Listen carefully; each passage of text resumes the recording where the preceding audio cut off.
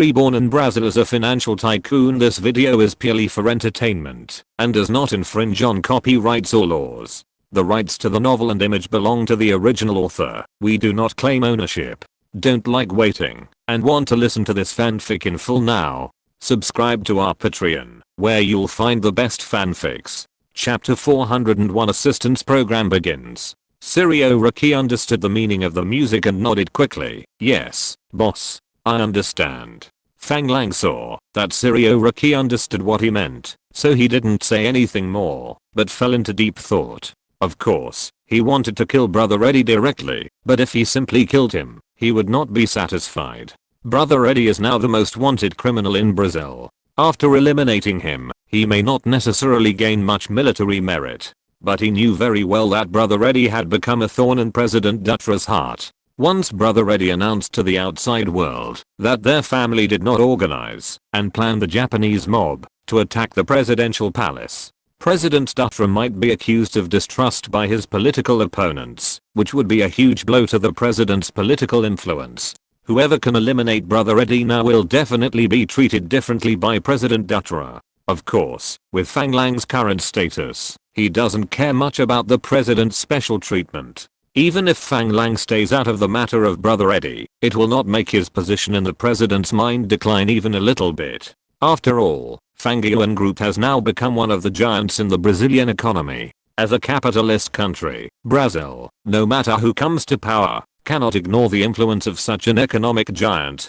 However, since Fang Lang has a personal grudge with the Eddie brothers, he cannot be indifferent to the development and growth of the Eddie brothers. Therefore, as long as there is a chance, he will definitely take action without hesitation and press this enemy to death on the ground. Especially when he found that Brother Eddie actually had good military command ability, he had to be more vigilant. Now Fang Lang is thinking about only two problems. One is how to allow him to participate in the encirclement and suppression of the Eddie brothers openly, and the other is how to maximize his benefits. After eliminating the Eddie brothers, it is not difficult for him to participate in the encirclement and suppression of the Eddie brothers openly. After this failure, the government forces will definitely send more elite forces to encircle and suppress the Eddie brothers again. If he can kill the Eddie brothers directly, he can save a little effort.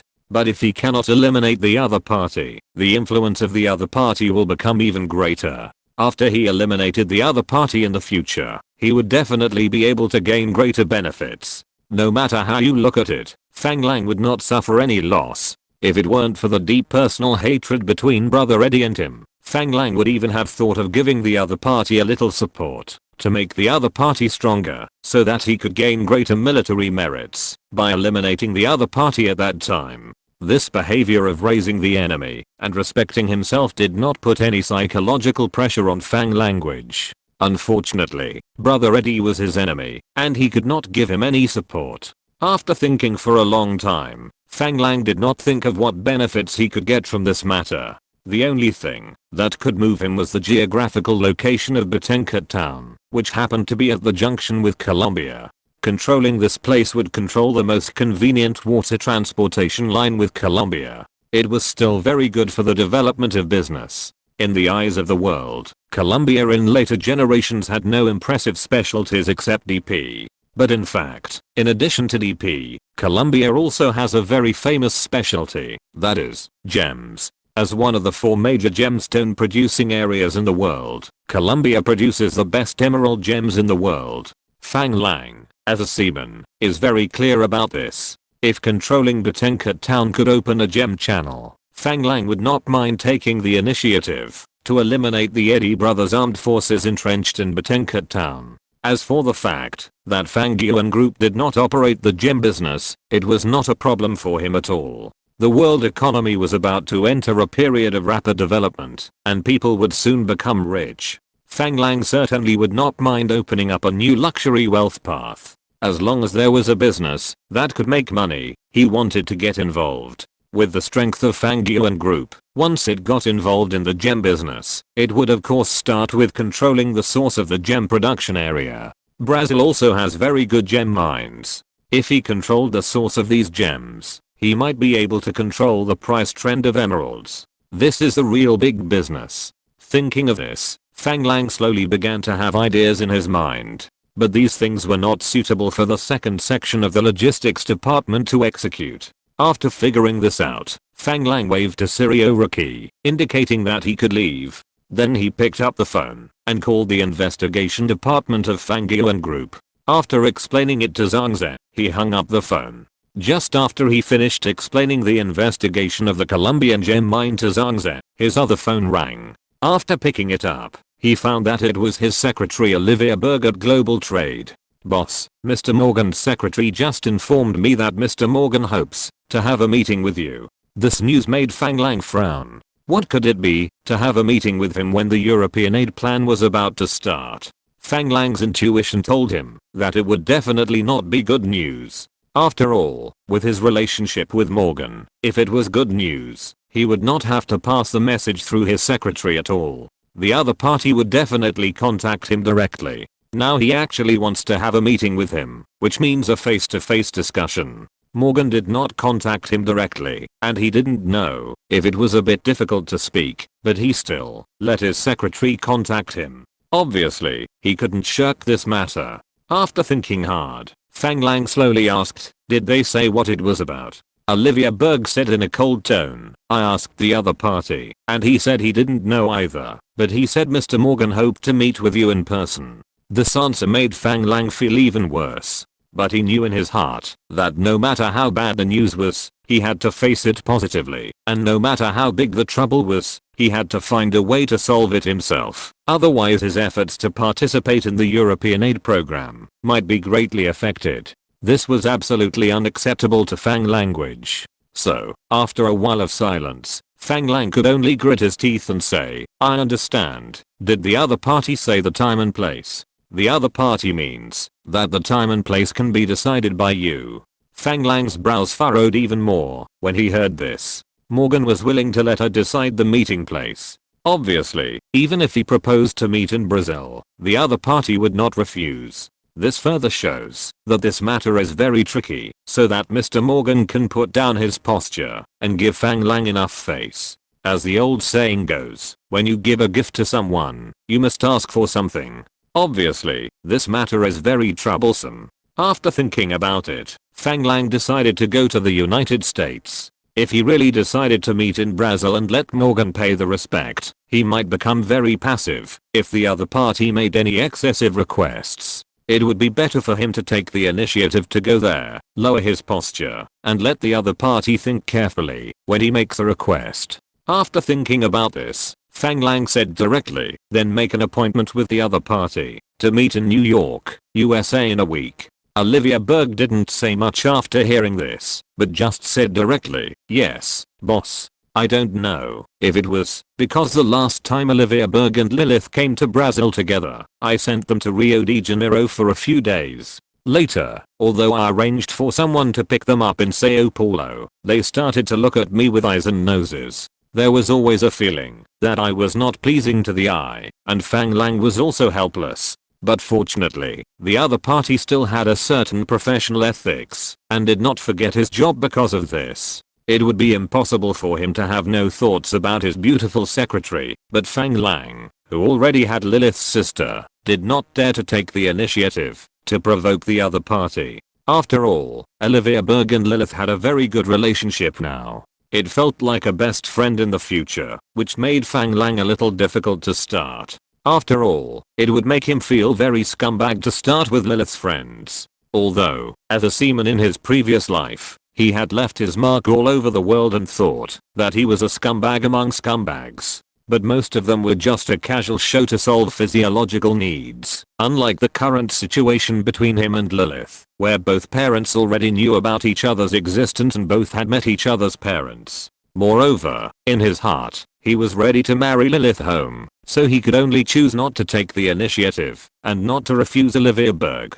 He further deepened his scumbag attributes in his previous life. After hanging up the phone, Fang Lang no longer thought about Mr. Morgan's purpose of looking for him this time. After all, if the other party wanted to say something, he would have contacted him himself long ago, and it would be impossible to go through the secretary. As for the European aid plan, although a consensus has been reached among the major American financial groups, and everyone is pushing it forward with all their strength, but they only cooperate with the Morgan family, and can be said to have no intersection with other families or financial groups. This made him unable to find a way to find out the situation. After all, this matter is not known to everyone now. A week later, New York. Mr. Morgan, it's nice to see you again. I wonder if you have any good news to tell me. Fang Lang shook hands with Morgan with a smile on his face. Although he already felt that this visit was not a good thing, he still asked Mr. Morgan if he had any good news to tell him.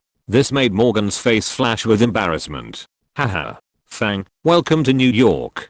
Let's sit down and talk. Morgan was an old man after all, and did not respond to Fang Lang's words. His face quickly returned to normal, and he welcomed Fang Lang into the room with a smile on his face. This is not Mr. Morgan's home, nor is it the office of Morgan Company. It is a very private club. This meeting place was selected by Olivia Berg for Fang language. Neither casual nor overly serious, Mr. Morgan did not raise any objections to the meeting at this location, but arrived at the meeting place in advance. Fang Lang knew that the more the other party was like this, the greater his request would be, which made Fang Lang more vigilant. Looking at Morgan, who invited Fang Lang to sit down like a host, Fang Lang smiled and said nothing. He strode into the luxuriously decorated reception room. After entering the room, Fang Lang saw a Chinese tea table in the middle, on which was placed a set of Chinese kung fu tea sets. He sat in the main seat without hesitation. He pointed to the chair opposite him and asked Morgan to sit down.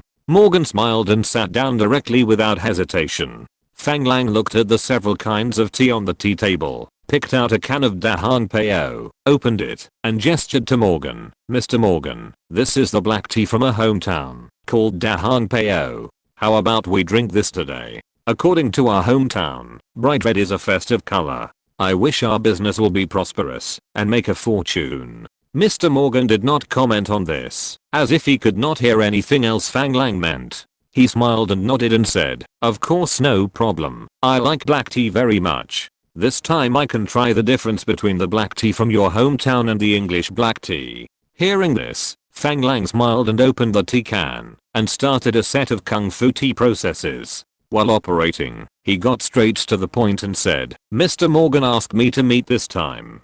Do you have any good news to tell me? Looking at Fang Lang's smooth movements, Morgan smiled and said helplessly, of course there is good news. That is, the European aid plan has begun. Fang Lang was shocked when he heard the words, and he was overjoyed.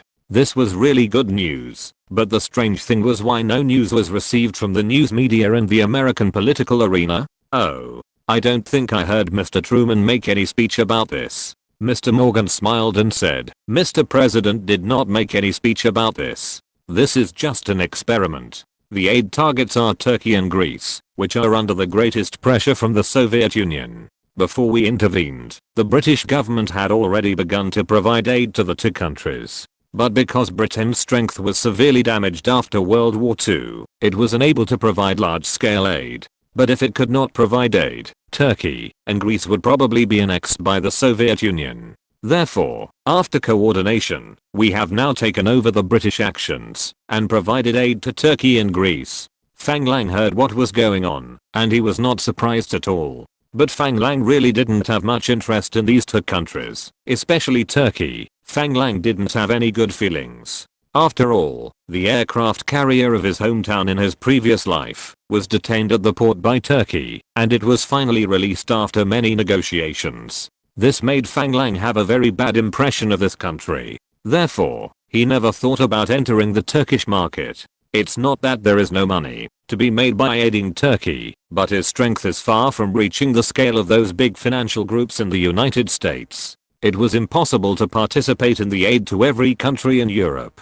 His main target was Britain, France, Germany, and Italy. As for another small country, Greece, Fang Lang had a good impression of it. You know, the aircraft carrier in his hometown was successfully transported thanks to the tugboat of Greek friends. But later, Greece's behavior of playing itself into bankruptcy also made Fang Lang feel uncertain. At this time, Fang Lang had some vague guesses about Morgan's purpose of meeting him, but he still smiled calmly and said, "Oh, this is a good thing. If we can succeed in Turkey and Greece, does it mean that the aid plan for the whole Europe will be put on the agenda?" Chapter 402 No good news. After listening to Fang Lang's words, Mr. Morgan smiled and nodded, saying, "Whether our experiments in Turkey and Greece are successful or not, it will not affect our aid to other European countries. This is a political trend. We cannot give up aid just because our experiments have not achieved good results." Fang Lang was not surprised by this. The US government's help to Europe in restoring its economy is not a simple economic issue. Even if the major financial groups cannot make enough profit from this operation, the US government will never give up aiding Europe. After all, Europe is the front line against the Soviet Communist Party. If the European economy cannot be restored quickly, Europe may not even need the Soviet Union to send troops. The red trend in its own country can overthrow the current government. This situation is unacceptable to both the US government and the financial groups of various countries, so aiding Europe is imperative, and the government will definitely promote it vigorously. And if the financial groups cannot make enough profit now, they will also find a way to make this part of the profit back from European countries in the future. The main problem now is that the American financial groups want to conduct an experiment on Turkey and Greece to verify their own plans and ensure that they can be fully replicated in other countries when the plan is officially implemented. Since it is an experiment, there is a possibility of failure. As capitalist consortiums, they will definitely rush to enter the field that can be quickly converted into cash, and the Fang family, which is not strong enough, will definitely only be allocated to some high-risk fields with low profits. As for whether Fang Lang's original agreement with the Morgan family can continue, it depends on whether this meeting can finally reach an agreement. Then I wonder what Mr. Morgan wants me to come here for this time. Hearing that Fang Lang finally asked the key point, Mr. Morgan was no longer polite and said directly, "This aid includes a lot of content. In addition to supporting the recovery of the economic field, there are also a large number of livelihood projects. Therefore, we need to provide enough food and living supplies for the local people. According to the agreement we reached, we are going to help your nice company provide food to the recipient country, but now the consortium behind Bunge has raised objections to this." Fang Lang raised his eyebrows when he heard this. He was not surprised by the appearance of Bunge. As one of the 4 major grain traders in the world, Bunge's strength is unquestionable. Originally, Fang Lang had never thought about completely snatching all the food support projects for the European project. As long as he could tear a hole in it, it would be a great victory. Now that Bunge has jumped out to oppose NICE's involvement in the food support plan, it is reasonable. Oh. What does the other party mean? Morgan did not find any abnormal expression on Fang Lang's face and did not know what Fang Lang was really thinking at the moment. Hearing his question, he told the truth. The other party believes that NICE is not an American company at all and is not qualified to join this plan. Fang Lang heard this, and a faint smile appeared on his face, and he continued calmly, "What does Mr. Morgan think? Of course I stand on your side. After all, we are loyal partners, and we have an agreement between us." Looking at Mr. Morgan's solemn look, Fang Lang despised him in his heart. If he really stood on his side, how could he invite him to the United States for talks? Obviously, now he wants him to make concessions on this. Fang Lang doesn't mind sharing this huge food business with Bunge. You should know that this support plan is not free support. The US government has allocated real money. The Economic Committee composed of local governments and Americans coordinated to purchase the corresponding products from the American company. Of course, these are all open plans. Even the list of suppliers provided by the Americans almost includes all the companies in the United States that can provide these products. In terms of food alone, there is far more competition between Bunge and NICE, but why would Bunge target NICE alone? Because this is only on the surface. In fact, the real suppliers are basically decided by the American representatives of this economic committee. The American representatives are actually the spokespersons for the interests of the consortium. What kind of products to purchase from that company has long been determined before the plan is implemented. Now it is obvious that the big bosses behind Bunge do not agree with NICE's involvement in this project. As Fang Lang's partner, the Morgan Consortium may not be willing to give up the interests of other places for this business. Therefore, now they want to persuade Fang Lang to give up this business, or give up a part of the share. Fang Lang glanced at the other party with a smile, and continued, "Oh. In that case, why did Mr. Morgan invite me here this time?" This made Morgan full of words, and he didn't know how to start. After all, it was indeed a problem of the Morgan family. They had already promised to support Nice Company, to enter the food project of this aid plan for Europe.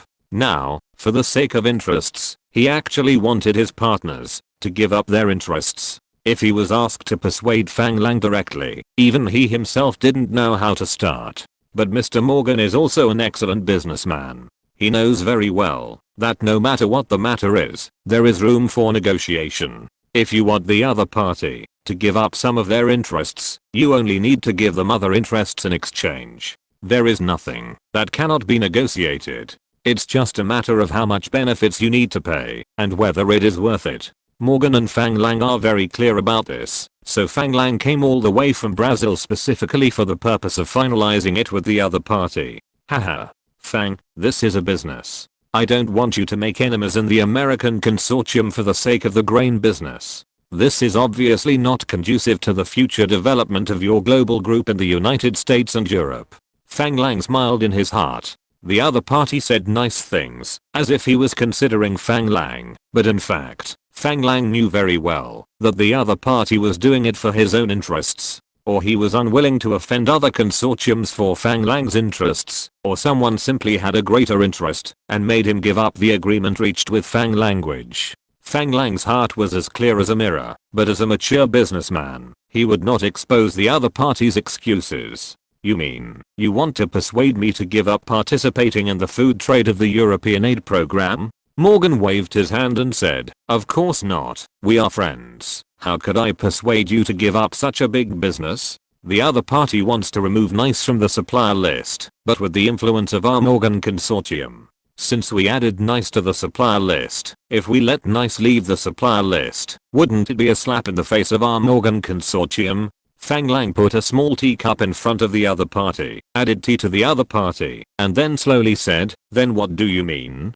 Morgan did not drink the tea immediately after taking the tea handed over by Fang Lang, but his eyes stayed on Fang Lang's hand for a while, as if he was really worried that, if he said something that made the other party dissatisfied, would the other party directly pour the tea on him. You know, there is a pot of boiling water on the tea table now. In Morgan's mind, soldiers are not good-tempered people. It is really hard to say whether his behavior, which is equivalent to breaking the contract, will anger the other party. Therefore, Morgan did not answer Fang Lang's question immediately, but watched Fang Lang's actions with a somewhat detached gaze. It was not until Fang Lang put down the tea-making tools in his hand and took a sip of tea that Morgan said softly, "After our negotiation with the other party, we have come up with a plan. I wonder if you can accept it." Fang Lang looked up at Morgan calmly, continued to sip tea, and then slowly said, "Tell me about it." After carefully observing Fang Lang's expression for a while, and finding no change, Morgan slowly said, "You two are responsible for the grain orders of one country each. What do you think?" Fang Lang heard this, and stopped holding the teacup in midair. He did not expect that the other party was willing to be responsible for one country each. This was beyond Fang Lang's expectations. He thought that the other party would leave him at most 10% of the share. It seems that the influence of the Morgan Consortium is indeed huge. Even a grain giant like Bunge can only choose to give up the market. He did not make a mistake in choosing to cooperate with the other party. Although Fang Lang was satisfied in his heart, he would not show it on his face. After all, although Fang Lang's goal had been achieved, the Morgan family had violated the original agreement. If Fang Lang gave in easily, the other party would only become more aggressive in the future and no longer value Fang Lang's ideas. Even more, they would unscrupulously sell Fang Lang's interests in exchange for more benefits for themselves. I wonder which country's food order the other party is going to let us be responsible for. Morgan obviously noticed the movement of Fang Lang's hands. In his opinion, this was a sign of Fang Lang's dissatisfaction, but fortunately Fang Lang did not lose his temper on the spot, showing the demeanor of a gentleman. This made him slightly relieved. As long as Fang Lang did not lose his temper directly, there would be room for negotiation. Therefore, he did not hide it and said directly, Greece. The result fell into Fang Lang's expectations again. Compared with Greece, Turkey's population and land area are larger than Greece. The other party chose Turkey, although nominally everyone was evenly distributed. In fact, it was obvious that the other party had obtained a larger market share. Normally, Fang Lang would definitely oppose it directly, but he had a very bad impression of Turkey. Although he wanted to make money from them, he did not want to sell this kind of low-price grain with the nature of aid to them. Greece was just the opposite. If possible, Fang Lang was even prepared to sell some low-price grain to Greece appropriately, to truly help the poor people in Brazil. So, if he had to choose between these two countries, he would rather choose Greece. Of course, in this case, Fang Lang certainly could not directly accept this opinion. He said without hesitation, Mr. Morgan, do you think this is appropriate? Morgan's face was slightly hot when he heard this, but fortunately he was also a veteran of many battles and had experienced a lot of such small scenes. So, he quickly controlled his emotions. I also think this is inappropriate. If you agree, I can come forward and negotiate with the other party again to exchange the supply places of both of you. Fang Lang frowned at this. What does it mean? If he agrees to exchange the supply place, doesn't it mean that he has accepted to participate in the food supply with Bunch? Morgan wants him to accept this without paying a little price. Obviously, it is impossible. Isn't this treating himself as a fool? In fact, if Fang Lang became a food supplier to Turkey, he would definitely make more profit because he could sell old grain to the Turkish government at the price of new grain. The Turkish government, which had gone through internal bidding, could not raise any objections at all, and the Turkish people, as the objects of rescue, had no right to be picky about the quality of the grain. Fang Lang's expression obviously could not escape the eyes of Morgan, who had been carefully observing his reaction. He immediately understood that the direct plan had failed. Sure enough, Fang Lang soon spoke directly, so Mr. Morgan is asking me to accept it directly and participate in the grain supply business with the other party. Morgan, whose plan was seen through, was not embarrassed, but smiled and said, Fang, I know you are a wise man. In this case, giving in is indeed more beneficial to you. Fang Lang continued with an unchanged expression. I think it is more beneficial to the Morgan Consortium. Mr. Morgan, you also said that we are friends, but now your actions are disappointing your friends. Your behavior of violating the agreement has seriously hurt the relationship between us. I think since we are friends, we should be more honest with each other. I don't know what price the other party paid for this. Of course, this is the content of the transaction between you, and you don't have to tell me. However, if you want me to accept the plan of giving up half of the market, our global group must be compensated. As for whether this compensation is given to us by the other party or by your Morgan Consortium, I don't care. Fang Lang directly stated his request, and the rest depends on what choice the Morgan family is prepared to make. In fact, Mr. Morgan was not surprised by Fang Lang's words at all, but he breathed a sigh of relief. Fang Lang's statement showed that he was willing to negotiate. What Morgan was really worried about was that Fang Lang would refuse to budge and insisted that the Morgan Consortium follow the original plan, which would make them very passive. With an embarrassed expression on his face, as if he had made up his mind, Morgan spoke with difficulty. We are friends, and I don't want to hide it from you. The other party did offer us conditions that we cannot refuse. I personally have no objection to your idea of asking for compensation, but this is not something I can promise you directly. Now you can tell me your idea, and I will coordinate with you to see if I can meet your requirements. When Fang Lang heard that he had to wait and see whether his requirements could be met, he finally started to get angry. This attitude of the Morgan Consortium made Fang Lang very dissatisfied. He looked at Morgan opposite with cold eyes and exuded a strong aura that made Morgan a little breathless. Excuse me, is the Morgan family giving us arms? Chapter 403 Repeated pulling. Faced with Fang Lang's merciless questioning, Mr. Morgan could only smile awkwardly and waved his hands quickly, saying, Fang, calm down first. We are friends. Our Morgan family never treats our friends badly. What I mean is, if you have any requests, you can directly raise them. I will definitely satisfy you if I can. Even if I personally cannot satisfy you, I will definitely report to the Patriarch and try to give you a satisfactory answer. At this moment, Fang Lang completely saw the true face of the so-called friendship of the Morgan family. In the past, Fang Lang thought that the Germans' behavior against the Jews was too bad, and the Jews were really pitiful. Later, after the establishment of Israel, it often clashed with Palestine. Fang Lang also felt that there were problems on both sides. After all, it takes two to tango. Later, when Fang Lang was a sailor, he heard that, when the Japanese invaded the Northeast, there were Jews from his hometown who participated in it and sold out the interests of his hometown.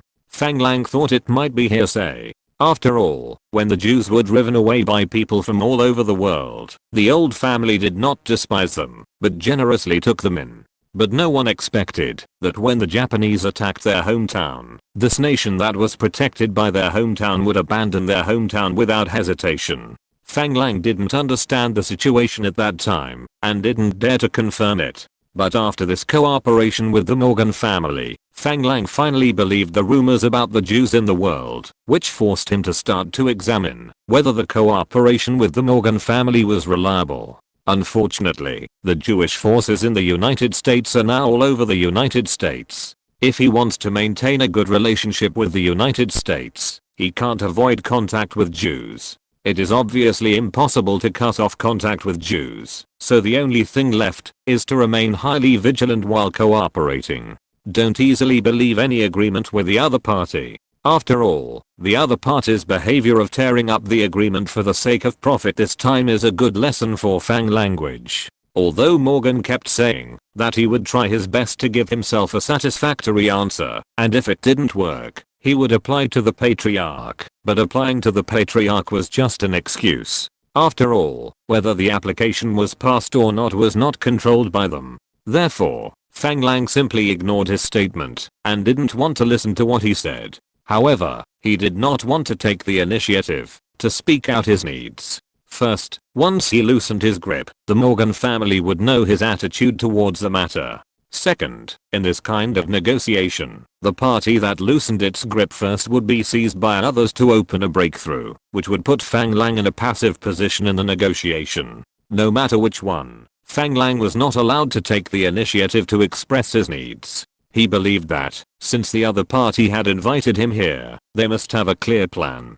Without him taking the initiative to speak out, the other party would definitely propose a compensation plan that they thought was appropriate. As for whether he could accept this plan, it depended on him to continue to negotiate with the other party bit by bit. Fang Lang shook his head, expressing his disappointment with the Morgan family, and then he said directly, since the Morgan family has reached a preliminary agreement with the other party, they must have prepared a compensation plan for our global group. Why don't you let Mr. Morgan talk about your Morgan family's compensation plan first? After hearing Fang Lang's words, an embarrassed expression flashed across Mr. Morgan's face. The corners of his mouth twitched slightly. He picked up the teacup and took a sip before slowly speaking. Fang, the other party did propose a compensation plan to us. We think it is relatively reasonable and exactly what you need. If you think it's okay, we can implement it according to this plan. Oh, it's exactly what we need. Now that you mention it, I'm a little interested. Hearing Morgan's words, Fang Lang said with some mockery. However, Morgan seemed to have no idea of Fang Lang's emotions and continued to speak. The current plan is to acquire a shipyard from Turkey and Greece, merge them into global shipbuilding to compensate for global group's losses in grain trade. What do you think? This almost made Fang Lang laugh again. It sounded so good, using a shipyard from each country to compensate for global group's losses. Regardless of whether these two shipyards can compensate Fang Lang's losses, the Morgan Consortium is now the second largest shareholder of global shipbuilding. They say they are compensating Fang Lang's losses, but in fact they are still protecting their own interests. Are they playing Fang Lang for a fool? Moreover, Turkey and Greece are not traditional shipbuilding powers. Fang Lang can imagine how big these two shipyards can be. Although Greece is one of the world's top shipping developed countries, Greece has more shipping companies than shipbuilding companies. The shipbuilding companies in Greece and Turkey are not ranked high in the world. If Universal Shipbuilding were to acquire shipyards in Turkey and Greece, it would only mean 2 new shipyards for Universal Shipbuilding, which would not improve its shipbuilding technology much. It must be said that the Morgan Consortium's calculations were really loud. But Fang Lang obviously could not implement their ideas, so he refused without hesitation. I don't think it's a good idea.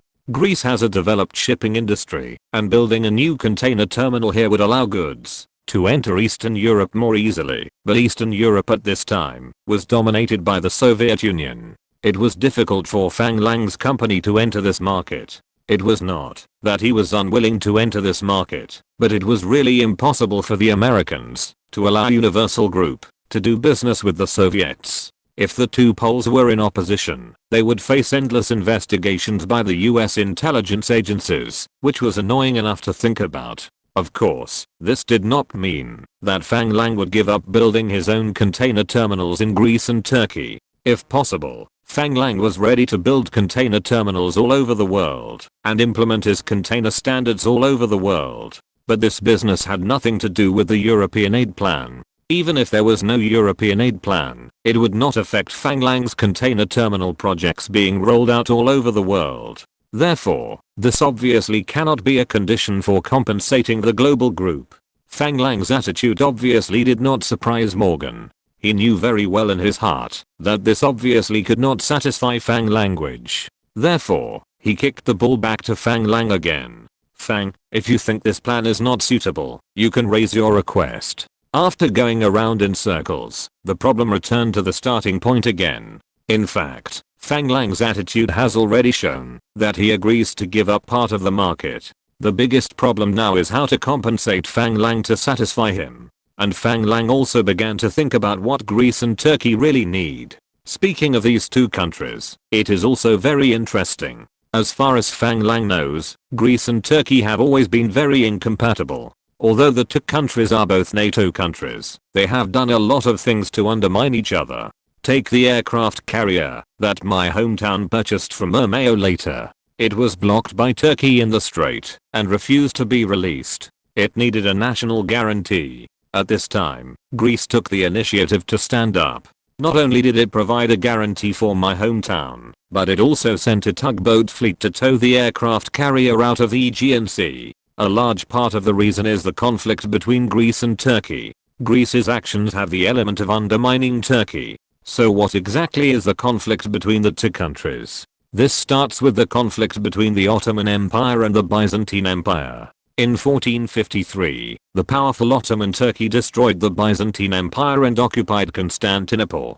Greece, as a member of the Byzantine Empire, also surrendered to the rule of the Ottoman Turkey, but the Greeks have been striving for independence. Until the Ottoman Empire became weak in the 19th century, the Greeks finally officially became independent in 1821. In World War I, Ottoman Turkey, as a defeated country, became the object of division.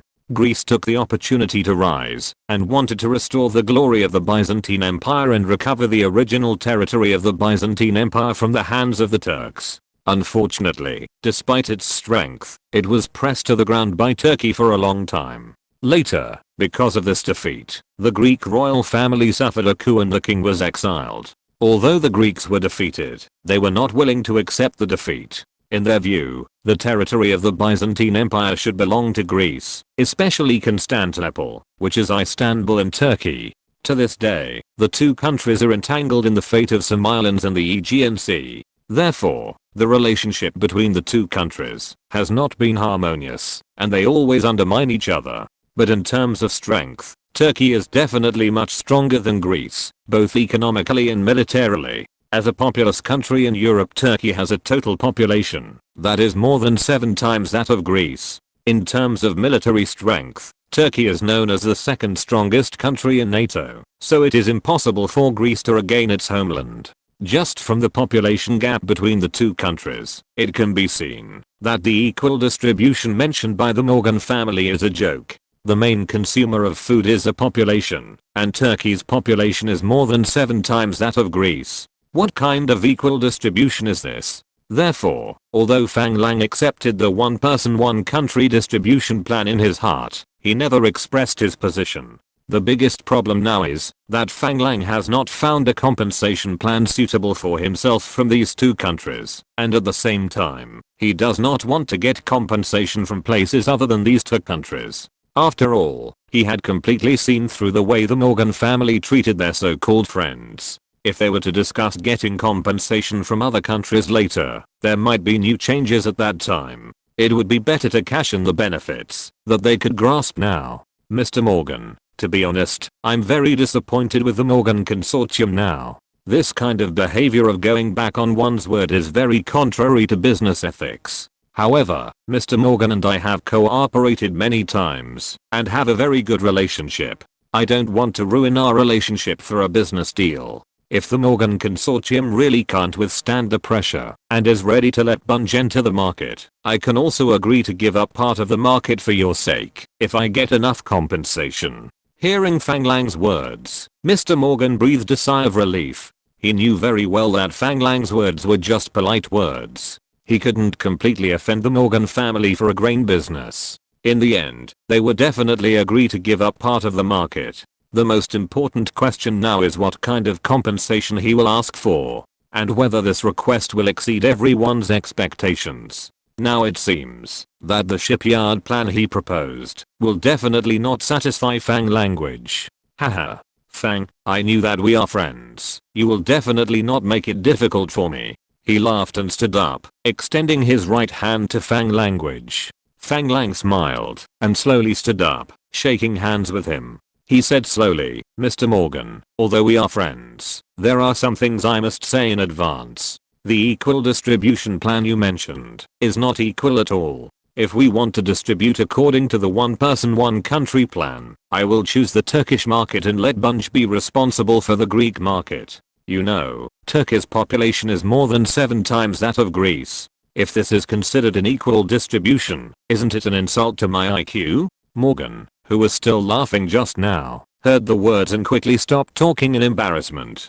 He slowly withdrew his right hand that had just been shaking with Fang Lang and touched his trouser leg a little embarrassedly. He continued with some embarrassment.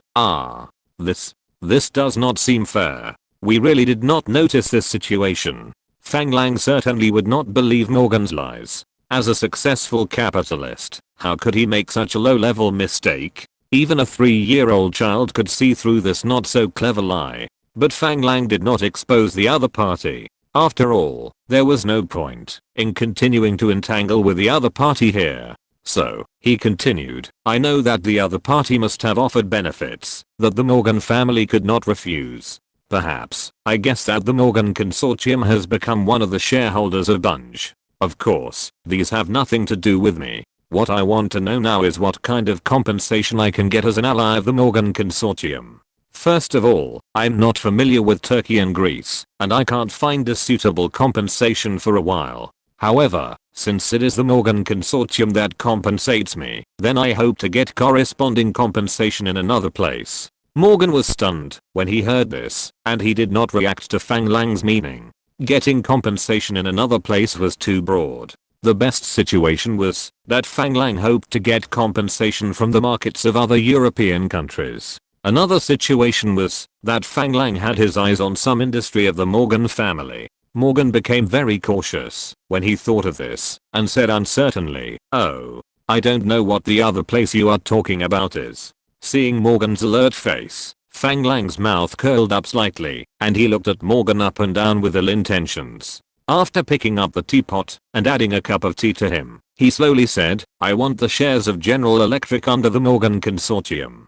Fang Lang's words made Morgan jump up from the stool and exclaimed, what? This is impossible. You must know that, although General Electric at this time was far from its latest strength, it was an important part of the Morgan Consortium's large industrial plan. This company, which can be traced back to Edison Electric Light Company, has a history of 68 years by this time. In the years after its establishment, it has annexed many excellent companies at home and abroad through various means. In 1939, General Electric had about 30 factories in the United States, and now it has more than 100 factories.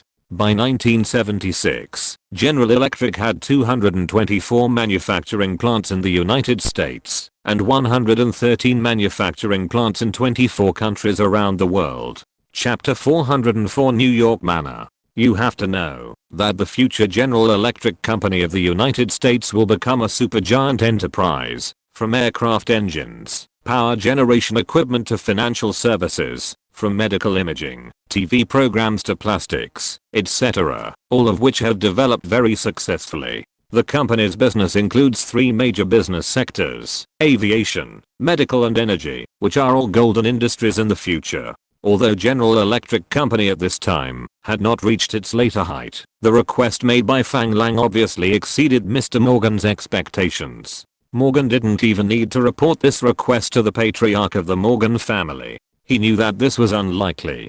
After all, he was very clear about the family's future plans for General Electric. So, after hearing Fang Lang's lion-like request, he jumped up from the table. Fang Lang had expected this, and he had never thought that just with his words or to compensate Fang Lang for his losses in grain trade, he could make the Morgan family take out one of their most important assets for interest exchange. Compared to Morgan's furious look, Fang Lang seemed much calmer. He looked at the other party with a calm expression and continued to speak. If you can give me enough J shares, I can give up the Turkish market and choose the Greek market according to the plan you negotiated. Of course, we must say ugly words in advance. This is just once, and it will not happen again. Morgan was like a cat whose tail was stepped on. His hair was all blown up. He stared at Fang Lang fiercely and continued to shout, "Impossible, don't even think about it." Looking at Morgan's expression, Fang Lang remained calm and comforted Morgan. "Mr. Morgan, nothing is impossible, just like your Morgan family treats the agreement between us. I have always believed in the reputation of the Morgan family, but what about the reality? With enough benefits, you have chosen to throw away the reputation of a businessman." These words made Mr. Morgan's face turn pale, but he couldn't refute it for a while. After all, this matter was indeed a problem of the Morgan family from beginning to end. It was also his request to invite the other party to come, and even asking the other party to propose his own compensation plan was also his own initiative. Now the other party's request is beyond his expectations and beyond his authority. He is so excited that he is really not up to standard. Thinking of this, Morgan had to control his emotions. After thinking about it in his mind, he picked up the teacup in front of him and drank it in one gulp. Then he slowly said, "You are right. Since it is compensation, it is understandable that you put forward your request. Although I think this request is a bit excessive, I will still reflect your ideas in full and see how Mr. Patriarch and others decide." Fang Lang heard this, and a satisfied smile appeared on his face. He suddenly thought of this request. After all, Turkey and Greece really have nothing he can see. At most, they can be regarded as a consumer market. And since it is the Morgan Consortium that came forward to compensate him, it is also a natural thing for him to propose General Electric shares as compensation. Even if Morgan directly refused now, Fang Lang would not give up easily. You must know that General Electric has grown rapidly with the support of the Morgan Consortium through this European aid plan. If he exchanges for General Electric shares, it will soon expand countless times in a short period of time. Especially once he owns shares of General Electric, his aircraft manufacturing company in Brazil will be able to obtain the world's best engines in the future. Regardless of whether his aircraft manufacturing company in Brazil can produce qualified aircraft engines, he no longer has to worry about being stuck on the engine. Maybe his aircraft manufacturing company in Brazil can become one of General Electric's parts suppliers. If he can really do this, his aircraft manufacturing company will be completely successful. Of course, these are Fang Lang's personal ideas. Whether they can be realized in the end depends on whether the Morgan Consortium will give him such an opportunity. Now that he has expressed his requirements, Morgan has agreed to report his ideas to the Patriarch. In this case, it is obviously useless to continue to rely on Fang Lang and Morgan's entanglement. Everyone knew this very well, so Fang Lang said directly, "Thank you, Mr. Morgan. I will stay in New York for about a week this time. If Mr. Patriarch has an accurate answer, please inform me as soon as possible. I will wait for good news in New York." To be honest, the meeting between the two sides was not pleasant, but they were all successful businessmen. and it was impossible for them to have nothing to say for such an unpleasantness. If the Morgan family agreed to Fang Lang's request later, the relationship between the Fang family and the Morgan family might become closer, so the two of them started to talk and laugh about other things in life. They waved goodbye until they finished a pot of tea. Fang Lang did not return to the hotel after leaving the club this time, but took a car directly to his new address in New York, USA. This is a large manor covering an area of more than 2,000 acres, located in the Hudson River Valley about 40 kilometers north of New York. When many people mention luxury villas in the United States, the first place they think of is Manhattan, but Manhattan at this time has not actually developed, so it is not a prosperous section. Investing in land in Manhattan is definitely a good luxury business, but buying real estate in Manhattan is obviously not the choice for people like Fang Lang who want to keep a low profile. After repeated selection, Fang Lang personally decided to buy this manor. The original owner was a big French businessman, but because of the impact of World War II, his industry in France was completely destroyed. He had to choose to sell his beautiful manor that he had worked hard to build to recover funds. Because the manor was too large, it was always difficult to sell. When Fang Lang knew that there was such a manor built in the style of the Palace of Versailles in France, he was tempted. When he heard that it was located in the Hudson River Valley, and not far away was the Rockefeller Manor, he did not hesitate to spend a huge amount of money to take it. When he came here by car today, after seeing this French luxury, Fang Lang had to sigh that it was really worth the money. The entire manor is surrounded by tall green plants, which not only ensures privacy, but also does not affect the appearance. Through the gate of the manor, there are 2 rows of tall and neat French plane trees. A cement road was just wide enough for one car to pass through, and the convoy crossed the road directly to the gate of the magnificent manor. Outside the gate, the housekeeper and servants responsible for maintaining the manor were already waiting at the gate. A British gentleman with grey hair, wearing a black tuxedo, stood at the gate of the manor, waiting for the arrival of the new owner. Next to him stood Ki Kingshan, who had come to the front station earlier. When the convoy's vehicle stopped at the main gate of the manor, the soldiers responsible for Fang Lang's guard, dressed in neat black suits, got off the car in a well-trained manner, and stood at the gate of the manor to guard. Some people directly entered the commanding heights of the manor under the guidance of the guards who arrived earlier, and were responsible for Fang Lang's guard work. After all the soldiers were in place, Ki Kingshan, who had been waiting at the door for a long time, strode forward, came to Fang Lang's car door, and opened the door for him. Fang Lang, who had been observing the surrounding environment in the car, saw Ki Kingshan open the car door, nodded to him and asked, "Kingshan, what do you think of the manor chosen by Olivia Berg?"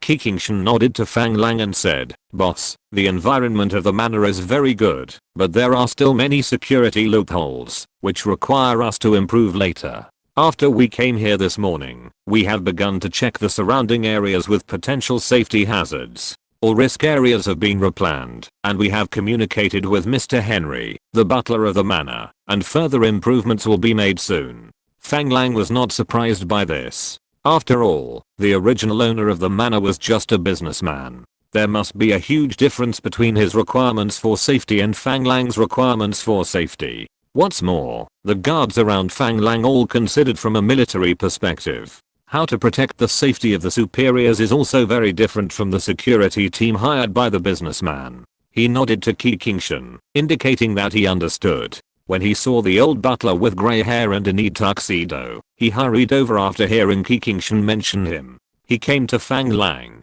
bowed and saluted, and said to Fang Lang very respectfully, "Hello, sir. I'm the butler of your manor. My name is Zulf Henry. It is an honor to work for you." Fang Lang understood his identity as soon as he saw his demeanor. He smiled and nodded to him and said, "Hello, Mr. Henry. Nice to meet you. I heard that you are from the UK. "Yes, sir. My hometown is Liverpool, England, and I have been working as a butler for 30 years. The previous owner of this manor brought me to the United States." Zulf Henry introduced himself to Fang Lang in a few simple words. In fact, all his information had been investigated by the second section of the Logistics Department, and Fang Lang himself had carefully studied his resume in the office before finally deciding to retain this British butler. Fang Lang smiled and nodded to him. Then I'll have to work harder for you in the future. This was considered as Fang Lang's formal agreement to his work as a boss. Zolf Henry breathed a sigh of relief in his heart, but he bowed slightly and said calmly, "It's Milner, Mr. Fang." Then he went straight into work mode, pointing to the 2 rows of servants standing in front of the manor, and introducing them to Fang Lang. "Sir, here are the servants of our manor. There are a total of 15 maids, 2 grooms, 2 gardeners, 2 cooks, and 3 handymen. There are 24 chief engineers. There were originally 5 security guards, but they have left now." Fang Lang smiled and stepped forward, and nodded to them. The servants also saluted Fang language. At this moment, Fang Lang had a sense of deja vu of entering a TV set he had seen in the future, Downton Abbey. It seemed as if he had become a bourgeois aristocrat now, which made him secretly happy, but also a little uncomfortable.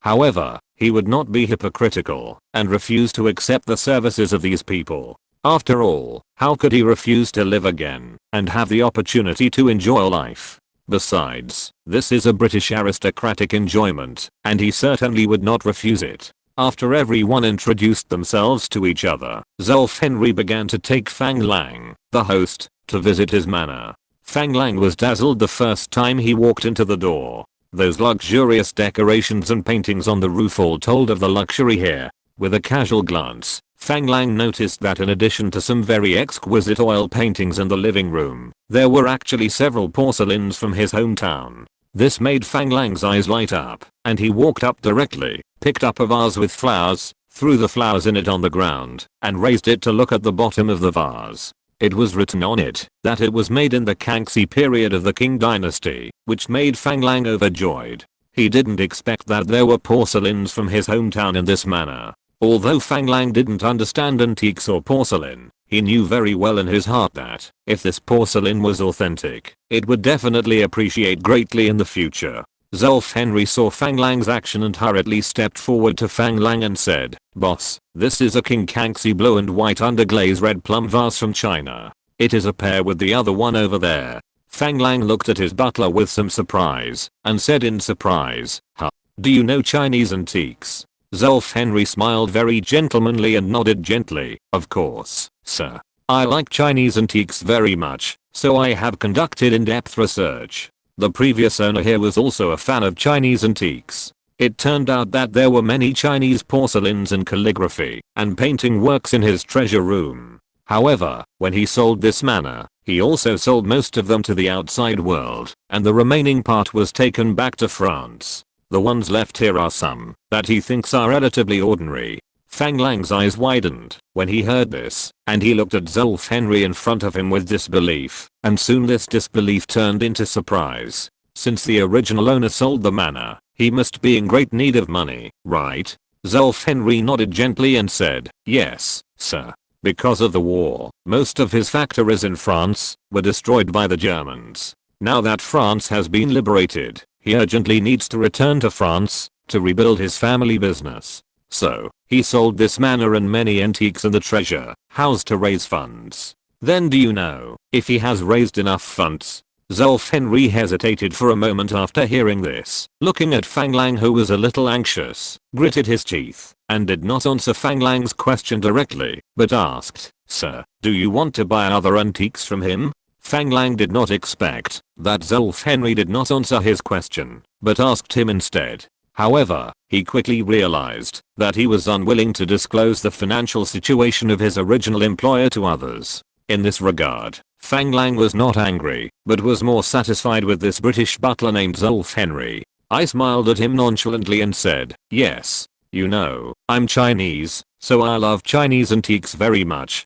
Since you also understand Chinese antiques, I think you should understand my feelings. If your former employer is willing to continue to sell these antiques, I think I would be a very suitable buyer. If you're listening to this novel on a channel other than Fanfic World, it means they downloaded and uploaded it without effort. We cordially invite you to visit our channel, Mundo Fanfic Novelos. There you'll find the original version of this story and you can explore many other novels of various genres. We're waiting for you to immerse yourself in a world of incredible novels. Chapter 405 Art Investment. Zolf Henry was moved when he heard this. He knew his former employer's current situation very well. If Fang Lang could buy the antiques in his hands at this time, it would really be of great help to him. So, after thinking about it, he agreed directly. No problem, I will send him a telegram immediately to see if he is still interested in selling his collection. Fang Lang nodded with satisfaction and said to Zulf Henry,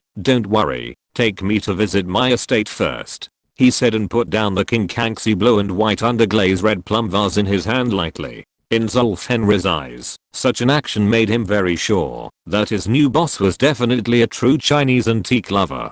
This made him feel cordial. After all, sometimes it is very rare to have a common hobby. After Fang Lang finished looking at another pair of plum vases, Zulf Henry slowly came up to Fang Lang and said, Sir, in addition to this pair of plum vases, there are many Chinese porcelains in this manor, all of which are rare fine products. If you like, I can take you to see them one by one. Fang Lang looked up at Zulf Henry in surprise and said hesitantly, you mean, these rare fine porcelains are treated as decorations and placed randomly in the manor? Of course, these artworks are used for decoration.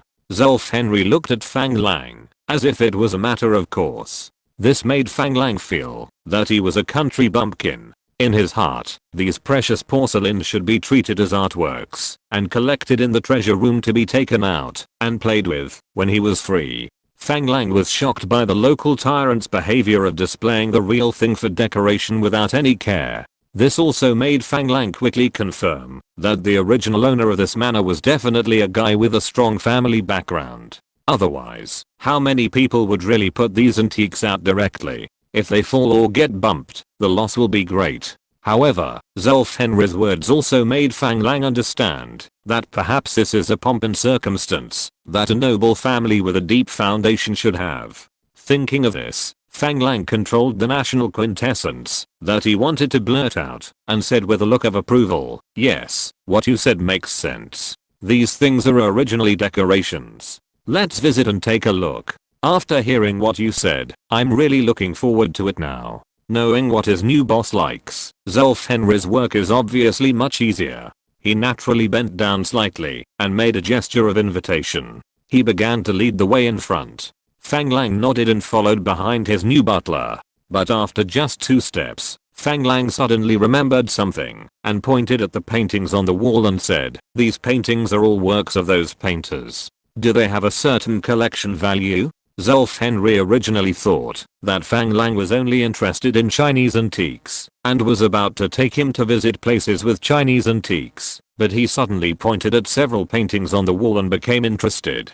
Fortunately, he has been living in this manor and is very familiar with every plant and tree here. After hearing Fang Lang's question, he looked up at the paintings Fang Lang pointed to. His eyes were natural, and he introduced casually, Sir, most of the oil paintings in the manor come from a French friend of my former employer. The painting you are seeing now is called Water Lilies, which is one of a series of works. We have 10 paintings in the Water Lilies series in our manor, and the specific value has not been counted. Fang Lang was shocked when he heard this, and his heart immediately became hot. He stopped and asked about the painting, because he felt that the painting looked familiar. After hearing the name of the painting, Fang Lang's eyes lit up, and he was a little bit unbelieving. You said this work is called Water Lilies. I wonder what the name of the painter is. Zulf Henry only hesitated for a moment before speaking directly. Oscar Claude Monet. Yes, that's the name. According to the former employer, this painter is very famous in France, and the Louvre Museum broke the tradition of not exhibiting works of living artists for him. The former owner of the manor was a very good friend of Mr. Oscar Claude Monet. Before Mr. Monet became famous, he had already collected many of his works. This time when he moved back to France, he took a lot of them with him. Fang Lang was not a fan of Western oil paintings, but he had heard of Monet and Water Lilies. Although he was not sure whether this was the painter he knew in later generations. But from Zulf Henry's description, Fang Lang was almost 90% sure that this was the one in his mind. If this is true, Fang Lang is sure that the manor he commissioned Olivia Berg to buy this time is definitely a treasure. Maybe the value of 2 random works here is worth the value of the entire manor. He doesn't know when the painter named Monet died and how old the original owner of the manor is, but from the white hair on the housekeeper's head, Fang Lang knows that the painter should be quite old. Now that he knows that this painter is from the same era as himself, it seems a bit wasteful if he doesn't try to get some money from this person. Then do you know where this painter named Monet is now? If I want to ask him to paint a few works for me, or buy a few works from him, I wonder if I can ask your former employer to help facilitate it? Hearing Fang Lang's words, Zulf Henry smiled awkwardly and said, "Sir, this Mr. Monet has been dead for 20 years. He certainly can't continue to paint for you, but if you want to buy his works, there is still a good chance. As far as I know, the current art market is at a low point.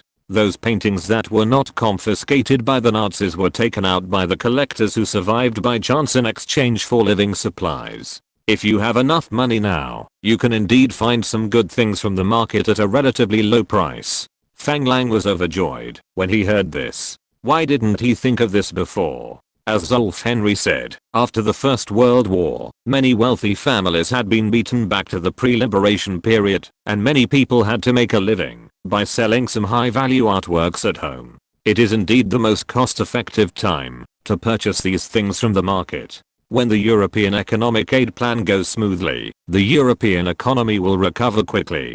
By then, there will be more and more wealthy people, and there will be no chance to purchase artworks from the market at low prices. After understanding this, Fang Lang has a plan in mind. It seems that he needs to recruit a few professionals to help him slowly buy some artworks with collection value from the market. When the economy recovers in the later period, when people have money to collect artworks, he can slowly cash them out or exhibit them. At the same time, through these acquisitions, the artworks brought back from Germany can also be whitewashed, or he can simply set up an art museum at that time.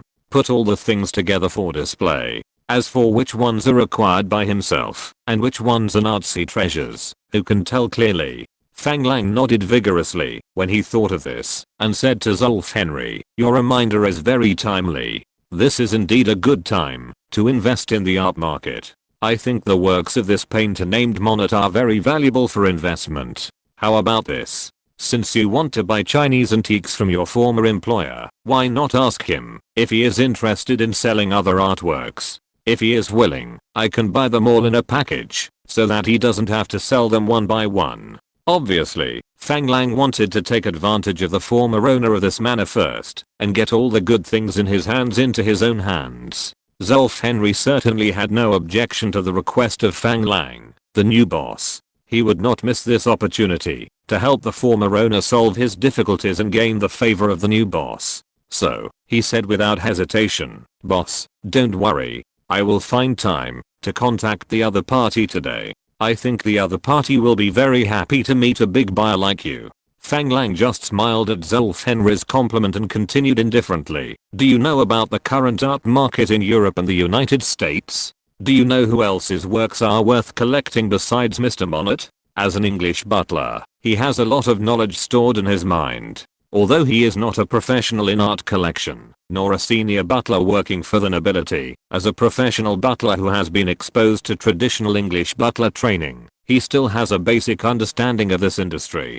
So, when he heard that his new boss was asking about the art market, he said without hesitation, "Of course, sir. As far as I know, the most active artist in the market is a Spanish painter named Pablo Picasso. If you want to customize works from an artist, I think this gentleman is a good choice. You should know that he is regarded by many as the main representative of modern painting, and is very famous. However, he is now in his prime, and has many works. The future value is still uncertain. You need to be cautious when collecting his works. However, I personally recommend that you can collect them. At least I personally like his works very much." In Fang Lang's impression, Pablo should be the world's largest drug lord in the future.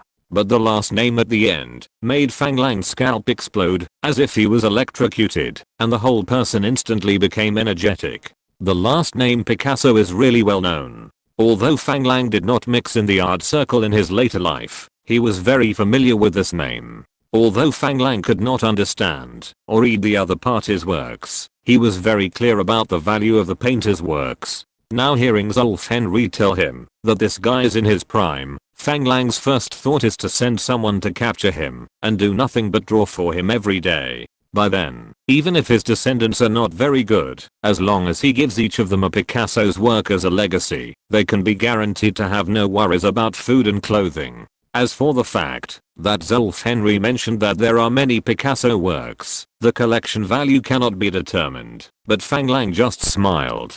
As a descendant, he really knows the value of this gentleman's works. Now that he has the opportunity to collect the other party's works, how can he miss it? So, he said without hesitation, since you suggest that you can collect it, and you also like his works, what else is there to say? Buy it as much as you can, as long as it is his work, buy it back for me. I can provide you with enough funds, as long as it is the work of Pablo Picasso, no matter what type, I will purchase it.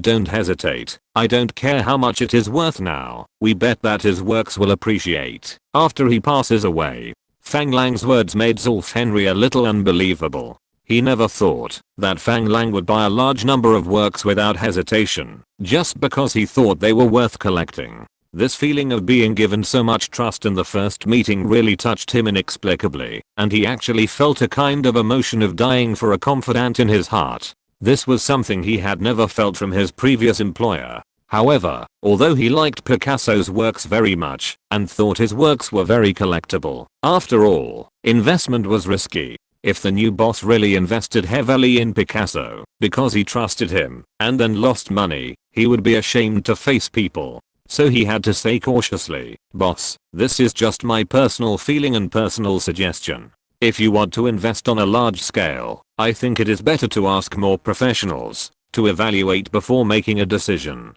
Fang Lang was stunned by these words, but he reacted quickly. Obviously, Zulf Henry was worried that his investment would fail, but he knew very well in his heart that how could investing in Picasso's works fail? It was impossible to lose money. Of course, he couldn't tell the other party directly.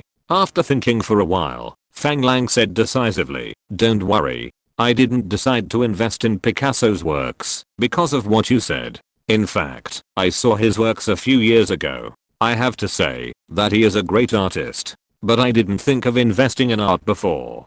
Today, I saw Mr. Monet's works in the manner, which made me realize that art collection is a very valuable investment. So, I decided to invest in Picasso with all my strength. You have to find a way to buy as many of his works as possible in the market. When we have enough of his works, we can start hyping them. Regardless of whether others recognize his works, we can make him the greatest artist of this century and make his works appreciate rapidly. In this way, the works we have will become priceless." After hearing what Fang Lang said, Zulf Henry quickly reacted. Fang Lang didn't care about the artistry of Picasso's works. He regarded this as an investment. Since it was an investment, of course he had to have enough chips in his hands. After a series of hype, no matter what Picasso's works were like, he would be able to make enough profit from this business. He looked at Fang Lang with some surprise. He thought that the other party was a standard soldier, but now Fang Lang obviously broke his perception. With such a business mind, it was no wonder that the other party could make a fortune in such a short time. In this case, he no longer hesitated and nodded seriously to Fang Lang. "Sir, I understand your plan. Please rest assured and leave it to me. I will definitely collect all the Picasso works on the market into your treasure room at the lowest price." Chapter 406. After hearing Zulf Henry's clear answer, Fang Lang nodded in satisfaction. He knew that the other party must have regarded him as an art dealer. He wanted to make a profit by hyping Picasso's works. Fang Lang just smiled. After all, his goal had been achieved. As for how the other party understood Fang Lang, he didn't care. With Zulf Henry's reminder, Fang Lang thought of investing in art. Of course, he would not only invest in Picasso's works. Even if Monet's works were added, it would not satisfy Fang Lang's desire. Therefore, he did not hesitate to pursue the victory and asked, "In addition to these two painters, do you have any other works to recommend?" Hearing this, Zulf Henry, who was leading the tour of the manor, stopped again and stood in front of Fang Lang and said, "As far as I know, there are many works of famous artists on sale in the market now. If you are interested, you can purchase some and invest." For example, the works of Vincent van Gogh, a Dutch post-impressionist painter, are very promising. But he has passed away, and his works have been recognized by collectors, so they cannot be stocked in large quantities for speculation. If you want to invest in his works, the cost may be very huge. From this, Fang Lang can see that his butler's vision for paintings is still very sharp. At least so far, the painters he recommended are all familiar to Fang Lang in later generations. As long as he has a few works of these people, his family's foundation in the Western oil painting collection market will become extremely deep. Speaking of who Vincent is, he may not know much, but the name Van Gogh is really too loud. At least, people like him know that Van Gogh has a work called Sunflowers, which is a great name in later generations, and there should be few people who have not heard of it. Therefore, when Fang Lang heard this name, he had a clear understanding of Zulf Henry's ability to appreciate art. Such a person turned out to be a butler. It must be said that the quality of British butlers is indeed high. No wonder some people in later generations say that British butlers are gentlemen among gentlemen. More gentlemanly than gentlemen, more noble than nobles. Some people even say that, although they are not descendants of nobles, they are teachers of nobles. At least, at this moment, the ability of this Zulf Henry made Fang Lang very satisfied, and even greatly exceeded his imagination. As for other abilities, we will have to wait and slowly examine them later.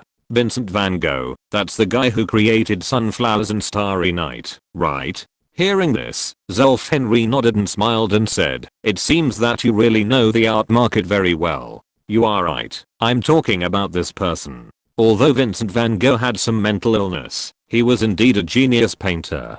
Unfortunately, God was jealous of his talent. His life was very short.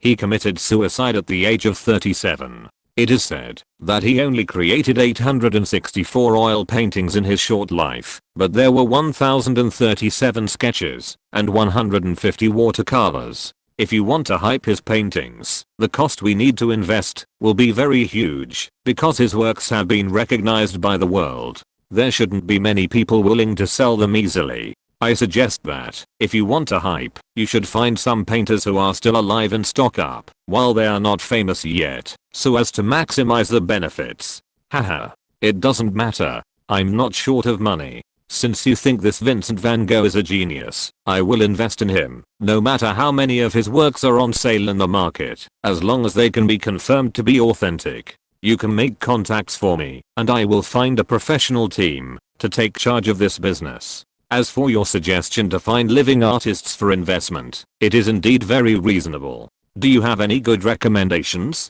Fang Lang now really recognizes the other party's artistic attainments, so he is really ready to let him provide advice on his art investment. Even if the other party really recommends a few artists he is not familiar with for investment, he will not refuse. After all, hyping up art is the specialty of some big collectors. He has a media organization in his hands, and it is not too easy to hype up the reputation of an artist. As long as the level of this artist is not too bad, and he has enough works in his hands, it will be difficult to lose money.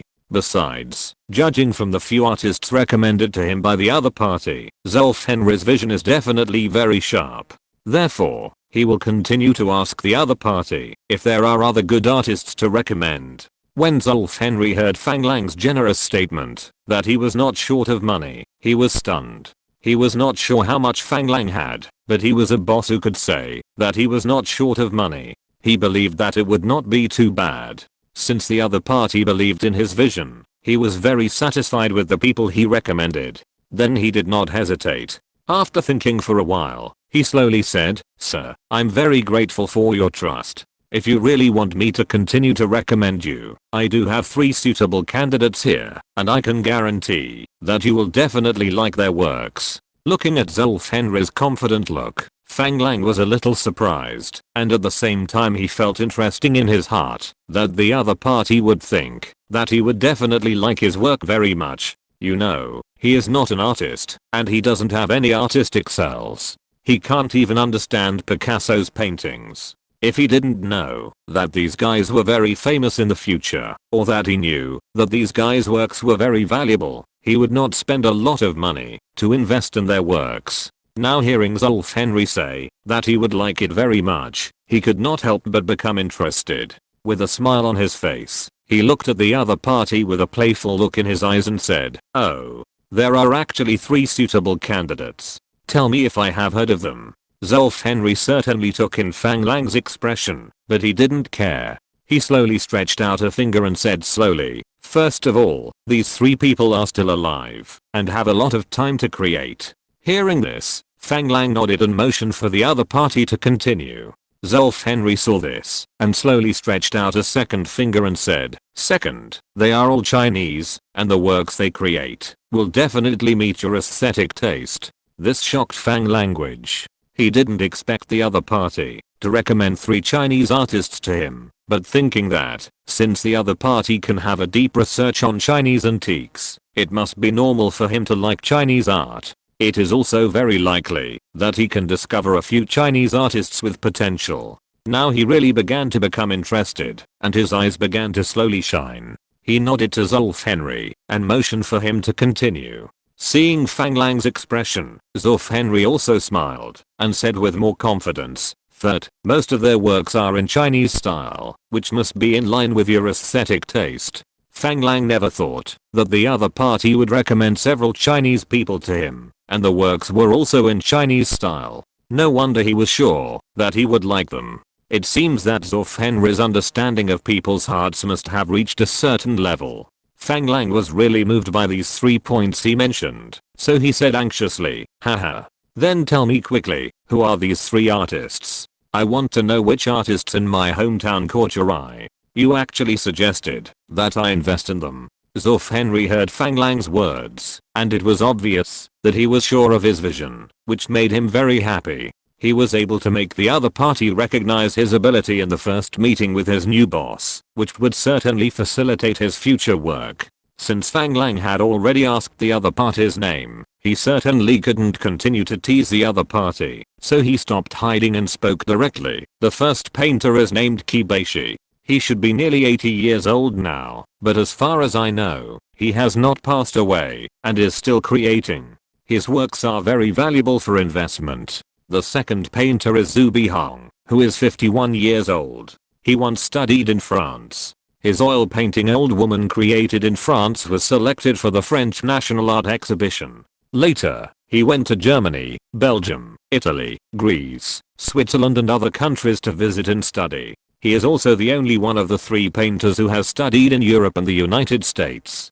The third painter is Zhang Daqian, who is 47 years old and studied in Japan in his early years. These 3 painters have their own characteristics and excellent painting skills. I think their works are very valuable for collection. When Fang Lang heard the first name, he was stunned. He never thought that Zolf Henry, who was far away in the United States, would know the name of Kibashi and recommend him to him.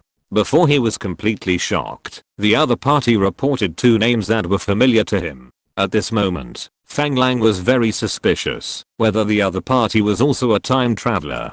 Otherwise, the few names that the other party casually reported were all famous figures in the future. If he was not a time traveler, he should not be so unknown. Thinking of this, he couldn't help but stare at it, and his heart couldn't help but be alert. He asked Zolf Henry tentatively, "Do you know Bruce Lee and Michael Jackson?" Since he was testing the other party, of course he couldn't directly ask if the other party was a time traveler, but Michael Jackson was such a household name, it was unlikely that he had never heard of it. As for Bruce Lee, he was one of the Chinese stars that Fang Lang had the deepest impression of. Since the other party knew Chinese culture so well, if he was a time traveler, he must have heard of this name. After speaking, Fang Lang's eyes were fixed on the changes in the other party's expression, for fear of missing a single detail. But the other party did not behave in any way abnormally. After thinking carefully for a while, he said doubtfully, "I'm sorry, sir, are these 2 people you mentioned also painters? I'm really sorry, I haven't heard of their names. If you like their works, I can also ask around in the circle. I'll try to purchase some for you." Fang Lang stared at the other party without blinking, confirming that the other party did not show any abnormality. This made him feel complicated. He felt relieved, but also a little disappointed. He shook his head gently and said, "No, they are not painters, but my two friends, because I really like the works of Kibashi you mentioned, and I have told them this before. When I heard you recommend Kibashi to me, I thought you knew my two friends, and they told you my preferences. Since you don't know them, forget it." Fang Lang's words made Zorf Henry smile very gentlemanly, and he bowed slightly to Fang Lang and said, "Sir, I don't know your two friends, but since you have also discovered the excellence of Mr. Kibashi, it means that my recommendation is correct, isn't it?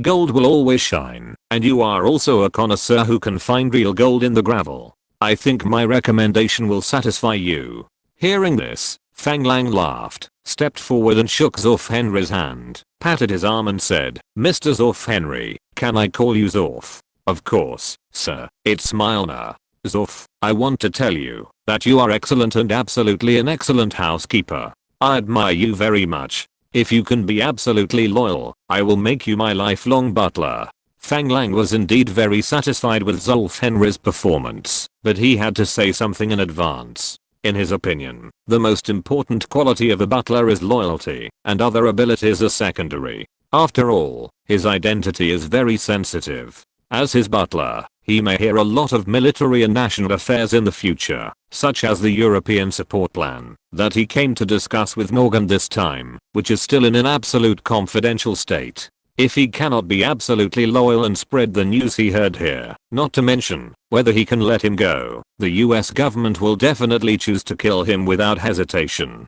In addition, Fang Lang is still very cautious in using the people around him. Almost everyone is subject to investigation and surveillance by his intelligence agencies. If they find any abnormalities, they will definitely have people kill them without hesitation. In other words, working next to Fang Lang is actually very dangerous, and if things go wrong, there is a risk of life. After hearing what Fang Lang said, Zorf Henry was startled, and said with a serious face, "Sir, thank you for your recognition of my work.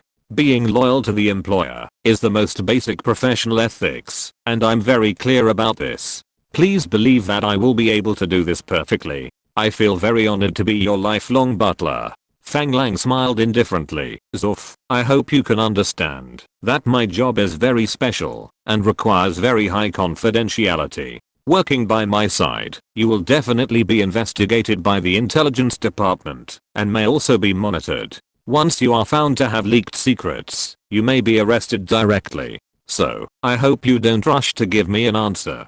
Take me on a good tour today. Think about it carefully after returning and discuss it with my family. If, once a decision is made, it cannot be changed for life, I hope you can think carefully before giving me an answer. This is not an easy job." Chapter 407 Mannonite Banquet. Seeing Fang Lang's serious look, Zorf Henry also responded directly with a serious face. "Sir, I don't need time to think about it. Your request is nothing to me, and it is not difficult for me to do this.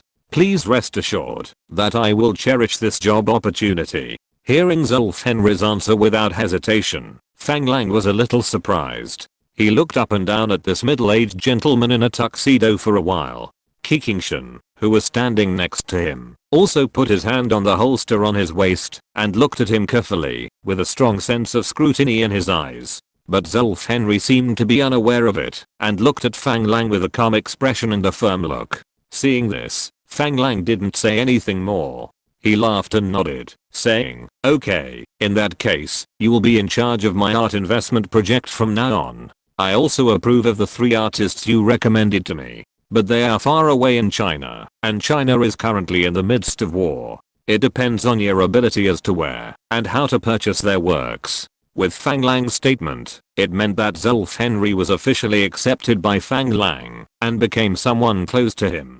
Kikingshan, who was standing by, lowered his hand from his waist and reached out to the other party. His serious expression became much more casual. He smiled at Zorf Henry and introduced himself. "Hello, Butler Henry. I'm the boss's adjutant. I'm very happy to work with you." Zorf Henry seemed very calm about this and felt that he was not surprised by honor or disgrace. He just smiled and nodded to Kikingshan, stretched out his hand and shook it with Kikingshan, and said politely, "Hello, Chief Ki. It is my honor to work with you.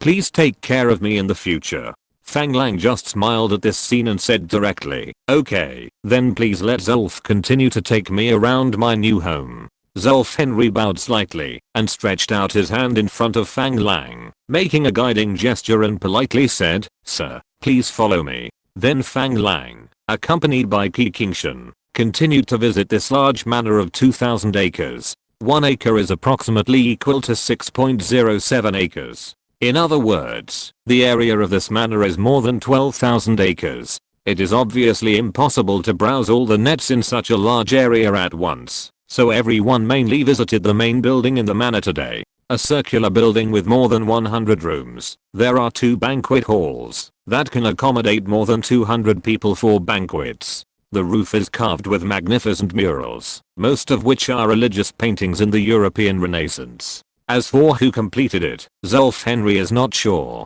but Fang Lang can see that the other party also recognizes the painting skills. Although Fang Lang does not like this religious painting style, he does not hate it. After all, this is in line with the mainstream values of the West. If you want to integrate into this circle, you must learn to accept it. You must know that Westerners generally believe in religion, and they are wary of people without religious beliefs. For atheists like Fang Lang who worship all kinds of gods, Westerners are even more cautious when they come into contact with them, and are even more cautious than when facing pagans. Therefore, Fang Lang never lets others know that he is an atheist. Moreover, in these Western religious paintings, there are often some female warriors with bare breasts. When Fang Lang visited, he could not help but envy the strong physique of these warriors, and he would unconsciously take a few more glances. In addition to the huge banquet hall, there are also luxurious master bedrooms, elderly rooms and children's rooms. Even all the guest rooms have the same layout as a 5-star hotel. Each room is equipped with a bathroom, or like the current commercial housing, there are several sets of 3-bedroom and 2 living room and 4-bedroom and 2 living room rooms. This is absolutely not available in the old manor. The area of the master bedroom is nearly 100 square meters. The luxurious toilet and bathroom make Fang Lang have an illusion of traveling through time and space. What shocked Fang Lang the most was that the faucets in the master bathroom were made of pure gold. The floor of the room was covered with soft Persian carpets. These luxurious arrangements were something Fang Lang in his previous life could not even imagine. For such a luxurious manor, Fang Lang was a little amazed after visiting it. He couldn't imagine what kind of identity the French businessman who built this manor was, and how much money he invested to build this luxurious palace-like building. It was a pity that all of this belonged to Fang Lang now. He didn't know how reluctant he would be to let it go. None of this had anything to do with Fang language. He only knew that he was very satisfied with it all. Standing in a huge banquet hall, Fang Lang suddenly said to Zolf Henry, who had been introducing the situation of the manor, "Zolf, if I want to hold a banquet here, how long will it take you to prepare?" The butler, who was introducing the situation non-stop, was stunned when he heard the words. After thinking for a while, he asked softly, "Sir, I wonder, how big a banquet are you going to organize?" Fang Lang, who had never held a banquet before, had no idea about this. He thought for a while, and then said uncertainly, "There should be more than 200 people." Seeing that Fang Lang was not sure, the professional Zolf Henry asked directly, "I don't know what the purpose of holding this banquet is, and who are the main guests invited? You can give me a general direction, and I will help you arrange the rest." Fang Lang was a little embarrassed when he heard the words. He didn't know whether he should say what he was thinking, but then he thought about it. He had just told Zolf Henry that he wanted him to be his lifelong butler. At this time, it was obviously inappropriate to hide anything from him, so he no longer hesitated and said directly, "The guests are mainly some company owners who have business dealings with our company. In addition, I heard that our neighbor not far away is the Rockefeller family, right? If so, please try to find a way to send the invitation to the banquet to the other party. I want to make friends with the Rockefeller family." This made Zolf Henry stunned. There are people all over the United States who want to make friends with the Rockefeller family. They will not come to your door directly to attend your banquet and make friends with you just for your invitation. This request is obviously beyond Zolf Henry's ability, which makes him embarrassed. Fang Lang asked with some doubts, "Is there any problem?" Zulf Henry was afraid that Fang Lang would doubt his work ability, so he hurriedly said, "Sir, it is very simple to hold a banquet for 200 people, but it may be difficult to invite people from the Rockefeller family to attend the banquet." "Oh, why? Don't people from the Rockefeller family attend the banquet?" Fang Lang did not react for a while and continued to ask with a puzzled look. Zulf Henry's expression became even more awkward. He looked at Fang Lang with a strange expression and said, "Sir, the Rockefeller family is one of the largest families in the United States. They will not attend any banquet invitation." Hearing this, Fang Lang knew what he meant. He slapped his forehead and laughed. "Haha, Zulf, don't worry about this. As long as you invite them, I can guarantee that they will attend. You should know that one of my business partners is the Morgan family. I will invite the patriarch of the Morgan family and the chairman of Morgan Company to attend. I believe that the Morgans will give me this face and attend on time." Zulf Henry's eyes widened when he heard this. He looked at his young new master in disbelief and asked uncertainly, "Are you serious, sir? Will you invite Mr. Morgan to your banquet?" Seeing that the British butler, who had always behaved very gentlemanly, finally revealed a surprised expression, Fang Lang said nonchalantly, "I'm sorry, Mr. Morgan. Zulf, this is not surprising. I came to the United States this time at the invitation of the Morgan family. There is nothing surprising about holding a banquet and inviting the Morgan family to attend. In the future, you will see more big figures. Maybe one day the president will come to my banquet. So, you should stay calm. Just do your job well." Zulf Henry heard this, took a deep breath, calmed down his emotions, and nodded firmly. "Yes, sir, I think I will adapt quickly. Please rest assured that, if the guests of our banquet are a big family like the Morgan family, I will personally go to the door and persuade the Rockefeller family to send someone who meets the status to attend your banquet." Obviously, Zulf Henry now feels that he is full of confidence and his back is straightened a little. It turns out that he knows that Fang Lang is the boss of the global group and knows the scale of the global group. However, he has not made a deeper understanding of the global group. Not long after the manor was acquired by the global group, Fang Lang, as the owner, came to the manor. He didn't have time to learn too much about the specific situation of the company. Now that he knew that his boss was actually closely related to the Morgan Consortium, the largest financial group in the United States, he had to start re-examining his new job. At least in terms of strength, the new boss's strength is definitely far greater than the old boss's, which is obviously very different from the information that the new boss was a Brazilian soldier. No wonder the boss repeatedly emphasized the importance of loyalty to him just now. Now it seems that he must be more cautious about this job. Fang Lang didn't think so much. He believed that, even if he didn't invite the Morgan family this time, as long as he sent an invitation to the Rockefeller family, they would definitely send someone of the right status to attend the banquet. After all, a family like the Rockefeller family couldn't be unaware that he was also one of the participants in the European rescue plan. If his small financial group, which had always only interacted with the Morgan family, suddenly held a banquet and sent an invitation to the Rockefeller family, it would definitely attract the Rockefeller family's attention. This situation is likely to be a signal of goodwill from Fang Lang to the Rockefeller family. Seeing that Zulf Henry had regained his gentlemanly demeanor, Fang Lang nodded with satisfaction and continued to ask, "How long does it take you to prepare for such a banquet?" "1 week, sir. Please give me 1 week, and I promise to host a perfect banquet for you," Zulf Henry said confidently. But this time obviously did not satisfy Fang language. Fang Lang, who was born in a military family, did not want to talk nonsense with him. He stretched out 5 fingers without hesitation and said, "You only have 5 days. My time is very tight. I hope you can complete all the preparations for this banquet within 5 days. At the same time, this is also a test of your work ability. I hope you will not let me down. In fact, if you want to prepare such a large-scale banquet, a week of preparation time is definitely not enough.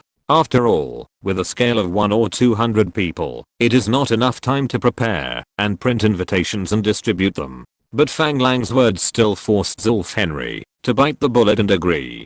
After all, this is a rare opportunity to prove his ability in front of the new boss. Yes, sir. 5 days is 5 days. I will definitely satisfy you. Fang Lang nodded with satisfaction. Fortunately, the introduction of the entire manor has ended. After Zulf Henry sent Fang Lang back to the master's room to rest, he began to prepare without stopping. Fang Lang was also a little tired after the battle of wits and strength with Morgan, so he went straight to rest in the big room of the manor. Lying on the white bed, Fang Lang suddenly felt that something was missing. After a slight hesitation, he picked up the phone beside the bed and called Lilith, who had returned to Boston for classes, inviting her to visit his new manor and warm his bed. Of course, he did not forget to mention the banquet in 5 days, and suggested that he could invite some of his friends to participate. Lilith was so happy to know the news that she asked Fang Lang for 5 invitations directly. She also asked Fang Lang to send a car to pick her up immediately. Fang Lang was naturally very satisfied with his girlfriend's positive attitude. He directly asked the butler to arrange people and take a few guards to Boston to pick up his girlfriend. Then he remembered his promise to Vivian to accompany her to France.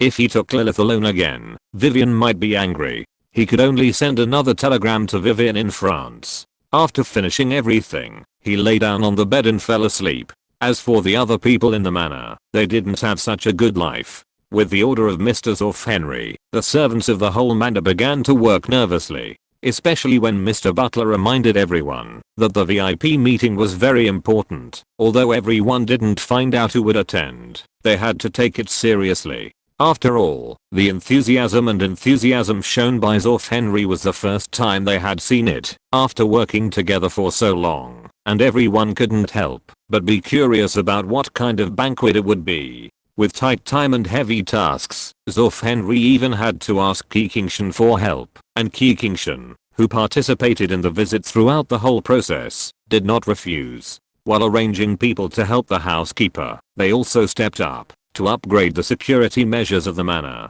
With so many big shots coming to the boss's manor to attend the banquet, the pressure of the security task was enormous, so everyone began to act nervously because of Fang Lang's sudden idea. Chapter 408 Unexpected Visitors. 5 days passed quickly, and during this period, the Morgan family never contacted Fang Lang again. Fang Lang didn't care about this. After all, his idea of buying a stake in General Electric would definitely cause discomfort to the Morgan consortium.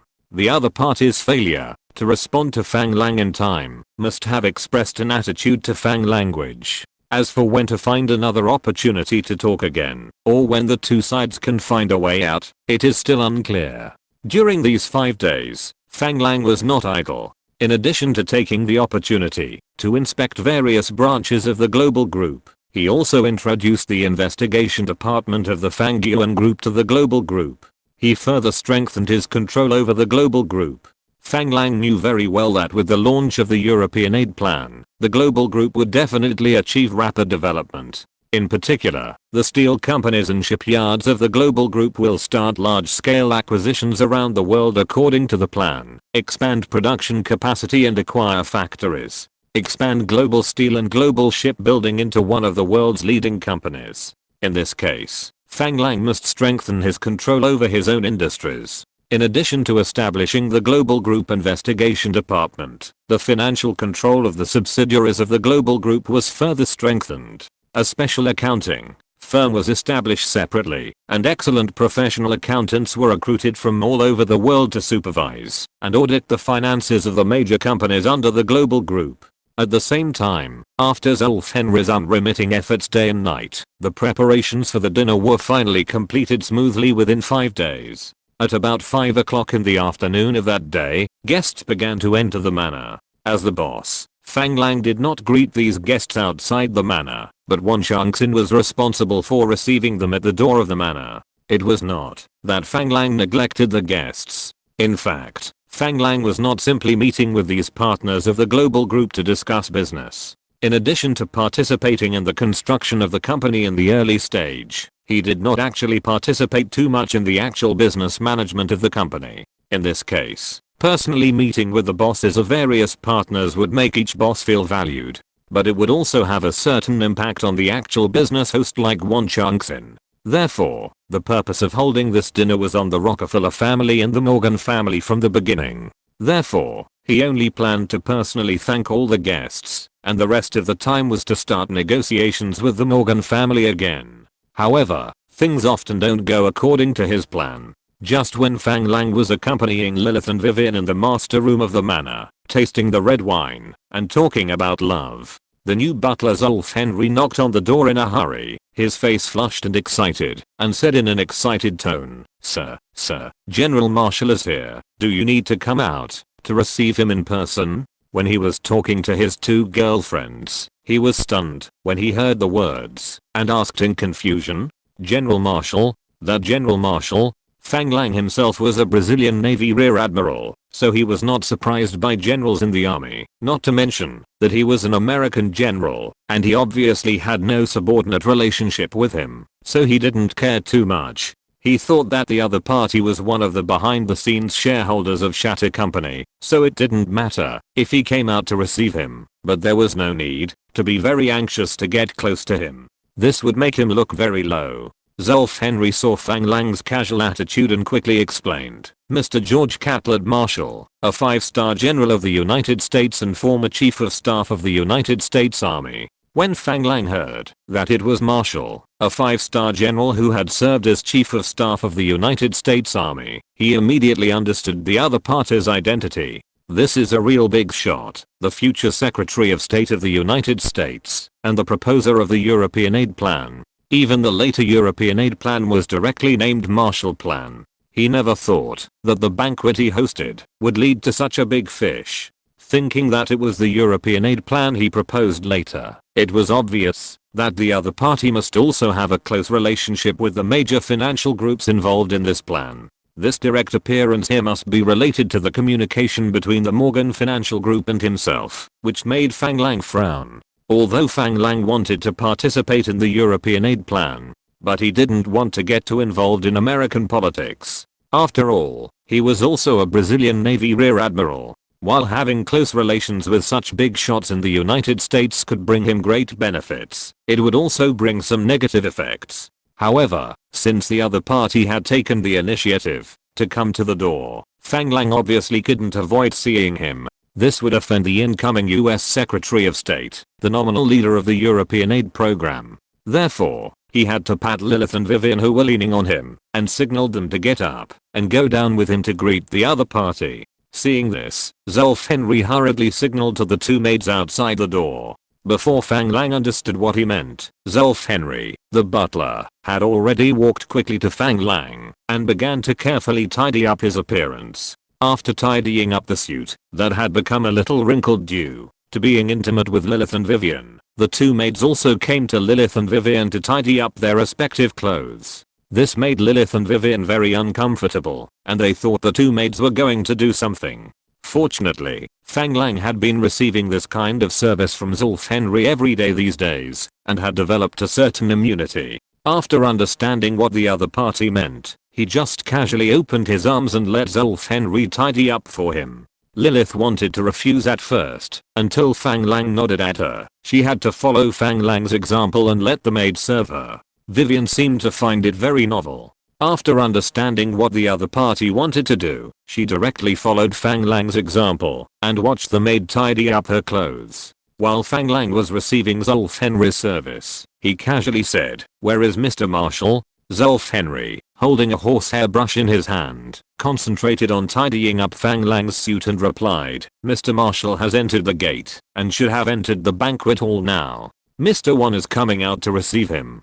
Hearing this, Fang Lang nodded calmly. At this moment, Zolf Henry couldn't help but admire Fang language. After all, even a British butler who pays attention to etiquette like him was a little panicked when he heard that a big shot like General Marshall suddenly came here. But his young new boss was very calm and confident, which made him feel ashamed. Thinking about the fact that he had never had the opportunity to meet big shots of this level when he was with his previous boss, he was very glad for his choice. In fact, Fang Lang was thinking about what the purpose of the future Secretary of State's uninvited visit was. It was certain that it must be related to the European Aid Plan, but Fang Lang was a little confused about what he wanted to discuss with him.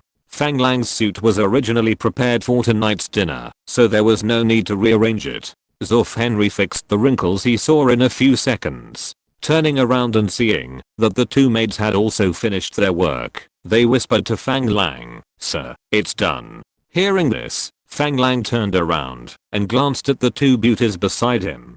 Seeing that they were also ready, he casually said, "In that case, let's go meet our former army chief of staff." He said this, of course, hoping to make Lilith and Vivian less nervous. After all, no matter how high the rank of a retired general was, he is definitely not as deterrent as a serving general. After hearing Fang Lang's words, the two girls, who were originally a little nervous, really relaxed a little. After all, it was the first time for the two girls to attend such a banquet as the host. They also invited several of their friends to the banquet. At first, they thought it was just a simple cocktail party, but now they found that things were obviously not as simple as they imagined.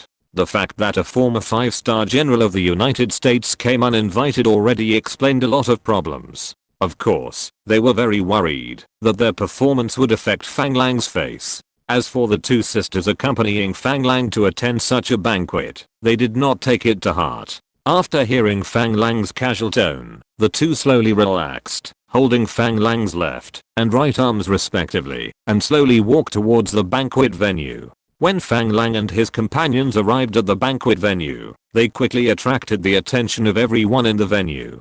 First of all, Fang Lang and his companions did not enter the venue through the guest entrance. Obviously, this young nation was the host of today's banquet. Secondly, it was because of the two beautiful beauties around Fang Lang, both of whom were rare beauties, who were holding the arms of this Asian youth on the left and right. If Fang Lang was a middle-aged man, everyone might wonder if Fang Lang was the father of the two beauties, and the men who thought they were qualified might start to talk to him. But Fang Lang's age was here, and everyone knew that these two people must be the women of this young nation, and everyone cast envious eyes on Fang language. In this regard, Fang Lang seemed to be unconcerned. At this moment, his eyes had already seen at a glance, surrounded by many people, like a star holding the moon, an elderly white man with grey hair. The other party obviously noticed the movement here, and at this moment, his eyes were looking in Fang Lang's direction. The two people's eyes met in the air. With just this one glance, the two seemed to have traveled through 1,000 years of time, and found the right target. Fang Lang smiled and nodded slightly to the other party.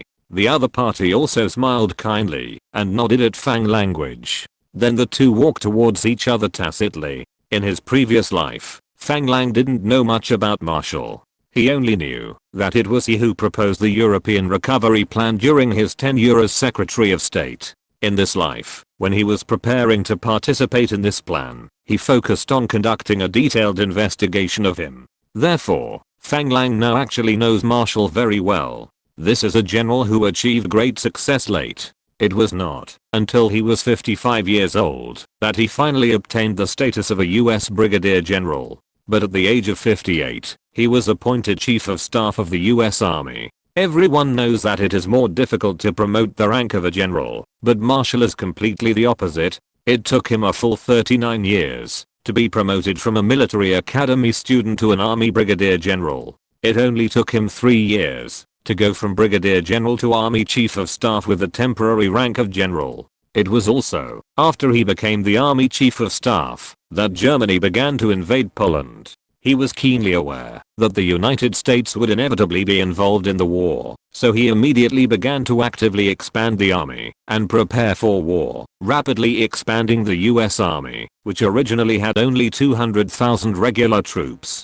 By the end of the war, the number of US troops had soared to nearly 9 million. He was also one of the few American generals who had not experienced actual combat on the front line. Although he had experienced 2 world wars, he served as a staff officer most of the time. But such a person had unparalleled prestige in the US military. George Patton, Eisenhower, and MacArthur were all famous generals discovered by him. In 1943, the US Congress agreed to grant him the rank of Field Marshal that had never appeared in American history, but he flatly refused. It was precisely because of his refusal that the United States never established the rank of Marshal again. It was impossible for Fang Lang to say that he was not nervous at all about meeting such a great historical figure. But after so many years of training, he has become a person who does not show his emotions. No matter how high the history's evaluation of Marshall is, he will not take the initiative to stick to him. After all, this will only make the other party look down on him, so he behaved very calmly throughout the whole process. He had seen Marshall's photo a long time ago, so he was able to find him in the crowd at a glance. The lively scene around him had little effect on Fang Lang, because he did not know most of the people around him. Although others knew that he might be the owner of this manor, they did not know his specific information. Therefore, it was not easy to take the initiative to approach him. They could only ask the executives of the global group around them about Fang Lang's identity. When they learned that Fang Lang was the boss behind the global group, they were very surprised. You know, it is very rare for a nation to achieve such a great achievement in the United States, where racial discrimination is serious. Next, something that surprised everyone even more happened in front of everyone's eyes. General Marshall, the hero and pride in the hearts of the American people, who took the initiative to appear at the dinner, actually walked out of the crowd and walked straight towards the other party. This was more shocking than many people learning that the boss of the global group was a nation. After all, several of the executives of global group are Asian. While everyone was still surprised, Fang Lang had already shaken hands with General Marshall. As the host, Fang Lang certainly couldn't lose his manners and said very enthusiastically, "It's a pleasure to meet you, Mr. Marshall. Your presence makes my humble home glorious." Fang Lang knew very well that General Marshall was an expert on China, because as early as 1924, he was sent to his hometown of Tianjin and served as the Deputy Commander-in-Chief of Staff of the 15th Infantry Regiment of the US Army stationed in Tianjin. During this period, he learned Chinese, so Fang Lang didn't worry that the other party couldn't understand what he said. Sure enough, after hearing what Fang Lang said, General Marshall responded directly in Chinese, "Mr. Fang, I'm presumptuous. I hope I don't disturb you." Fang Lang also laughed and said, "Haha. I can't even invite a distinguished guest like you, so how can I disturb you?" Then he looked at the increasing number of people around him, winked at the other party and said, "I wonder if Mr. Marshall is interested in sitting upstairs with me?" Chapter 409, taking the opportunity to recruit. Both of them were born in the military and knew each other's situation very well, but they did not call each other by their military rank, but called each other Mr. Fang Lang's purpose was to pull himself to an equal position with the other party to talk. After all, the other party was a retired 5-star general of the United States and was a major officer of the Allied forces during World War II. Logically, he was just a soldier under the command of the other party, and he should salute the other party and obey the other party's command when he saw him. But in the current situation, if he saluted the other party, it would obviously not be conducive to the subsequent conversation between him and the other party. So Fang Lang took the initiative to call the other party Mr. instead of calling him General like the people around him. General Marshall was also an old and shrewd person. Obviously, he was very clear about Fang Lang's intentions. He didn't care about it at all and directly responded to Fang Lang's address. It means that he didn't think of using his original identity to suppress Fang language. Therefore, he smiled and nodded at Fang Lang without hesitation and said something in Chinese that surprised Fang Lang. "I really want to, but I dare not ask." This made Fang Lang, who was already very surprised to hear that the other party had been communicating with him in Chinese, open his mouth slightly, but he quickly reacted, stretched out his hand to the other party, made a gesture of invitation and said, "Mr. Marshall, please."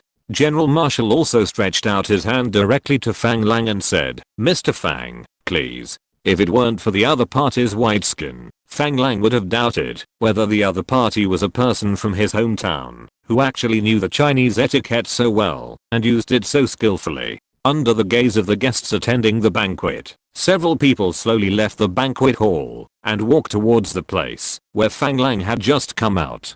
Because General Marshall did not bring his female relatives, Fang Lang did not introduce his two girlfriends to the other party. This would have a sense of showing off. Showing off that he has two beautiful girlfriends in front of a 5-star American general would make Fang Lang feel very naive. Lilith and Vivian saw that General Marshall came alone, and Fang Lang did not introduce them to General Marshall. They whispered to Fang Lang for a while, and then left Fang Lang together. They walked towards the friends they invited to the party. Europeans and Americans are very keen to attend such parties, but Lilith does not have many friends in the United States, most of whom are classmates from the same school. Vivian came from her school in France to attend this party, and the ones who came with her were a few friends who had a particularly good relationship. But when these friends saw the two of them standing next to Fang Lang and walking out, they were already very surprised, and they were all talking about what kind of relationship they had. Now everyone saw the two of them coming over, and they all greeted them enthusiastically. The two of them soon surrounded them, and began to chatter about the two of them. Of course, the two of them would not directly introduce the special situation of two women sharing one husband. They had already reached a consensus on this point. Fang Lang's external identity was Lilith's man, and Vivian was Lilith's biological sister. The two sisters had a very good relationship, so Vivian would always appear beside them. Although this explanation was a little unfair to Vivian, it was Vivian who took the initiative to propose it. After all, it was closer to the truth. After receiving this explanation, everyone put aside their doubts. Among them, Lilith's best friend at Radcliffe College had indeed expected this. After all, she was the only one who had seen Fang Lang at the school gate, and he knew the relationship between Fang Lang and Lilith very well. He had no doubts about the relationship between the two. What he was concerned about now was the news he had just heard. With excitement, he lowered his voice and asked Lilith, who looked very dignified at the moment. "Lilith, I heard them talking about the old gentleman just now. Is he our American 5-star General Marshall?" Lilith certainly had nothing to hide about this kind of thing that everyone knew, and she was very proud in her heart that her boyfriend could date such a big shot. But at this time, although he was very proud, he pretended to be reserved and nodded slightly. Yes. After hearing Lilith's affirmative answer, Basha almost screamed out loud and covered her mouth with her hands to prevent herself from screaming out loud, but she still couldn't suppress her excitement and jumped unconsciously. She slowly controlled her emotions and said to Lilith excitedly with a flushed face, "Wow. Who is your boyfriend? Why does he know such a big shot as General Marshall?" Lilith was stunned when she heard it. Of course, she knew Fang Lang's identity very well. After all, when the two met, Fang Lang was just a wounded soldier. From an unknown person to today's achievements, all of this was seen in Lilith's eyes. Her family also underwent a huge change because of Fang Lang's appearance. And Fang Lang never kept anything to her and did not hide anything, so Lilith was very clear about Fang Lang's situation. But he also understood that his man's identity was still a little sensitive in a certain sense, so it would be better not to let too many people know. Lilith could understand the secret from the fact that Fang Lang did not personally attend the banquet. So, after hesitating for a while, he smiled and slowly said, "Because my boyfriend is an amazing big shot." This answer was basically equivalent to no answer, and Basha was obviously not satisfied with it. She was immersed in excitement and did not feel the mood that Lilith did not want to reveal. Instead, she pursed her lips and hugged Lilith's arm in a coquettish way and said, "What kind of answer is this? Of course I know that your boyfriend is a big shot, but what kind of big shot is he?" Hearing Basha's question, Lilith frowned slightly and was a little unhappy, but after all, she was her best friend, and she was invited to attend the banquet this time, so she couldn't refuse to answer directly. At this time, Vivian, who had been talking to her best friend, seemed to feel Lilith's embarrassment and interrupted directly, "My brother-in-law is the owner of this manor. This banquet is to celebrate my brother-in-law's move to a new home." Before Bazaar continued to ask, several of Vivian's best friends had already squeezed in and said, "Wow, Vivian, your brother-in-law is really amazing. With such a large manor, he must be a big capitalist." Vivian said proudly, "Of course, in order to support my studies, my brother-in-law is going to fund me to set up a fashion brand. Now the construction of the factory has begun. All my clothing designs can be directly turned into real products in the factory. Ha ha ha. Come over and hold my thighs tightly and wait for me to take you flying in the future." Most of the friends who came with Vivian were Vivian's classmates, and they were also students studying fashion design in France. France had just experienced the devastation of war. All industries were in decline, and everything was in ruins. People's food and clothing problems had not been solved. It was actually not easy for fashion designers like them to find jobs. Vivian's words were obviously well aimed, and her purpose was very clear, which was to recruit her classmates to work for her new company. After hearing Vivian's words, all the classmates became excited and surrounded her and said, "Really? Vivian, this is great. You must remember to bring me with you when the time comes. You really have a good brother-in-law." Hearing this, Vivian smiled slightly, blinked at Lilith and said, "Of course, I'm my sister's only sister. If my brother-in-law doesn't treat me well, who else can he treat well?" Basha, who had been standing aside without saying anything, heard this and saw Lilith standing aside with a smile on her face looking at her sister, and whispered, "Lilith, what is your boyfriend going to do with you?" Lilith was stunned when she heard this, but she soon reacted to what Basha meant. She glanced at her girlfriends around her. Everyone was obviously very concerned about this topic. She also thought that her hospital was in great need of doctors. Why not take this opportunity to try to recruit some of her classmates? After all, female doctors in this era are naturally in a disadvantaged position in terms of employment. Instead of letting these excellent female doctors accept the beatings from society, it is better to let them go to their own hospitals and accept their own beatings. In the future, it will also be convenient for her to quickly gain the right to speak in the hospital. Thinking of this, Lilith smiled and said, "He built a very large comprehensive hospital for me in Sao Paulo, Brazil. If you haven't found a good internship unit or your future job unit has not been confirmed, you can come to my hospital to work. In this way, we can still work together in the future." Hearing Lilith say that he has a large comprehensive hospital of his own before graduation, Basha, who thinks she has a very good family background, can't help but envy it. You must know that most of the families of women who choose to work in the medical field in this era have more or less connections with the medical industry. Basha's father is the owner of a community hospital.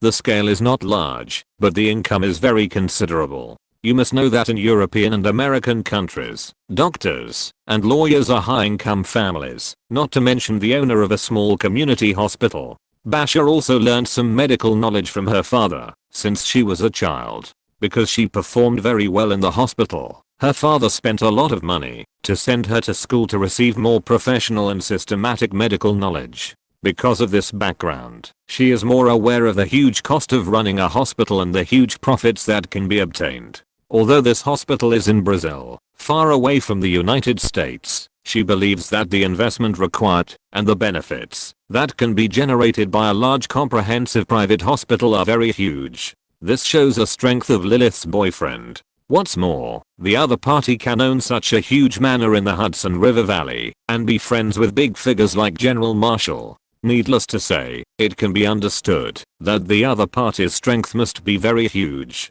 As for Lilith's invitation, she certainly can't go. After all, her community hospital still needs her help. While lamenting the luck of Lilith, an Italian girl, she also has to deeply envy the other party for having such an excellent boyfriend. Several other students around have already responded to Lilith's invitation. After all, after meeting Fang Lang's parents in Sao Paulo, Brazil, and visiting the hospital under construction, Lilith has begun to consciously look for talents suitable for her hospital. In addition to Basha, who has always been a very good friend, the other guests invited to this banquet are all technical backbones that he wants to invite in the future. This group of beautiful girls gathered together and chatted, which naturally attracted everyone's attention. Some young talents who came to the party with their parents looked sideways after seeing this situation. The girls did not deliberately avoid the discussion, so people standing nearby could clearly hear their discussion. The young people who were already amazed by the appearance of Lilith and Vivian suddenly had their eyes shining, and their eyes all looked at Vivian with blonde hair. This beautiful girl is the sister-in-law of the owner of the manor. If anyone can win the heart of this girl, it means that he can get in touch with Fang Lang and enter a more advanced circle. If he could finally win the beauty, would it mean that he could become the brother-in-law of the boss of Global Group?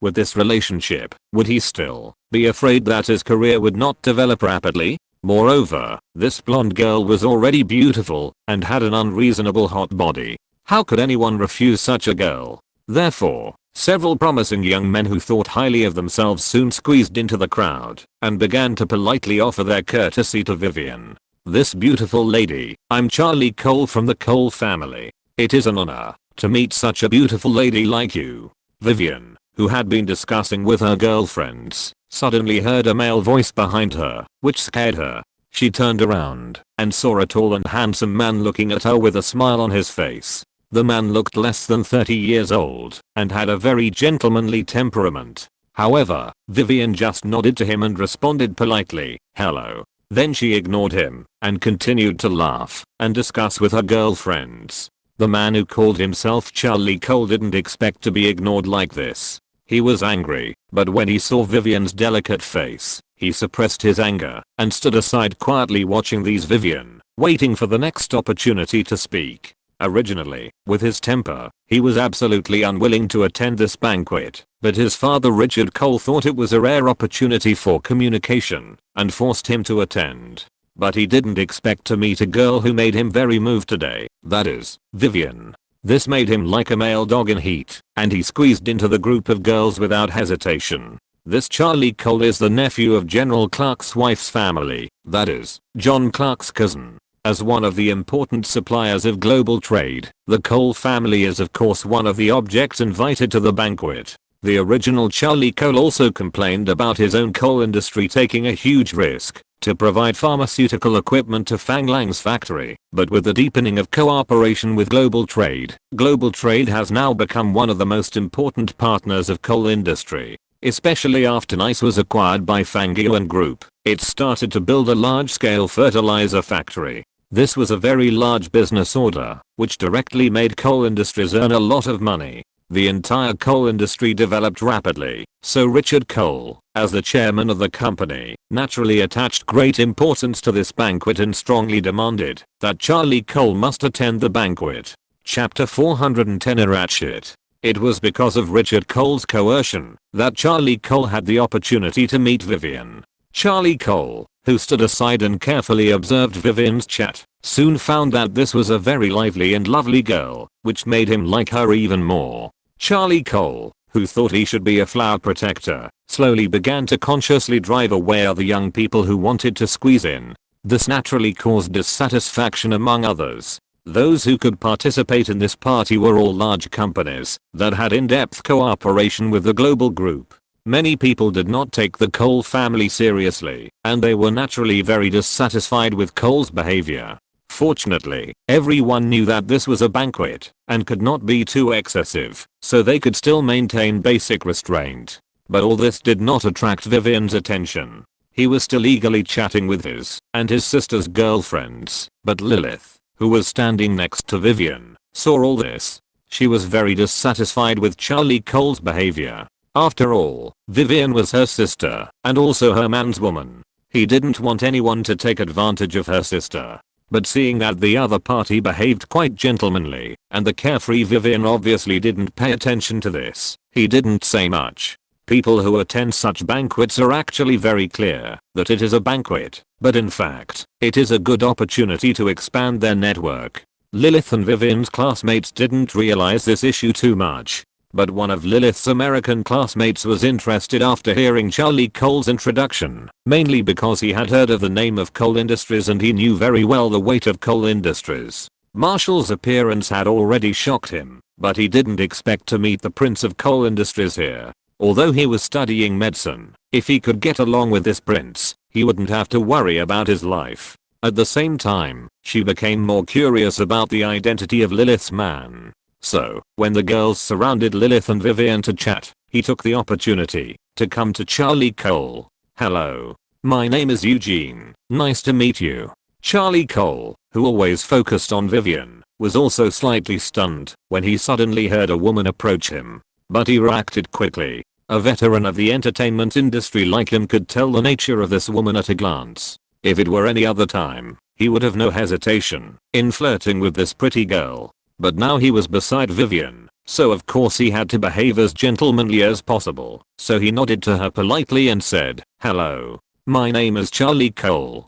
Eugene lifted the golden hair on her forehead and said with a smile, I know. I just heard you say you are from Cole Industries, right? After hearing what she said, Charlie Cole thought she was also a partner of his company, so he nodded and admitted, yes. Miss Eugene, are you a partner of our company? I don't know. Which family are you from? Seeing that she had misunderstood her, Eugene waved her hands and said, no, you misunderstood. I'm Lilith's classmate, and I came here at her invitation.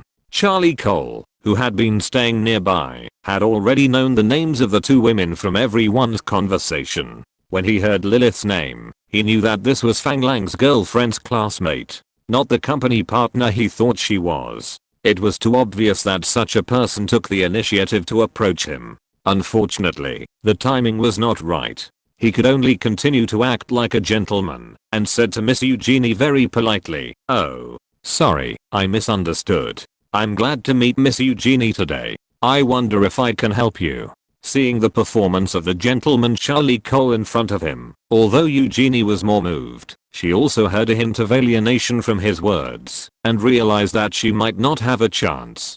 So, he could only change the subject and said, it's like this, Mr. Cole. This is also the first time we have attended such a party. I wonder if you can tell me the organizer of this party. In fact, this topic was also a blunt change of subject by Eugenie to avoid embarrassment and to make Cole think that he didn't want to do anything, but just wanted to find out some information. Hearing this question, Cole smiled indifferently. The organizer of this party was not a secret at all. Even if he didn't say it, this girl could find out quickly. So he did not hide it and answered directly, of course, the one who hosted the banquet this time is the boss of Global Group. That is, the owner of this manor, Mr. Fang Lang.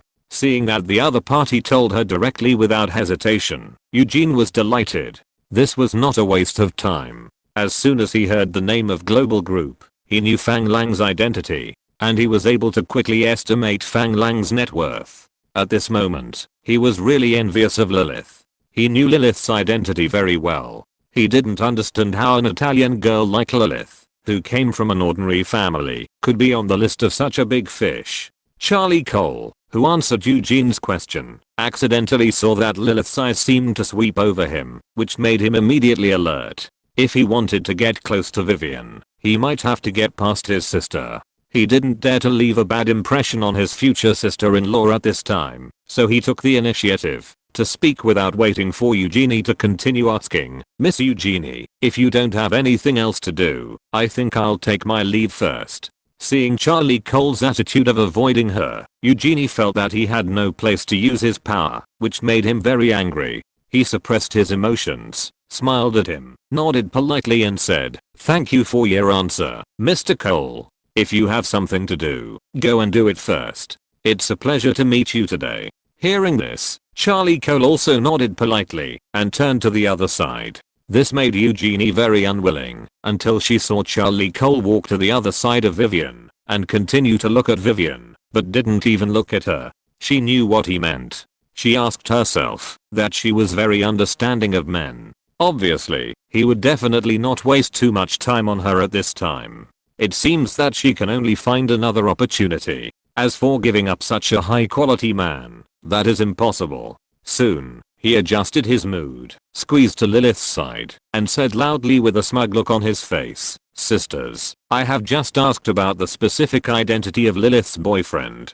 Are you interested in knowing? The sisters around him, whose curiosity was not satisfied, immediately started to chatter and asked Eugenie to reveal the information. Seeing this, Eugenie's vanity seemed to be greatly satisfied. She enjoyed the feeling of being surrounded by everyone. After everyone looked at her, she coughed twice and said to everyone, Lilith's boyfriend is Fang Lang, the owner of this manor, and also the boss of Global Group. Many people have never heard of Global Group. After all, Global Group has only been rising for a short time, and its main business is mainly concentrated in chips, steel, port machinery and shipping. It has no direct contact with the lives of ordinary people, so most people are confused. Seeing the reaction of the crowd, Eugenie also shook her head helplessly and said with a look of regret, haven't you even heard of the Global Group? This is a giant enterprise. Its global shipping alone has more than 100 ocean-going transport ships. Do you know how powerful this is? Everyone turned their heads and looked at Lilith and Vivian in shock. They didn't expect that Lilith's boyfriend would be the boss of such a big company. No wonder she could directly invest in building a hospital. Lilith and Vivian saw that Fang Lang's identity was revealed. The two looked at each other and didn't say much because these identities were obviously just superficial and didn't have much impact on Fang Lang's activities in the United States. Seeing that everyone focused their attention on her sisters, Lilith didn't say much but just smiled at everyone. But her younger sister Vivian couldn't help but start to brag about her man very proudly. "What do you think? My brother-in-law is amazing.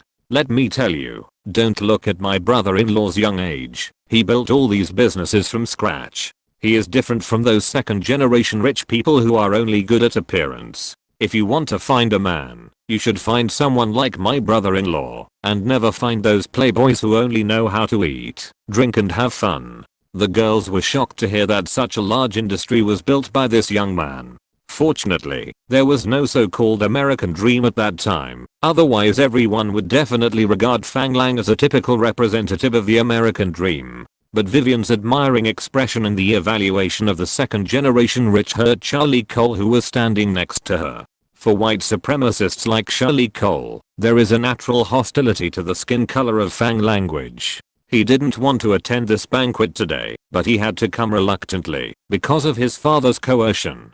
Now he heard that the goddess in his mind actually worshipped a person with the skin color of Fang Lang, which made him frown. In addition, when he heard the other party talking about playboys who only know how to eat, drink and have fun, he unconsciously began to identify himself with them. This instantly made his racist thoughts go up, and when he looked at Lilith and Vivian, his eyes no longer had the admiration just now, but became a little cold. After hearing Vivian's words, the girls all nodded in approval, and one of them said directly, "I have a very good sister, who was abandoned by a rich second-generation playboy after playing with her feelings. Now she has become a single mother. If you see those rich second-generation playboys, it's better to stay away from them." Vivian also nodded repeatedly after hearing this. That's right.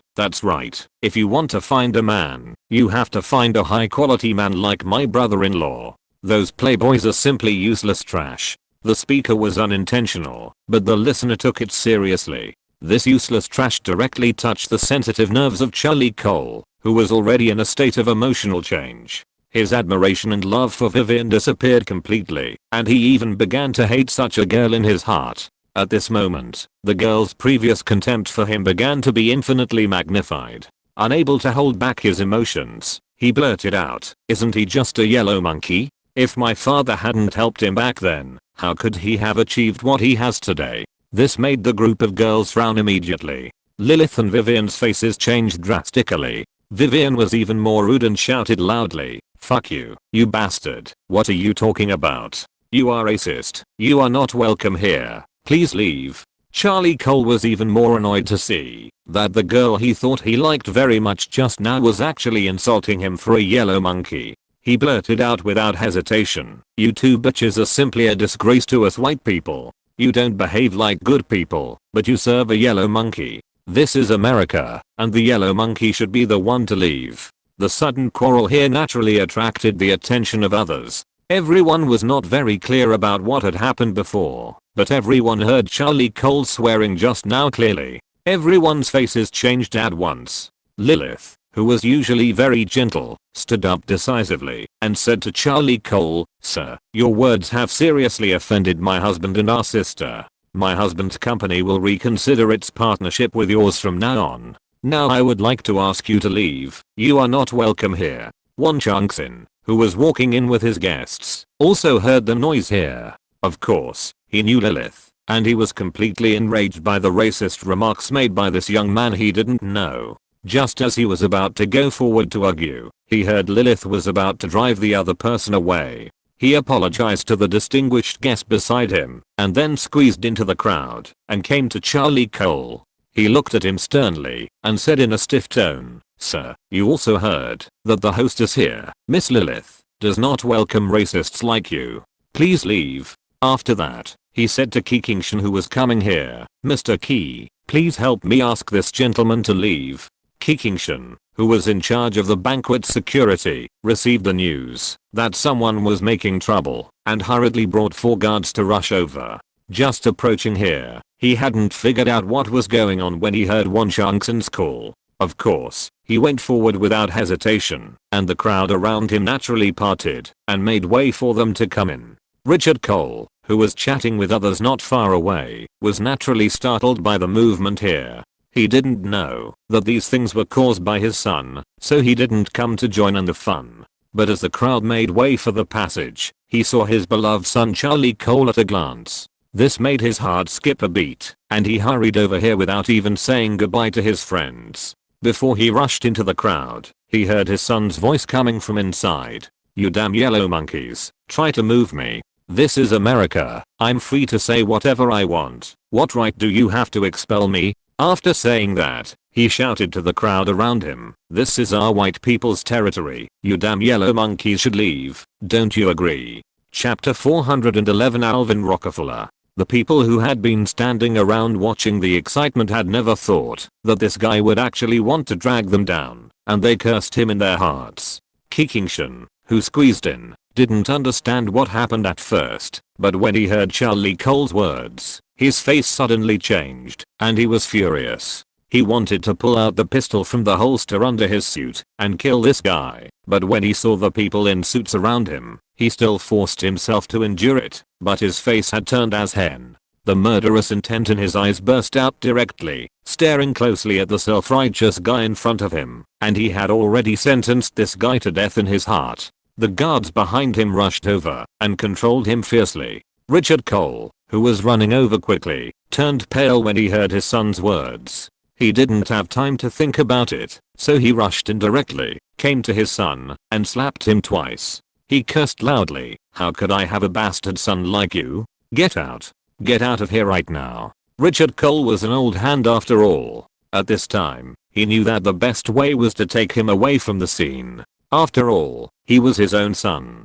He couldn't shout and kill him just for a few words from his son, or even sever the father-son relationship. Even if he wanted to explain or sever the father-son relationship, it was too late. After all, he insisted on bringing his son to the banquet. In this matter, he also had an unshakable responsibility. What's more, Charlie Cole's character was like this because of their connivance. If he said that the formation of his racist thoughts had nothing to do with his father, no one would believe it. Charlie Cole was obviously stunned by his father's 2 slaps.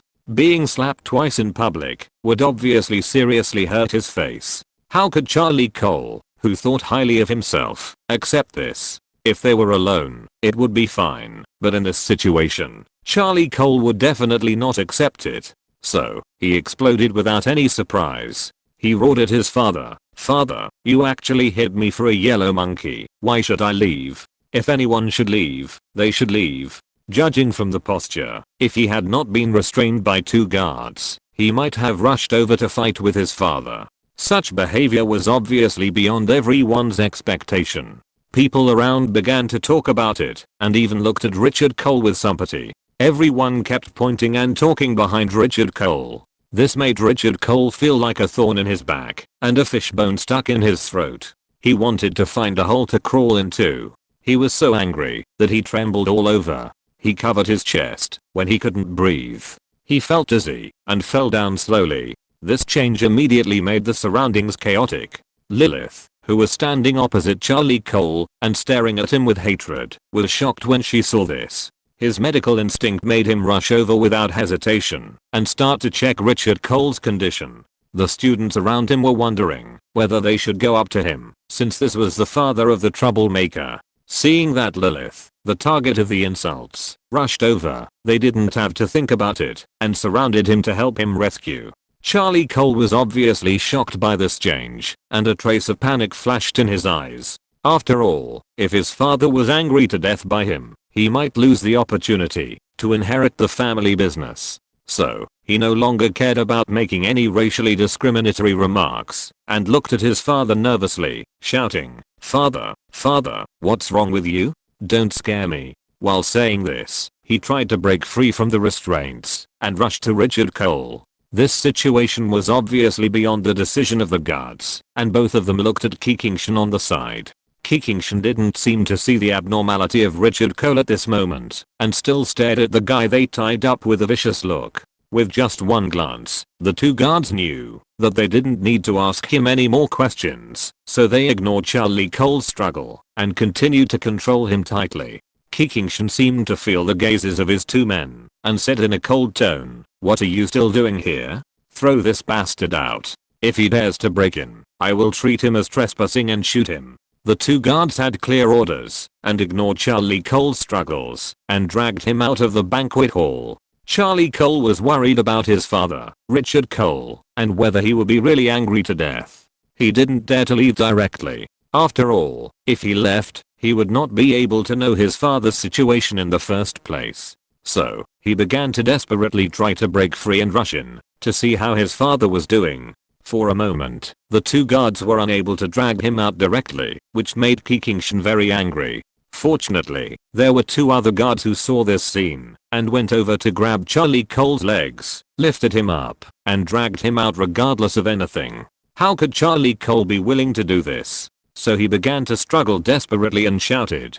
But as soon as he shouted, his mouth was blocked by a towel that he didn't know where he came from, and he could only make a humming sound. On the other side, Richard Cole, who fell to the ground, didn't know whether he recovered or Lilith's rescue was effective. After Charlie Cole was carried out of the banquet hall, he sat up quickly. As for whether this fall was caused by a real anger or he did it on purpose, no one knew. The people around saw that the troublemaker had been carried away and the patient who fell to the ground had recovered, and they shook their heads and began to discuss the father and son. After Wanshankson stabilized the situation, he quickly stepped forward and greeted the guests loudly. "I'm really sorry about this little accident. I hope we don't disturb your fun. Please continue eating and drinking, and the music." Of course everyone had to give Wanshankson face, and they nodded and slowly dispersed. Seeing this, Wanshankson came to Lilith and said, "Ms. Lilith, I'm really sorry.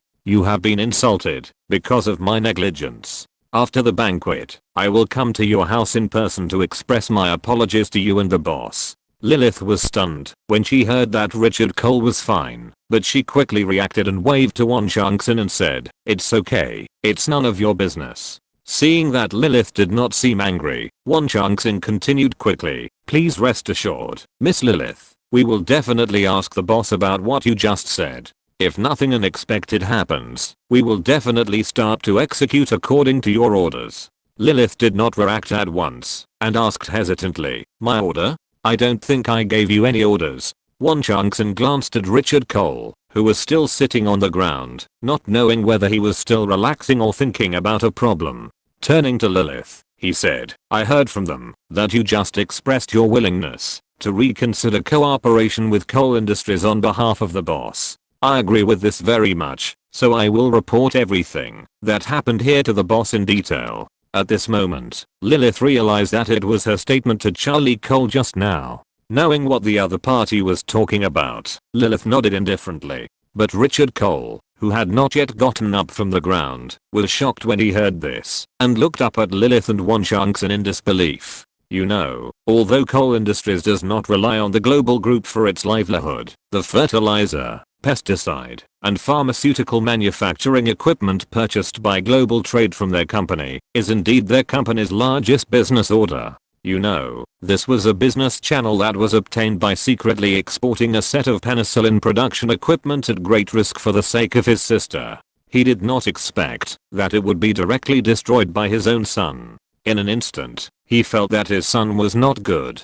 He wanted to beat his son up right now to relieve his hatred. At this time, Wanshankson didn't care about Richard Cole's thoughts. After getting Lilith's attitude, he bowed to Lilith and said, "Miss Lilith, I have guests to take to the boss, so I won't bother you for now. I wish you and your friends have a good time." After that, he nodded to Lilith again, turned around and left, ready to continue to lead the distinguished guest to see the boss. Unexpectedly, as soon as he turned around, he saw that his distinguished guest had been standing behind him. He hurriedly walked up to him and said, "I'm very sorry, Mr. Rockefeller, Something unexpected happened. I hope it won't disturb you." The people who had not left around stopped their steps as soon as they heard this surname and turned to look at the person opposite Won Changson in disbelief. It was a white man in his 50s, with two black mustaches on his mouth slightly upturned, holding a brown black pipe in his left hand and a civilized stick in his right hand.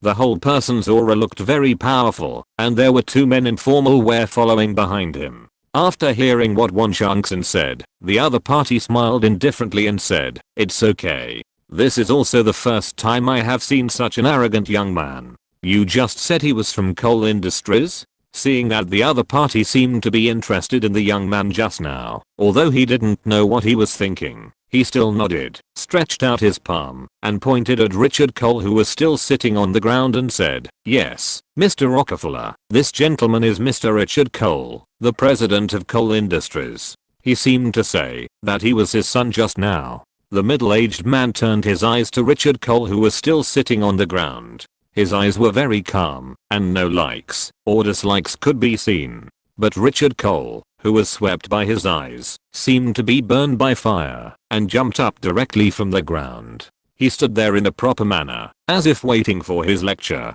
Unexpectedly, Mr. Rockefeller did not look at him again, and had no intention of expressing his opinion at all. Instead, he said to Won Changson, "Let's go." Won Changson nodded, and made a gesture of invitation. Mr. Rockefeller nodded and walked forward. Just after taking a step, he suddenly remembered something, and turned to the man in a formal suit beside him and said, "When we go back, check what cooperation projects our family has with this coal industry. I think we also need to carefully examine whether it is appropriate to cooperate with such a company." The man in black heard this and nodded slightly, saying, "Yes, sir. When I go back, I will immediately notify all the companies under the group to start counting." After saying this, he glanced at Richard Cole inadvertently. Richard Cole's face was pale at this moment, and he stood there like a lost soul. Mr. Rockefeller followed Won Changson out of the banquet hall without looking back. The whole banquet hall fell into a strange silence because of Mr. Rockefeller's words. It was not until Mr. Rockefeller walked into the room that Fang Lang had just brought General Marshall into, and the moment the door was closed, the whole banquet hall suddenly exploded. Am I seeing right? Who was that Mr. Alvin Rockefeller, the chairman of Rockefeller Corporation? Of course, who else has such a strong aura except him? Who do you think is the boss of Global Group? He actually invited the chairman of Rockefeller Corporation to attend the banquet he held. I remember that Rockefeller Manor is also nearby. Could it be because you are neighbors? I heard that Mr. Rockefeller never attends any banquets. Have you seen Mr. Rockefeller at other banquets? I can testify to this. I have also heard that Mr. Rockefeller himself never attends such banquets. If he really can't avoid it, he will let the young people in the family attend. But this time he showed up here in person. I just heard that General Marshall came uninvited. No way. Global Group didn't send an invitation to General Marshall, but he came? Yes, I heard the waiters discussing it just now. Oh my god. The boss of Global Group can't be a big consortium like the Rockefeller family. It's hard to say. Didn't you see the people over there? Although they are all in plain clothes, I know two of them. They are high-ranking officials in the US military. Think about it. Global Group owns shares in Shatter Company. You must have heard of the name of Shatter Company. Do you think ordinary people can participate in the business of such a company? I didn't expect that Global Group is so powerful and has such a deep relationship with the military. It seems that I underestimated the strength of Global Group before. Who said it wasn't? I think Coal Industries is in big trouble now. Yes. Richard Cole is also very wrong to have such a son. Yes. Anyone with a little bit of brains would not say such things in such an occasion. Alas. Our company also has a cooperative relationship with Coal Industries. It seems that we will be affected too. Do you think it's just you? Our company is the same. I will ask the company's finance department to quickly recover the money from Coal Industries. Otherwise, the money may not be recovered by then. I remember Coal Industries is listed on Nasdaq, right? He was still sighing. The bosses who thought they would also be implicated seemed to have been paused and all stopped talking, looking at the person who said this. The person also reacted at this moment and slapped himself hard. If you're listening to this novel on a channel other than Fanfic World, it means they downloaded and uploaded it without effort. We cordially invite you to visit our channel, Mundo Fanfic Novelos. There you'll find the original version of this story and you can explore many other novels of various genres. We're waiting for you to immerse yourself in a world of incredible novels. Chapter 412. The big shots are coming.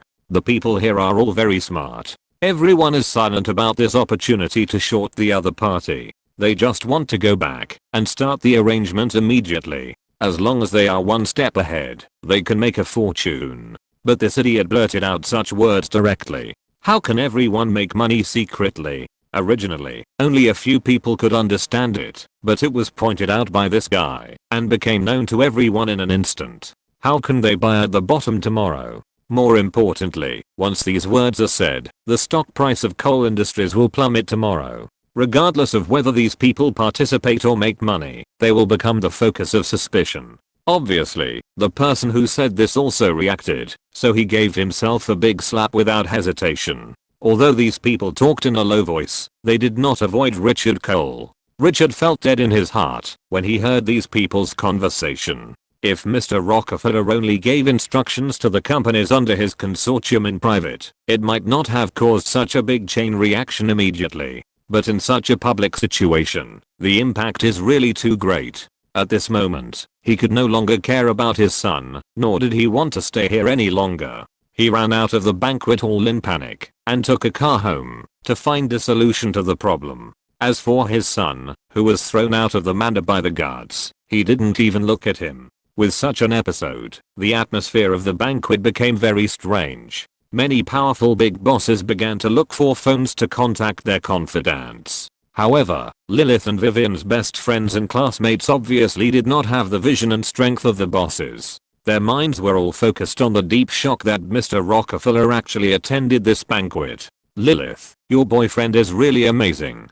He can invite a big man like Mr. Rockefeller to the dinner he held, Eugene said to Lilith with envy and a flattering face. She saw everything that had just happened. The young master of coal industries, who was unattainable in her eyes just now, was directly thrown out of the manor by the security. Mr. Rockefeller's casual remark brought disaster to coal industries, which he thought was extremely powerful, and made the boss of coal industries flee in disgrace like a lost dog.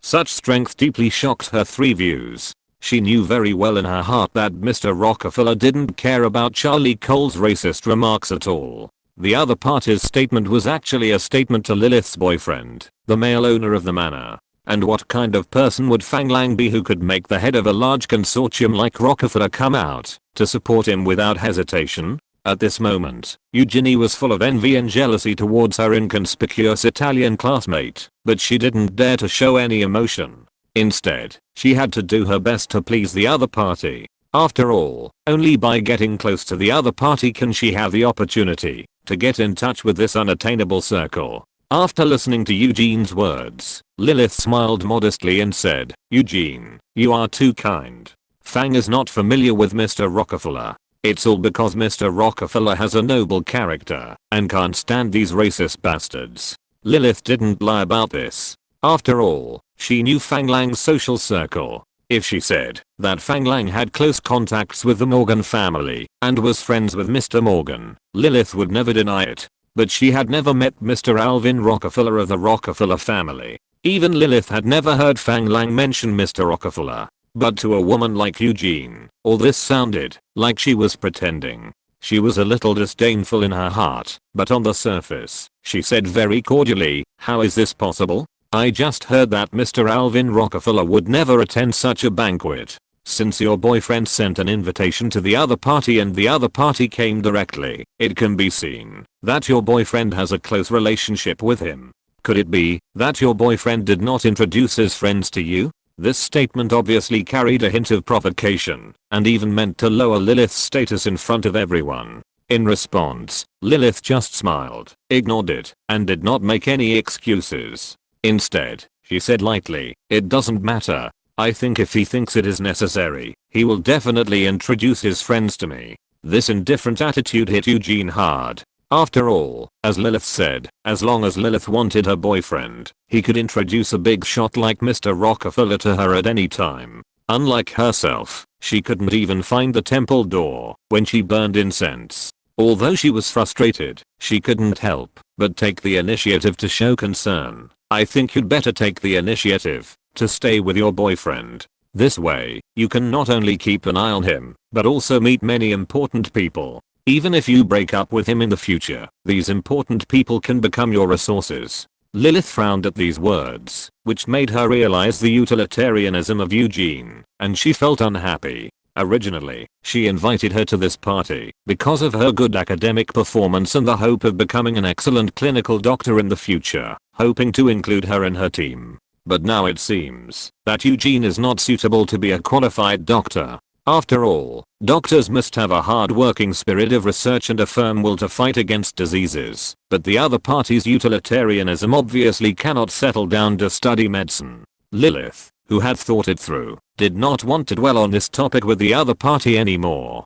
She just smiled and said, "My boyfriend treats me very well. He has his job and I don't need to keep an eye on him all the time. If a man as good as him really wants to leave me, I can't keep an eye on him. As for meeting big shots, I'm not very interested."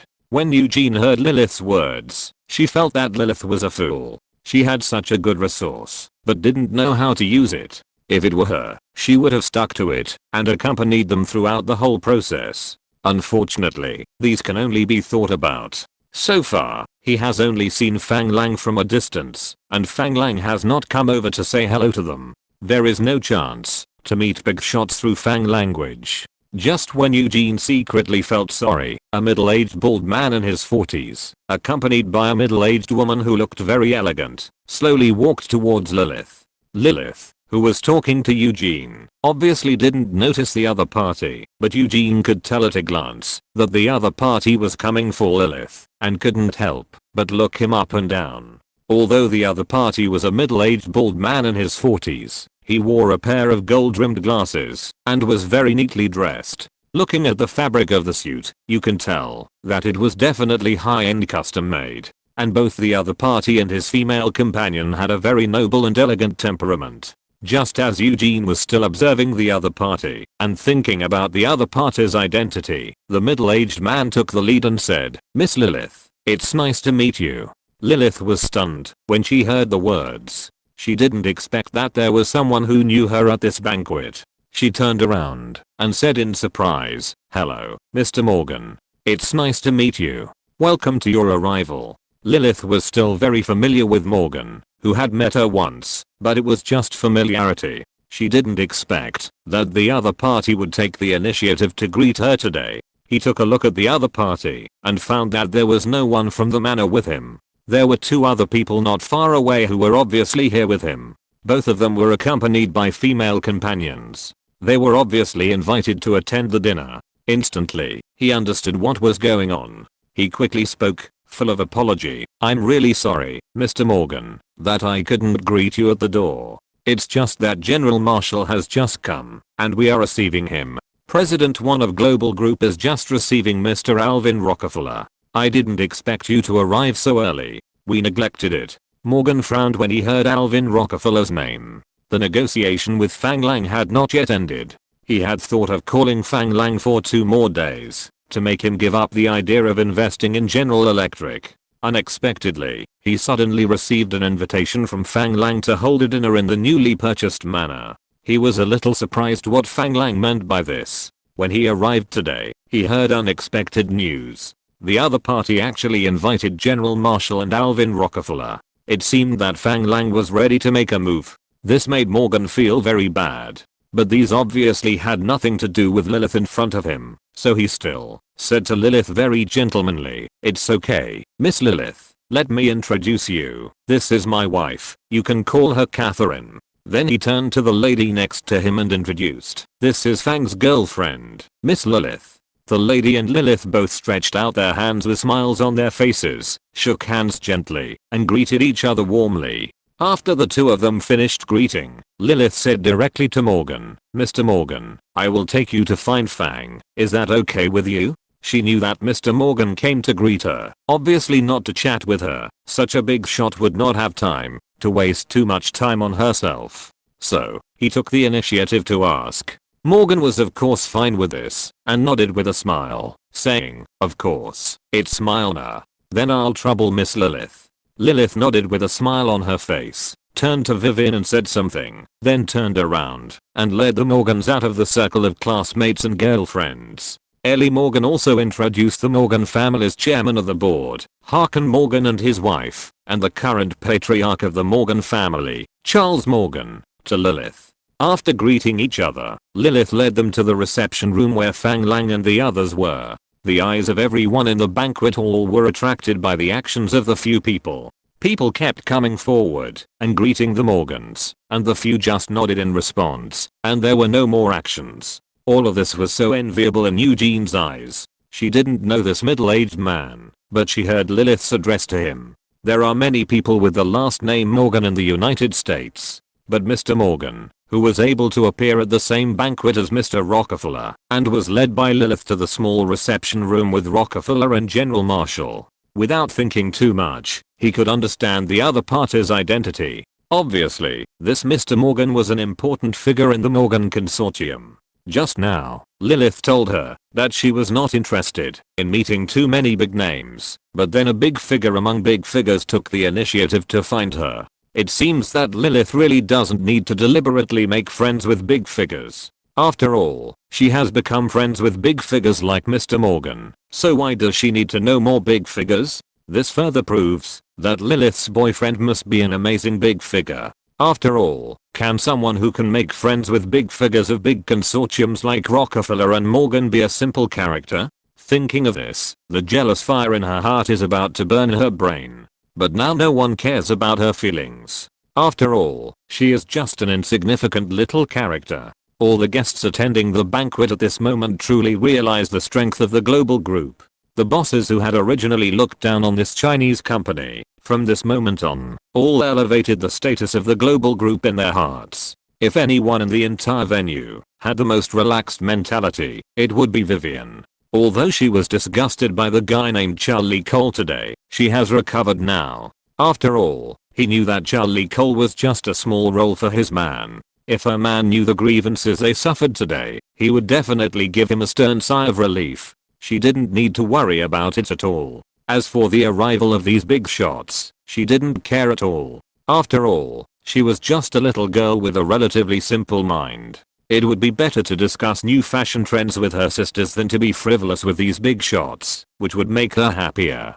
So, when her sister left, she asked her to be responsible for entertaining these sisters' classmates and girlfriends, and she began to chat with the girls while eating and drinking. After Fang Lang and General Marshall left the banquet hall, they came to a reception room on the second floor. Fang Lang did not beat around the bush for this uninvited American general, and went straight to the point, and asked General Marshall, "Mr. Marshall, I wonder if I can help you." Unexpectedly, Marshall did not answer, but looked at Fang Lang with some surprise, then smiled and shook his head and said, "Why? Mr. Fang does not welcome my arrival?" Fang Lang had some guesses about the purpose of Marshall's arrival, but these were just guesses, and the final result would still have to come from the other party's mouth. But he did not expect that his straightforward approach did not get a positive response from the other party. Could it be that the other party not only spoke Chinese, but also learned to beat around the bush like the Chinese? If so, it would be a bit of a headache. "You are such a big shot, but I can't even invite you. How can I not welcome you? Mainly, your sudden visit surprised me a little, and I was worried that I would not be able to entertain you well." Fang Lang smiled and shook his head. Hearing Fang Lang's words, General Marshall looked at Fang Lang meaningfully, took the tea handed over by the butler Zolf Henry, and then slowly said, "As far as I know, Mr. Fang's immigration company is currently emigrating a large number of people from China to Brazil. Is there anything I can help you with?" Chapter 413 Common Topic. Fang Lang never expected Marshall to say such a thing. Although he had never thought of keeping his actions in his hometown secret, as a retired American general, he knew about this matter. Isn't it a bit exaggerated? And considering the other party's identity, Fang Lang didn't believe that he would say such a thing for no reason.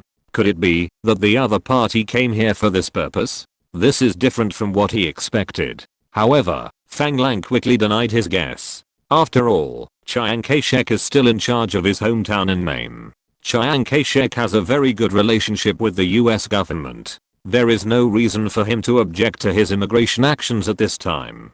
Besides, his immigration actions should not have much to do with the United States. Could it be that the other party could still cause trouble for him? Thinking of this, Fang Lang stopped thinking about it and smiled at General Marshall, saying, "I didn't expect Mr. Marshall to pay attention to such a small matter. Haha, no need for help. I mainly saw that there was constant war in my hometown and many innocent people were displaced. And my industry in Brazil is in urgent need of enough cheap labor, so I recruited workers from my hometown to fill this vacancy. There should be no problem with this." Hearing Fang Lang's words, General Marshall waved his hand and explained with a smile, "Fang, don't get me wrong.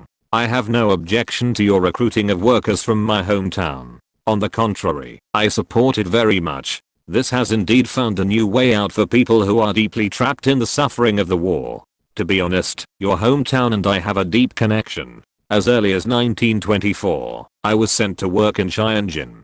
During the 3 years I worked in Tianjin, I not only learned Chinese, but also made many friends. Even you who were born in Brazil may not have stayed in your hometown as long as I have, so it is not only your hometown, but also one of my hometowns. As long as it is beneficial to your hometown, I will raise my hands to take it." Fang Lang didn't believe that General Marshall really regarded his hometown as his hometown. After all, he was stationed in Tianjin as a garrison in the concession. In their eyes, the American concession in Tianjin at that time should be the same as the colony of the United States, which is a shame for all Chinese. On the contrary, for Americans, it is a very proud thing. If Marshall had a sense of belonging to Tianjin, because he had been stationed in Tianjin as a garrison in the concession, and regarded Tianjin as one of his hometowns, Fang Lang would never believe it. But from his words, Fang Lang could also hear that the other party was looking for common topics with him, and obviously wanted to show his goodwill to him. In this case, Fang Lang certainly couldn't refuse the other party's overtures. He smiled as if he had never known Marshall's experience and said, "Oh, Mr. Marshall has been stationed in my hometown for 3 years. No wonder you speak Chinese so well. I'm ashamed to say that, although I'm a Chinese, I have never lived in my hometown. If I hadn't joined the Pacific War, I wouldn't even know the exact location of my hometown.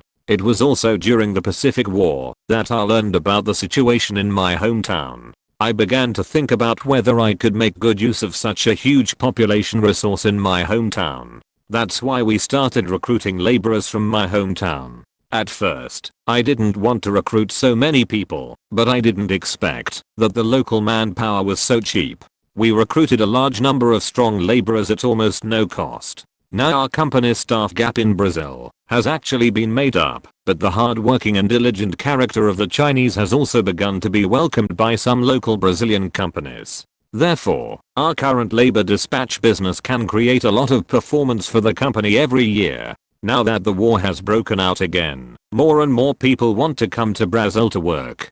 Even many rich people have heard that Brazil is vast and sparsely populated, and the land is fertile, so they want to immigrate to Brazil. Therefore, we have also started to carry out some immigration business. No matter what the purpose of Marshall's mention of labor and immigration is, Fang Lang still briefly explained his purpose. Whether the other party believes it or not, he must explain these situations. In fact, what Fang Lang said is basically close to the facts. Although his purpose is to increase the proportion of the Chinese population in Brazil, this business has indeed generated a certain amount of profit, as he said. Especially the current immigration business has squeezed a lot of money from the rich people in his hometown. Even if Marshall goes to investigate, he will never find anything unusual. After listening to Fang Lang's words, Marshall sighed softly, smiled bitterly at Fang Lang and shook his head and said, "Alas. If you say that the war broke out again this time, it is also partly my responsibility." Fang Lang was stunned when he heard this. What's the situation? How can the war in his hometown be related to this old guy? I don't think I have heard of it in the history I studied. Although I know that Americans are behind Chiang Kai-shek, I haven't heard that Americans are involved in this war. Is there any secret in this? Oh, what do you mean? Since General Marshall took the initiative to talk about it, Fang Lang did not continue to think about it, but asked directly. Seeing Fang Lang frowning and puzzled, Marshall sighed, shook his head and said, "It is a coincidence that I can come to your party this time. If your party was held a few days earlier, I would not have the opportunity to attend." Without waiting for Fang Lang to ask, General Marshall continued, "Because I just came back from China. This time I went to China under the assignment of President Truman to mediate the relationship between the two parties in China and prevent China from falling into war. But obviously my mission failed, and China fell into war again." Hearing this, Fang Lang understood what was going on. What he didn't expect was that the person in charge of mediation was actually Marshall. He really didn't know this. After all, he asked people to collect information about Marshall only until he retired. I didn't expect that this guy was still working for the United States after retiring. Fang Lang didn't care about the failure of the mediation.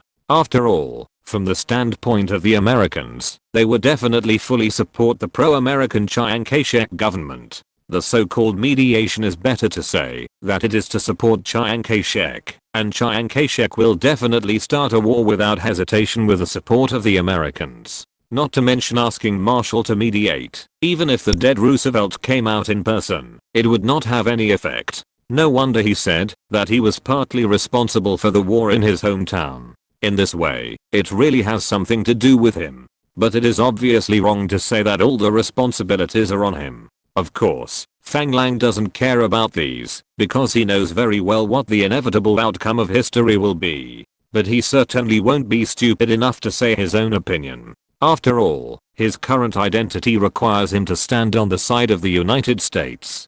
So, he sighed with a look of pity and said, "Alas, what a pity. Although the war has made my business better, it is really heavy to see my hometown fall into war. However, this cannot be blamed on you. After all, you are only responsible for mediation and have no decision-making power. I just hope that the war can end as soon as possible and people's lives can return to peace as soon as possible." Fang Lang didn't want to continue chatting with Marshall. After all, the purpose of his banquet this time was to gain more benefits from the European Recovery Plan. His main guests today are the Rockefeller and Morgan families. Inviting Rockefeller to attend this banquet is to add some pressure to the ongoing negotiations with the Morgan family. Although Marshall will be the leader of this plan in the future, he is not the future Secretary of State yet, and Fang Lang doesn't know whether he is involved in this plan now. If he is involved, then his appearance here today must have a certain purpose, which will bring some uncertainties to Fang Lang's banquet today. In fact, Fang Lang hopes that Marshall has not participated in it yet. If the other party knows about this plan through his own relationship, it will definitely be very beneficial to him. You have to know that this is the future US Secretary of State, and he also has unparalleled influence in the US military. If he gets the opportunity to lead such a great plan because of himself, he will owe him a big favor. At that time, it will be very convenient for him to do many things in the United States or Brazil. However, Fang Lang knew very well that he must have known about this plan. Otherwise, why would the other party suddenly show up at his banquet uninvited? While Fang Lang was still thinking about the other party's purpose, Marshall also sighed and said, "Yes, I just hope that the war can end soon and people's lives can return to normal soon." Hearing Marshall, a retired 5-star general of the United States, and himself, a Brazilian Navy Rear Admiral, discussing the hope that the war in a country far away in Asia would end soon, Fang Lang suddenly felt a little absurd. Therefore, Fang Lang took the initiative to end the topic, and then continued the other party's words to probe. "So, the purpose of Mr. Marshall's coming here today is to let the people who have ended the war return to normal life as soon as possible, right?" This time Marshall did not avoid the topic again, but looked at Fang Lang with an interested expression, and said with a smile, "Why? Can't I just be tired and come here to relax at your party?" Seeing the other party's expression, and not answering his question, Fang Lang understood the other party's intention. He was not surprised by this. At this time, he relaxed and turned to his butler and said, "Help me get that box of Victory cigars. I want to have a good chat with Mr. Marshall. By the way, after the cigars are brought, you can go down." When the guests of the Rockefeller family and the Morgan family arrive, bring them in directly. As a butler, Zolf Henry understood what Fang Lang meant. Obviously, the topic they were going to discuss was more confidential, and was definitely not suitable for him to listen to. After all, he was just a servant who had been with the new master for less than a week. Something that could make a retired 5-star general of the United States discuss with the Morgan family and the Rockefeller family must be a very important matter. It might be a major event that could affect national politics. He must take it seriously and ensure that this meeting can be kept absolutely confidential. After understanding this, Zolf Henry hurriedly nodded respectfully, turned around and took out a box of cigars from the cabinet behind him, and placed it on the low table next to Fang Lang. He whispered to Fang Lang, "Then I will wait outside the door first. If you need anything, please call me at any time." After seeing Fang Lang nod, he looked up and nodded to Marshall, before turning around and leaving. Fang Lang casually opened the cigar box next to him, took out 2 cigars, and handed one to Marshall, then slowly said, "It seems that Mr. Marshall was invited by Mr. Morgan, right? Haha. Why did Mr. Fang say that?" After hearing Fang Lang's words, Marshall did not answer, but smiled and asked back, "Is there any need to say this? Those who can invite such a big shot as Marshall are obviously not ordinary people, so 90% of the people can be ruled out. There are only people from the Morgan and Rockefeller families, and the people who invited the Rockefeller family did not reveal their purpose, so the only insiders must be the Morgan family." Since he knew that the other party was invited, and the person who invited him had not yet arrived, it was obvious that the other party would not say too much to him at this time, so he kept talking about other things. Fang Lang, who understood all this, smiled and said, "Haha, I guessed it too." Then, as if he suddenly thought of something, he bowed to Marshall and said, "Then I will be here to congratulate Mr. Marshall." This turn was obviously a bit too fast. Marshall, who was about to listen to him explain the reason, was obviously stunned. Fang Lang's gestures were very familiar to her, but the other party's sudden congratulations made him stunned. He asked with a puzzled look on his face, "Congratulations to me? Congratulations to me for what?" Fang Lang smiled and said, "Of course, congratulations to Mr. Marshall for his upcoming promotion and wealth." This made Marshall suddenly realize, and he laughed, "Why does Mr. Fang think I can get promoted and get rich?" Seeing that the other party was pretending to be stupid, Fang Lang didn't say much, but just smiled at him with a look of control over everything and said, "After the plan is officially implemented, please take care of me, Mr. Marshall." This sentence made everything clear, and Marshall could only smile and shake his head, and said to Fang Lang, "Mr. Fang, I'm really surprised. No wonder you can achieve such great success today in such a short time. Before today, I thought it was all luck, but now it seems that I'm still too superficial." Fang Lang just smiled at Marshall's compliment, and didn't care. He bowed to Marshall and said, "Mr. Marshall, you are too kind. I'm really lucky. Unlike you, Mr. Marshall, you have accumulated a lot of experience to achieve your current success. Your achievements today are enough for me to look up to for the rest of my life." The two of them flattered each other in business, which obviously made them both relax. Marshall no longer deliberately avoided Fang Lang's identity, but said to Fang Lang, "I think Mr. Fang's ability is a bit overkill for being the commander of an aircraft carrier battle group. At least he should be the Minister of the Navy." Fang Lang was stunned by these words. He didn't believe that General Marshall said this casually. Could it be that the other party wanted to compensate for his losses in grain exports by improving his status in the military? If that was the case, Fang Lang would not be willing. As for his current status, he was also very popular in the Brazilian military and a real power. Chapter 414. If I really let myself be the Minister of the Navy, although my position and rank will rise, this will make me a general with a civilian position, which is not as good as the current one with a lot of troops under my control. At the same time, this also made Fang Lang feel uncomfortable. Although I have a soul in the future, it does not affect my love for Brazil and regard Brazil as my motherland. Now an American general told me that I should at least be the Minister of the Navy. If this was a joke by an ordinary friend, everyone would just laugh it off. But Marshall's identity is not someone who would joke about such things. The other party's words are obviously meant to make him the Minister of the Navy. If the other party really has the ability to make me the Minister of the Navy, then Fang Lang will be very vigilant, which means that the United States has a huge influence on the Brazilian military. This is very dangerous in Fang Lang's view.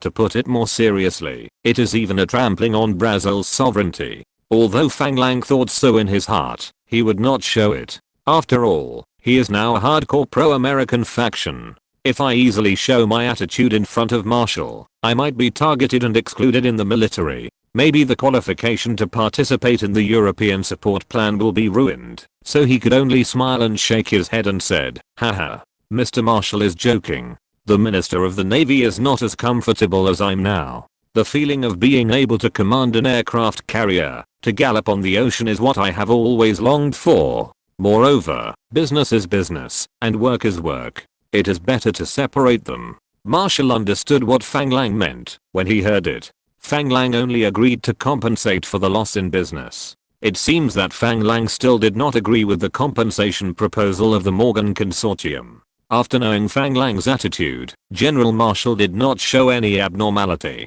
Instead, he smiled and said, haha.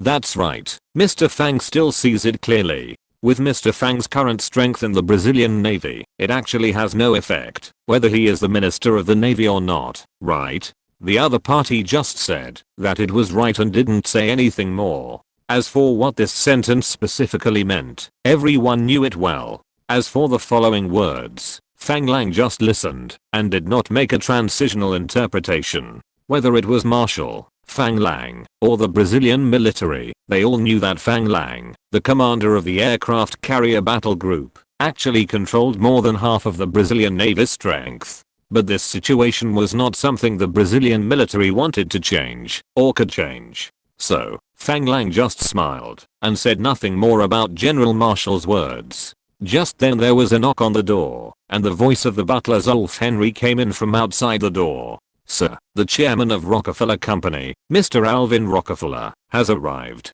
Hearing this, Fang Lang and General Marshall looked at each other, then both stood up and walked towards the door. As soon as they opened the door, they saw Wan Changsun accompanied 3 men in suits to the door of the reception room. One of them was a middle-aged white man with a civilized cane and a big beard, who looked very imposing. With just one glance, Fang Lang confirmed that the other party was the chairman of Rockefeller Company mentioned by the butler. Fang Lang did not expect that his invitation would invite such a big shot. It seems that the Rockefeller Consortium is also interested in his global group. As the host, Fang Lang quickly stepped forward to greet him warmly and extended his right hand to Alvin Rockefeller. Welcome, Mr. Rockefeller. Alvin Rockefeller on the opposite side casually handed the walking stick in his hand to the assistant behind him, laughed and grabbed Fang Lang's right hand, and said generously, haha. Thank you for the invitation, Mr. Fang. I have wanted to meet you for a long time. But Mr. Fang is really a busy man and spends very little time in the United States, so I really can't find a chance. This time we become neighbors, and we should visit each other more often in the future. Feeling the strength from Alvin Rockefeller's hand, Fang Lang heard the other party's subtext, but it was a pity that the Morgan family was not here at this time. Haha. Mr. Rockefeller is right. We are all neighbors. We should visit each other more often in the future. Don't think I'm a nuisance to you when the time comes. Hearing Fang Lang's words, Mr. Rockefeller seemed to be thinking about something, and then he said nonchalantly, everyone help each other. Don't talk about whether it is troublesome or not.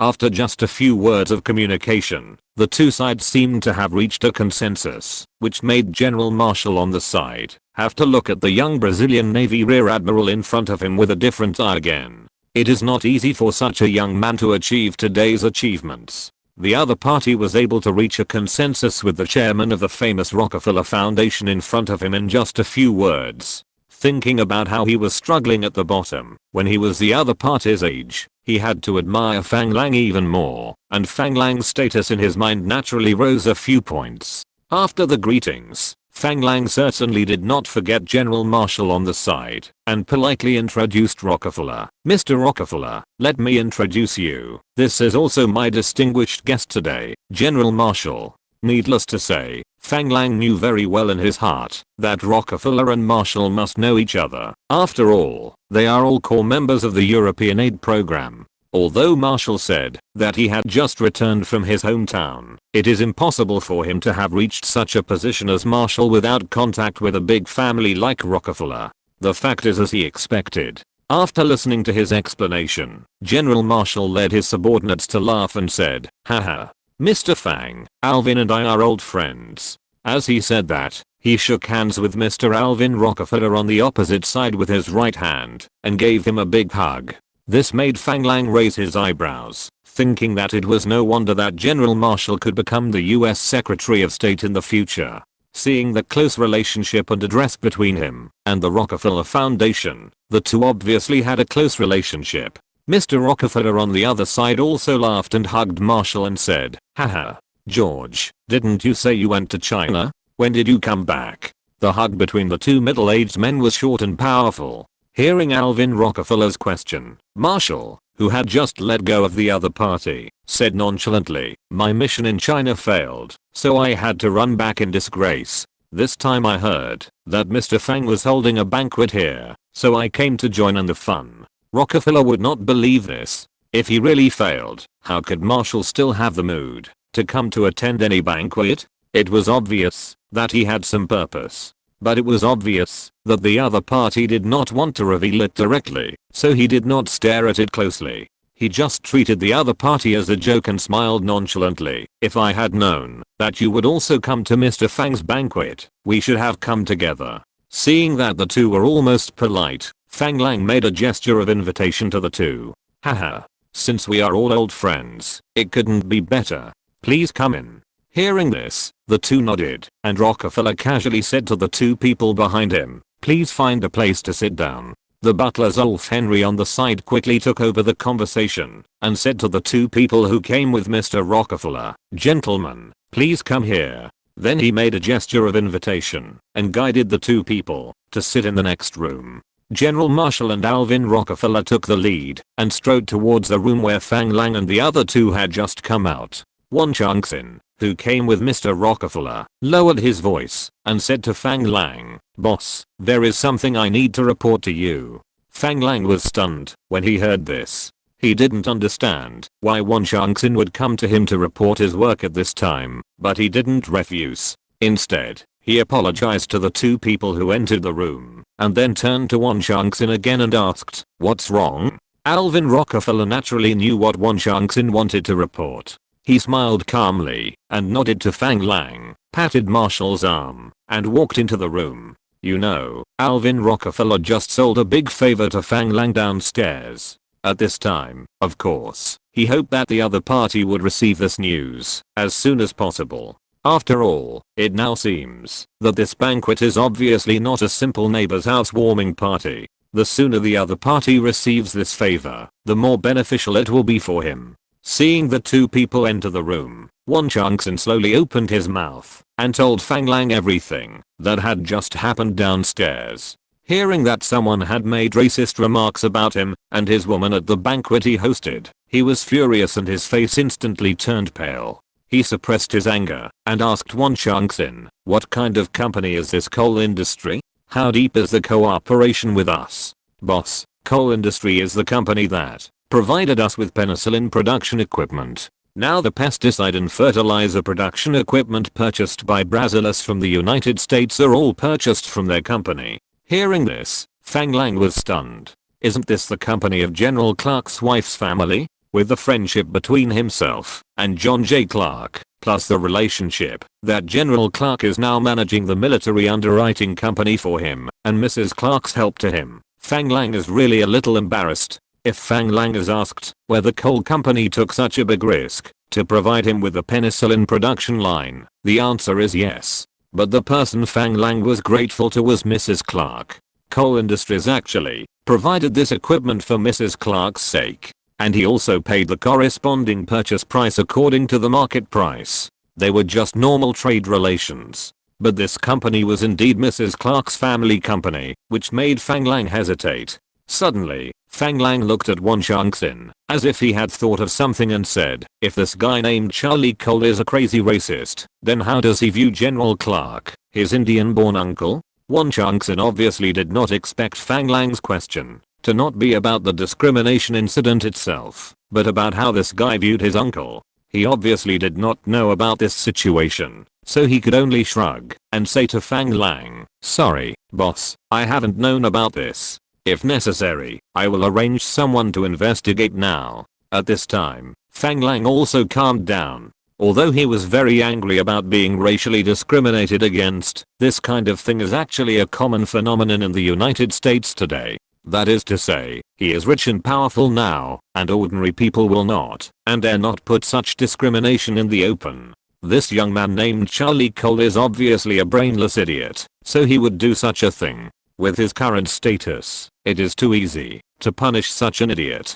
Besides, now is not the time for him to take action. Since such a thing has happened, he estimates that General Clark and his good brother John J. Clark will definitely contact him to express their attitude. He can wait for things to ferment further and see the subsequent progress before deciding how to deal with it. You just said that Mr. Rockefeller also expressed his opinion on this matter, right? Yes, Mr. Rockefeller was in the banquet hall and ordered his assistant to check the cooperation projects between the Rockefeller Consortium and Coal Company. He said that he wanted to carefully examine whether it is appropriate to cooperate with such a company. Hearing this, Fang Lang understood that this was Mr. Rockefeller selling his favor. People like Mr. Rockefeller, who expressed such opinions in public, would definitely have a very significant impact on the operation of Coal Company. If things go wrong, the company will directly lose a large number of orders. Thinking of this, Fang Lang nodded and smiled. Since Lilith has expressed her attitude on our behalf, let's re-examine our cooperation with coal industries according to Lilith's opinion.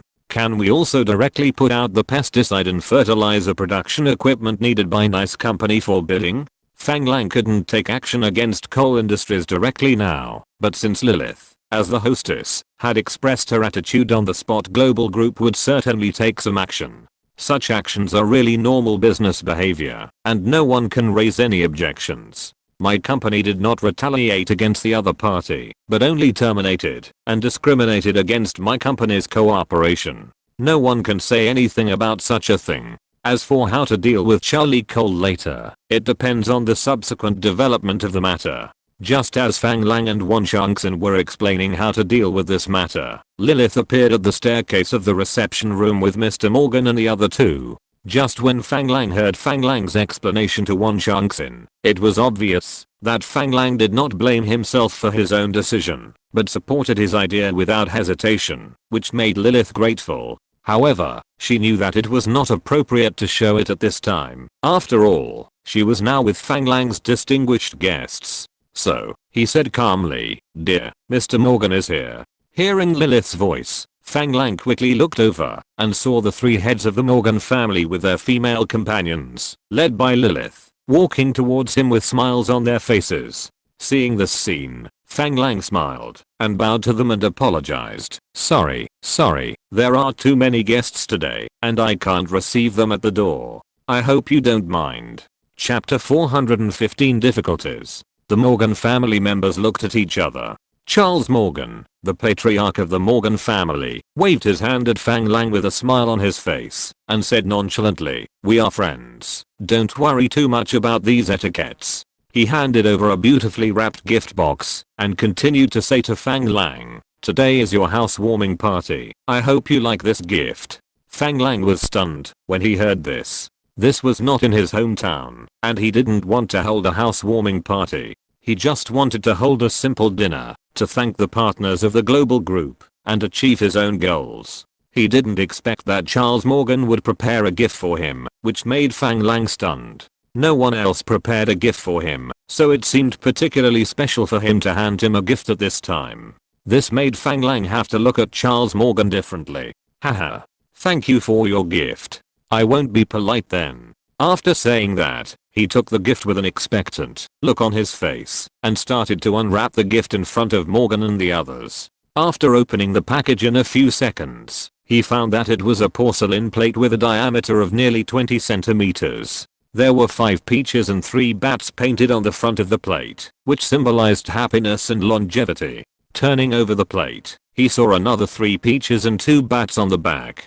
A careful count showed that it was 8 peaches and 5 blessings, which was a very good meaning, and the bottom was marked with the words made in the Yangzheng period of the Qing dynasty. Although Fang Lang didn't know the name of this porcelain, he was sure that it must be a genuine product and worth a lot of money. After playing with it for a while, he looked up and said to Charles Morgan, "Mr. Morgan's gift is so beautiful. I like it very much." According to Western customs, when someone sends a gift, it must be opened in person and the gift must be expressed in love. This is different from my hometown. After hearing what Fang Lang said, Charles Morgan said with a smile on his face, "Haha. As long as you like it." I specially asked a Chinese professional to select this King Yangzheng for middle rose plate with 8 peaches and 5 bats for me. It is said to have a good meaning. Although this gift is worth a lot of money, Fang Lang will not hesitate to accept it given the relationship between the two families. Haha. Thank you so much. After saying that, he glanced at Lilith and Mr. Morgan's female companions, and said to Mr. Charles Morgan, "Let's go in and talk. Mr. Marshall and Mr. Alvin Rockefeller have arrived." Charles Morgan was stunned when he heard this, and turned back to look at Ellie Morgan and Harkin Morgan calmly. They were not surprised that Marshall, whom they invited, appeared here. Even though Fang Lang did not greet them at the door, they guessed that he must be accompanying Marshall. However, the presence of Alvin Rockefeller was obviously beyond the expectations of several people, which made several people's hearts ring with alarm bells. It seems that the Morgan family has been dragging Fang Lang without replying during this period, and the other party has not been waiting silently. However, several people do not mind the presence of Rockefeller. After all, although everyone supports different parties in politics, there is no hatred between businessmen. For example, this European support plan is a feast for all American capital. The Morgan Consortium and the Rockefeller Consortium will certainly work together to promote the smooth implementation of the plan. Anyway, it is to use taxpayers' money to buy goods from the consortium to support the revival of Europe. No capital will refuse such a good thing, right? Hearing that only Marshall and Alvin Rockefeller are in the reception room now, it is obviously a bureau to discuss business. In this case, the female companions brought by themselves, and others are obviously not suitable to appear. So, Charles Morgan patted his wife who was holding his arm, and introduced her to Fang language. Ellie Morgan and Harkin Morgan also introduced their female companions. Fang Lang pulled Lilith over, and introduced her to everyone. After everyone finished introducing themselves, and got to know each other, Charles Morgan winked at his wife, who then pulled Lilith's hand and said, "Miss Lilith, the men have something to discuss. How about you take us women to visit your manor?" Hearing this, Lilith cast her eyes on Fang language. When she saw Fang Lang nod with a smile, she said with a smile on her face, "It's Milner. Madam Morgan, please follow me." The female companions of the other two men also smiled at the men, bowed, and followed Lilith away. Seeing this, Fang Lang smiled, and said to the Morgans again, "Please come in." The butler Zulf Henry pushed open the door of the reception room, and several people walked in with smiles on their faces. After the door was closed, Won Chungson nodded to the butler Zulf Henry, turned downstairs, and stared at the banquet. At this moment, the butler Zulf Henry was really shocked. He knew that Fang Lang had invited the Morgan family to attend the banquet, but he didn't expect that the Morgan family would come. Although he didn't know the identities of these people, judging from the situation, the older man might be the patriarch of the Morgan family. He had never heard of the old patriarch of the Morgan family bringing his lover to attend a banquet, and more importantly, he brought a rare antique porcelain to his new boss. With his understanding of Chinese antiques, he could roughly estimate the value of this porcelain at a glance. This is definitely a valuable collection. Could the person who could make the patriarch of the Morgan family personally present a gift be a simple person? At this moment, Fang Lang, the new boss, was once again elevated in the mind of the butler Zulf Henry. With the presence of several such big figures, the boss's invitation to the president to attend the banquet would definitely not be empty talk. Even in the United States, where capital is king, Fang Lang, who can casually invite the heads of the two largest consortiums in the United States, may be a person that the president has to curry favor with. At this moment, the butler Zulf Henry, who was standing at the door, had his back straightened up. With such a master, his self-confidence instantly exploded, and his temperament seemed to have been sublimated. Even standing by the door waiting for the master's call became something that made him feel honored. It took a while for him to react that he should go in and prepare tea for the guests. When he knocked on the door with tea, the people inside had finished their greetings and sat down as guests and hosts. The crowd did not show much reaction to his arrival, but continued to chat casually. Mr. Morgan, with grey hair, said to Marshall casually, "I haven't had time to congratulate you, Mr. Secretary of State." Fang Lang was also stunned when he heard this. He didn't expect that Marshall would be appointed as Secretary of State at this time. No wonder he came back from China. It seems that he didn't return because of the failure of his mission in China. In response, Marshall just smiled and waved his hand indifferently, saying, "It's too early to congratulate me now. It will take effect only after Mr. Truman officially appoints me. If that time really comes, I will need the strong support of all the bosses." Everyone in the reception room smiled knowingly after hearing this. Of course. Our project also needs Mr. Marshall's full support, right? Even Alvin Rockefeller, who supported the Republican Party, took over at the right time. Butler Zulf Henry listened to the conversation between the two people. His face was calm, but his heart was already in turmoil. It turned out that Mr. Marshall was not a simple retired general, but a heavyweight who would soon serve as the US Secretary of State. This news, which had not yet been known to the outside world, was already well known among the bigwigs, and it seemed that there was some extraordinary plan being promoted. Obviously, his boss was one of the important participants in this plan, which made him take a breath of cold air. After quickly pouring the tea for several people, he politely signaled to everyone and quickly left the reception room. Knowing that the people in the reception room were discussing must be an extraordinary project, he handed the tea utensils in his hand to a servant without hesitation, and then cleared out all the people nearby.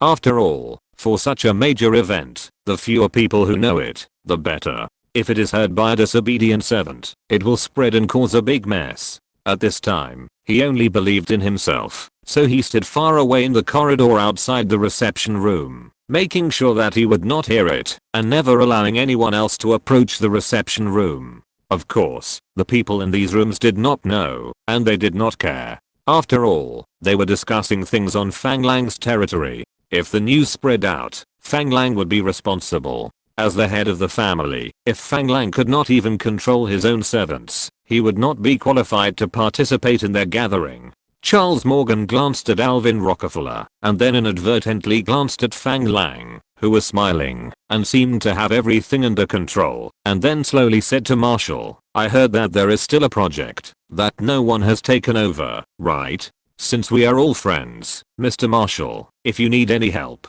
please tell us, and let us all discuss it." After saying this, Alvin Rockefeller first fixed his eyes, and his eyes stayed on Fang Lang's face for a moment. After finding that Fang Lang also frowned and had a vigilant expression, he cast his eyes on Marshall again. Fang Lang naturally noticed the other party's gaze. He understood Alvin Rockefeller's concerns. After all, he was invited by Fang Lang to attend the banquet. Originally, Alvin Rockefeller just wanted to establish a certain connection with Fang language. Unexpectedly, he met several members of the Morgan family and the incoming Secretary of State. The current US government is governed by the Democratic Party. The Democratic Party was supported by the Morgan Consortium, just like the relationship between the Republican Party and his Rockefeller family. Marshall, who is about to take office as the Secretary of State of the United States under the Democratic Party, is naturally a loyal ally of the Morgan family.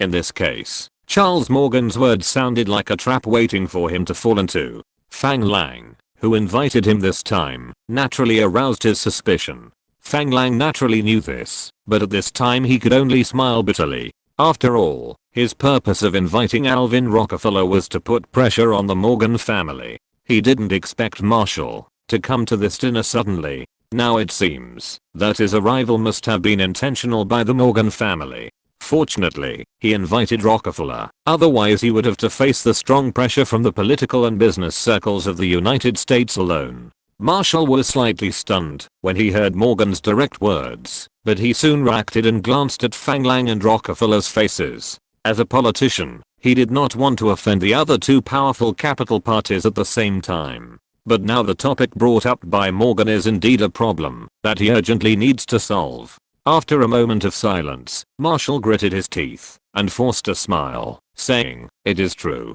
Since you are all here, I will bring it up and talk about it. If you have any good ideas, please feel free to give me advice." Alvin Rockefeller and Fang Lang did not speak, but just looked at Marshall with a smile, as if waiting for his next words. Harkin Morgan, chairman of Morgan Company, laughed and said, "Mr. Marshall, if you have any difficulties, please feel free to speak up. We all here will give you our full support." This sentence directly represented both Fang Lang and Rockefeller, but no one spoke at this time. Everyone just waited quietly for Marshall to speak. Seeing this, Marshall knew that there was no need to be reserved anymore. He coughed and said slowly, "I believe everyone is very clear about the purpose of this European aid plan, so there is no need for me to elaborate here. According to our previous contacts with European countries, in addition to solving the problem of food and clothing for the local people, we also need to find a way to quickly restore the local economy. In order to restore the economy, we are now facing a difficult problem. That is, the bridges and roads in European countries have been severely damaged by the war, and almost 1 in 10 survives. In order to quickly restore the economy in various places, we must solve the traffic problem. But the local government is no longer able to invest in these infrastructures, and our US government cannot invest huge amounts of money to build these infrastructures for other countries. This will drive taxpayers crazy, so we need someone to step up and take over the road traffic restoration work in Europe." His meaning was very clear. The European aid plan needs to take into account the attitude of American taxpayers. It is impossible to invest American taxpayers' money in Europe to help them build infrastructure. This will make American taxpayers rebel. And this kind of infrastructure project is obviously a thankless task. Now no one is willing to take over, so the government is now very troubled.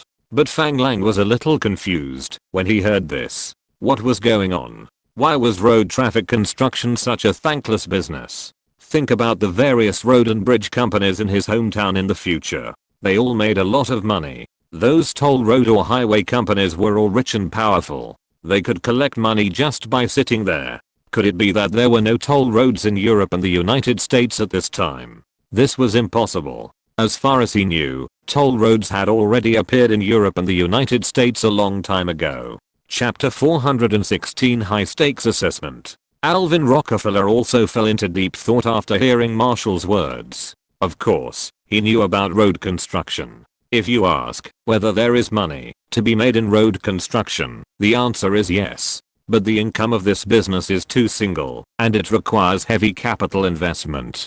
The initial construction time may take 3 to 5 years, and no income can be seen during this period. And these consortiums are very clear in their minds that the entire European aid plan is now planned according to 4 fiscal years. That is to say, when this road is built, the European aid plan may end. No one knows what Europe will look like at that time. More importantly, everyone knows that the European aid plan has another more important goal, which is to curb the infiltration and development of the Soviet Communist Party. Look at the various industries in the Soviet-controlled areas. Almost all of them have been nationalized. Whether it is these big consortiums or various capitalists who would be willing to take such a big risk to make such a heavy capital investment, maybe they will lose all their money at that time. Now most of those who participate in this plan are actually coming for the country's aid funds. In addition, they want to take the opportunity to buy some high-value industries in European countries.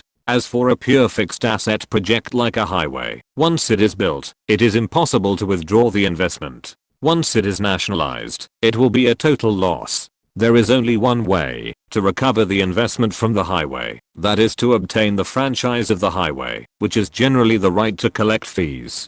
The fees collected are used to repay the cost of road construction, maintenance, operation, and labor expenses. Therefore, such projects generally need to be led by state-owned capital, but now European countries obviously do not have the ability and funds to take the lead in restoring the domestic road traffic network. At this time, the emergence of the European aid plan has obviously made many countries find a sucker. But it is obvious that the US aid to Europe is not to be a sucker. The amount of funds for the entire aid plan is only $13.1 billion US dollars. If it is distributed to so many countries in Europe, each country may only have more than $1 billion US dollars. If this money is really used to build roads in Europe, it may be barely enough to connect some major cities, and this is still the case when there is already a road foundation. But the funds of this aid plan need to be used to purchase technology, equipment and basic living materials from the United States. If you want to build roads, you can't just purchase steel bars and cement from the United States. How much American capital can be attracted to participate in this way? Not to mention that American taxpayers will not agree. Even the consortium will not support it. Rockefeller, who knows the situation in the United States, is of course very clear about these situations. So when he heard Marshall raise this difficult question, he frowned. He said directly, "We are just providing aid. Why do we make it seem like we owe it to the other party?" This made Marshall embarrassed. He glanced at Charles Morgan and said helplessly, "These European countries also understand that our aid is not actually free, so they will ask for a lot of money." This look was immediately captured by Fang language. At this moment, he couldn't help but start to doubt whether all this was a trap set for him by the Morgan Consortium, wanting him to stand up and take on this business. After all, Rockefeller's appearance was obviously an accident. Fang Lang couldn't see the conspiracy now, but he knew very well that no matter what, this business could not be undertaken by one company alone. There are so many consortiums that want to participate in the aid plan, and others have put forward conditions. It's impossible for one company to take over this mess while others make crazy money. Thinking of this, Fang Lang looked at Morgan and his men calmly, and then slowly said, "This kind of project can be completely handled by the governments of various countries, who can apply for loans from banks. As long as these governments can provide suitable collateral, I believe that raising funds for infrastructure construction will not be a problem, right?"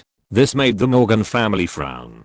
After all, among the several consortiums here, only the Morgan family started out with finance, and they must be the ones who can provide loans. But now they are obviously unwilling to make large investments in places where the returns are uncertain. In fact, the reason why Fang Lang felt that there was a conspiracy, but could not find out where the problem was specifically, was that he had the vision to see through the fog of history. He could know what the future history would be like. But the consortiums and politicians of this period did not have full confidence in the current situation. Now, whether it is Turkey and Greece on the front line of resisting the Soviet Communist Party, or other European countries such as Germany, Italy, France, etc., there are a large number of political parties and people in the country who believe in the Soviet Communist Party. In fact, the parties established in several countries have become the largest parties in the local area. This is also the reason why the political situation in various countries was chaotic during this period.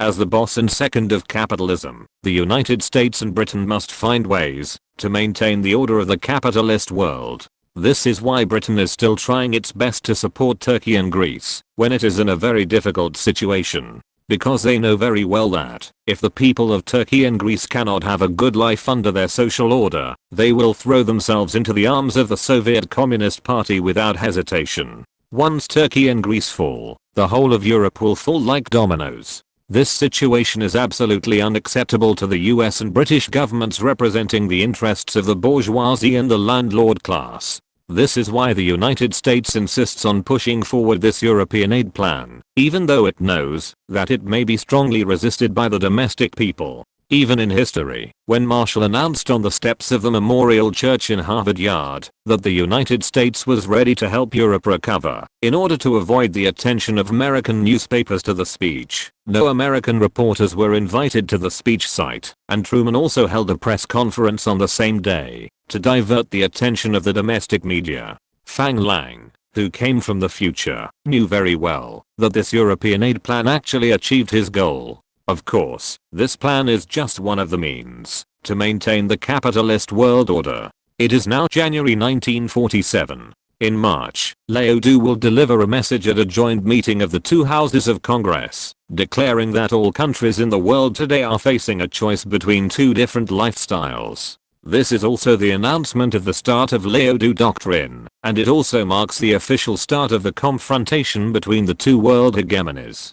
People standing in the mist of history cannot see the future, but they can see the strength of the Soviet Communist Party, so even the American people with big guns do not have absolute confidence that they are definitely the winner. Therefore, everyone is strongly wary of this kind of total asset investment project in road transportation. When Leodoo Doctrine officially began to be implemented in Greece and Turkey, and the United States sent troops to successfully interfere in the Greek Civil War and won, it slowly gave these big financial groups and capitalists the confidence to fight against the Soviet Communist Party. As more and more victories were achieved later, the various consortiums and big capitalists were completely convinced that they could achieve the final victory, and their investment in European countries became larger and larger. In other words, although these big consortiums and big capitalists now see the huge benefits behind this European aid plan, they still have certain doubts about whether this plan can finally succeed.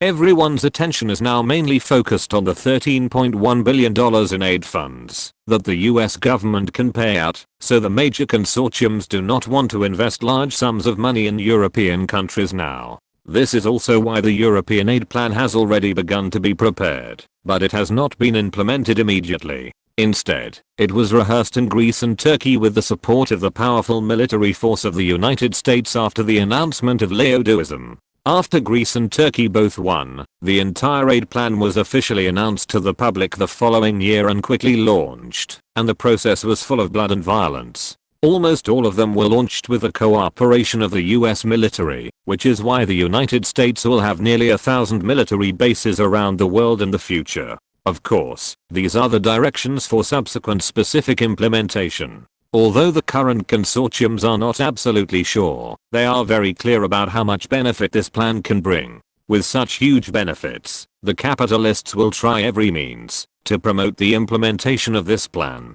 Whether it will trigger a new world war is not something that the capitalists should care about. After all, they don't have to fight in the war, but they can make another fortune from the war. Therefore, this so-called European aid plan has never been a simple economic aid plan. It is a sugar coating used to wrap the shells. While accepting this aid, European countries must also accept military intervention from the United States. Of course, this interference is packaged under the cloak of NATO allies. Fang Lang even suspected that it was because of this that Truman chose to let a 5-star general serve as a civilian Secretary of State in the future. Now, the reason why everyone is hesitant about this kind of infrastructure project is still due to risk assessment considerations. Some people may also think that, since it is uncertain, they can put it aside first. It's not too late to talk about it later. But in fact, before these big financial groups start to implement such a big plan, they must first make a good distribution of benefits. Otherwise, when the time comes, everyone knows that there can be a lot of money to be made, and everyone will rush in one direction. Won't it be a mess? The problem raised by General Marshall is a tough one that no one wants to take on. If these benefits are not distributed before the plan officially starts, everyone will only want to eat meat and not gnaw bones, which will inevitably affect the subsequent plan to make money together. This is why Marshall said this is a difficult problem. Although Fang Lang's words made Morgan frown, Marshall's eyes lit up. As a military strategist and politician, his goal is not whether the consortium can make money or how much money can be made. Rather, it is whether his political ideals and ambitions can be realized. When he heard Fang Lang's words, he realized that there is room for manipulation. It's not that he doesn't understand such a simple truth, but he has already had a round of communication with Morgan Consortium and other consortiums on this matter, but everyone is obviously unwilling to invest funds in such a heavy asset project with slow results and huge risks. His uninvited visit today was also deliberately made by the Morgan family to let him throw this issue in front of Fang Lang again, to create pressure on Fang language. After all, Fang Lang is now staring at his share of grain exports, only thinking about getting the most benefits from the whole plan, but not paying enough. It's time for him to understand that there is no free lunch in the world.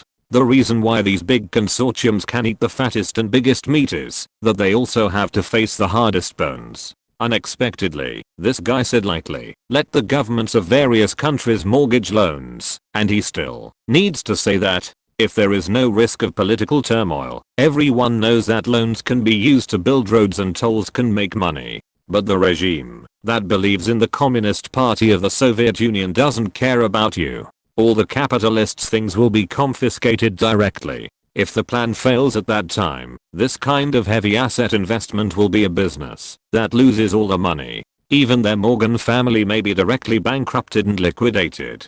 Who dares to take such a risk?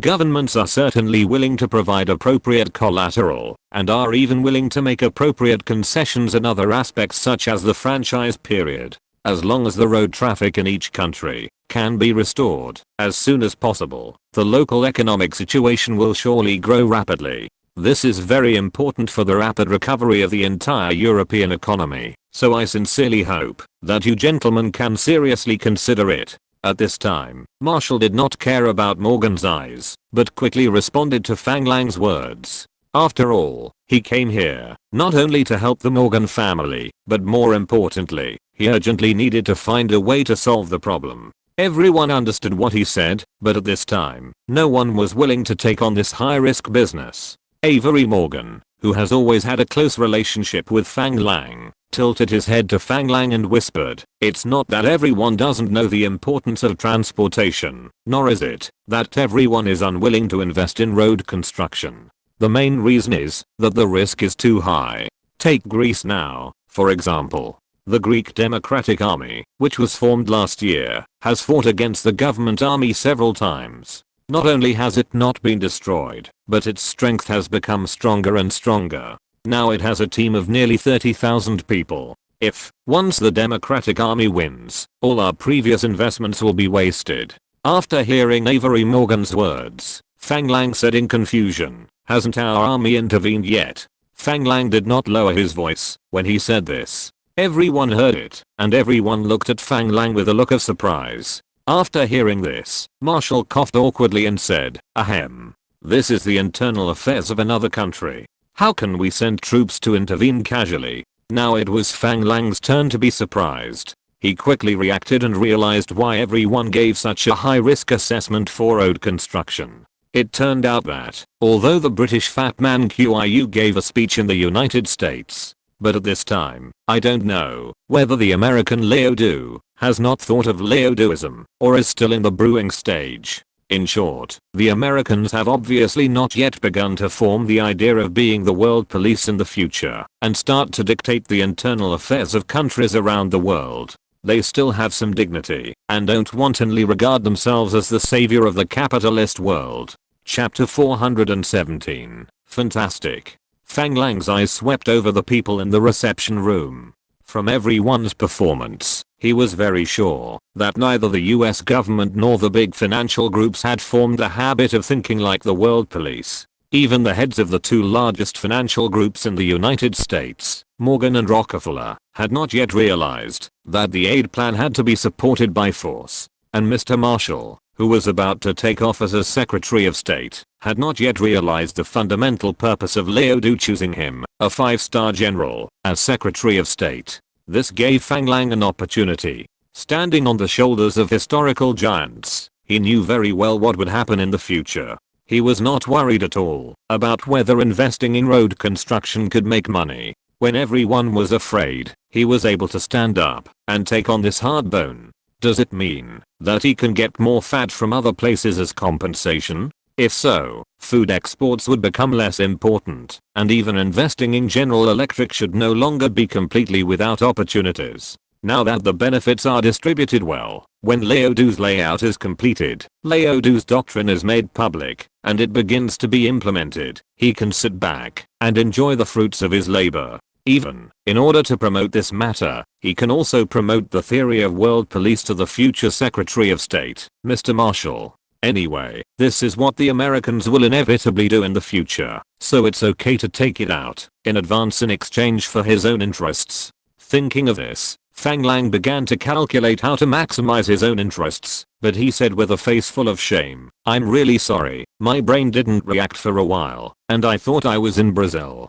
But these people sitting here are not smart." Although Fang Lang only raised a question, everyone started to calculate in their hearts. You have to know that those present are either generals or heads of large consortiums. They never care about war. If war can bring benefits to their business, they will promote war at all costs. Harkin Morgan was the first to speak to Marshall. "I think what Fang said makes sense. Isn't it that the US military should escort our American businessmen?" Marshall, who was in deep thought, looked up when he heard the words, and looked at the chairman of Morgan Company with a look of interest, and fell into hesitation. Fang Lang's words today made him seem to have grasped something, but he was still not quite getting the point. "You are right, but if our army enters another country to carry out armed intervention, it may cause international disputes. This will have a very bad impact on the international image of our United States." Alvin Rockefeller on the other side also reacted at this time, and looked at Fang Lang with a meaningful look, and then slowly said, "If I remember correctly, these countries that need our assistance are all our allies, right?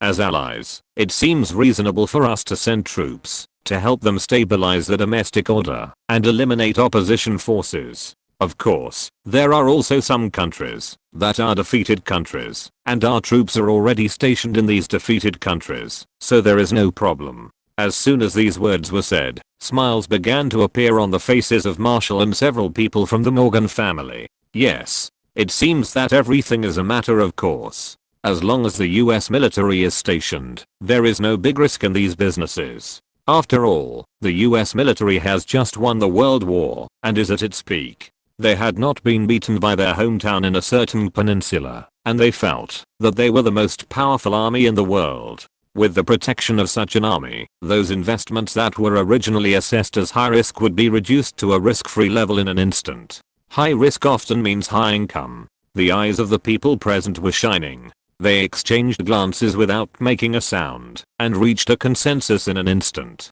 Fang Lang, who witnessed all this, could only sigh, and wanted to slap himself hard. Why did he say so much? Now everyone has thought of letting the US military escort their business, which makes him lose the opportunity to pick up leaks. As for whether the US military will agree to escort the business of the consortium, this is not a problem for the consortium at all. They just need to convince the US president. Whether the US president can be persuaded is not a problem at all. After all, the US government is a government that represents their interests. If it cannot serve them, then they have to change an obedient president. Moreover, Fang Lang knew very well that Truman did not need the consortium to persuade him at all. From the other party's arrangement of General Marshall's new position, it can be seen that he has actually considered everything in advance. What Fang Lang needed to do most now was to unite the interests of the people present, form a united front, and not let the two largest financial groups abandon him.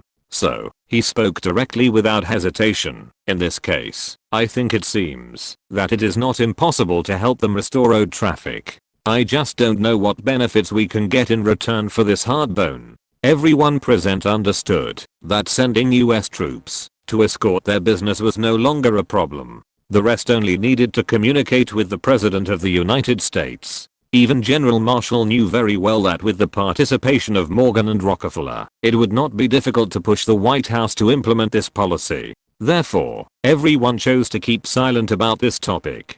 Fang Lang's words brought everyone's thoughts back to the actual distribution of interests. The Morgan family, who had not mentioned the issue of Nice's grain exports since they entered the door, looked at each other, and Harkin Morgan spoke first. "Fang, I think if our Morgan family agrees to provide infrastructure loans to the local government, we will definitely be able to let Nice regain all the grain market share." Hearing this, Fang Lang wanted to curse in his heart. "I have provided you with such a good solution to the problem. All your businesses will be reduced from medium and high risk assessments to no risk or low risk.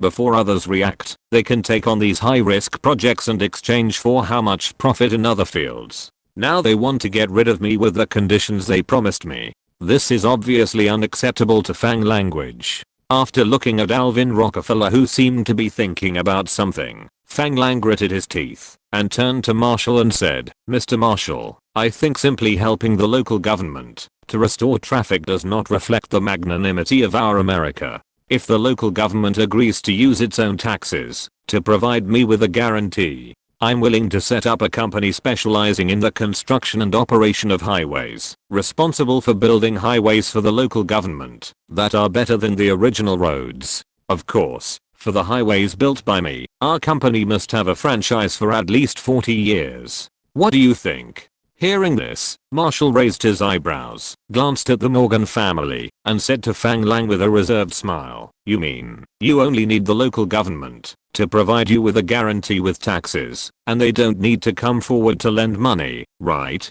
Fang Lang smiled and nodded. "Yes, we can borrow money from the bank in the name of this highway company, build the road first, and then repay it by collecting tolls. That is, borrow money to build the road, and repay the loan by collecting tolls. I don't think they can find any reason to refuse. I wonder what your conditions are?" Marshall's eyes lit up.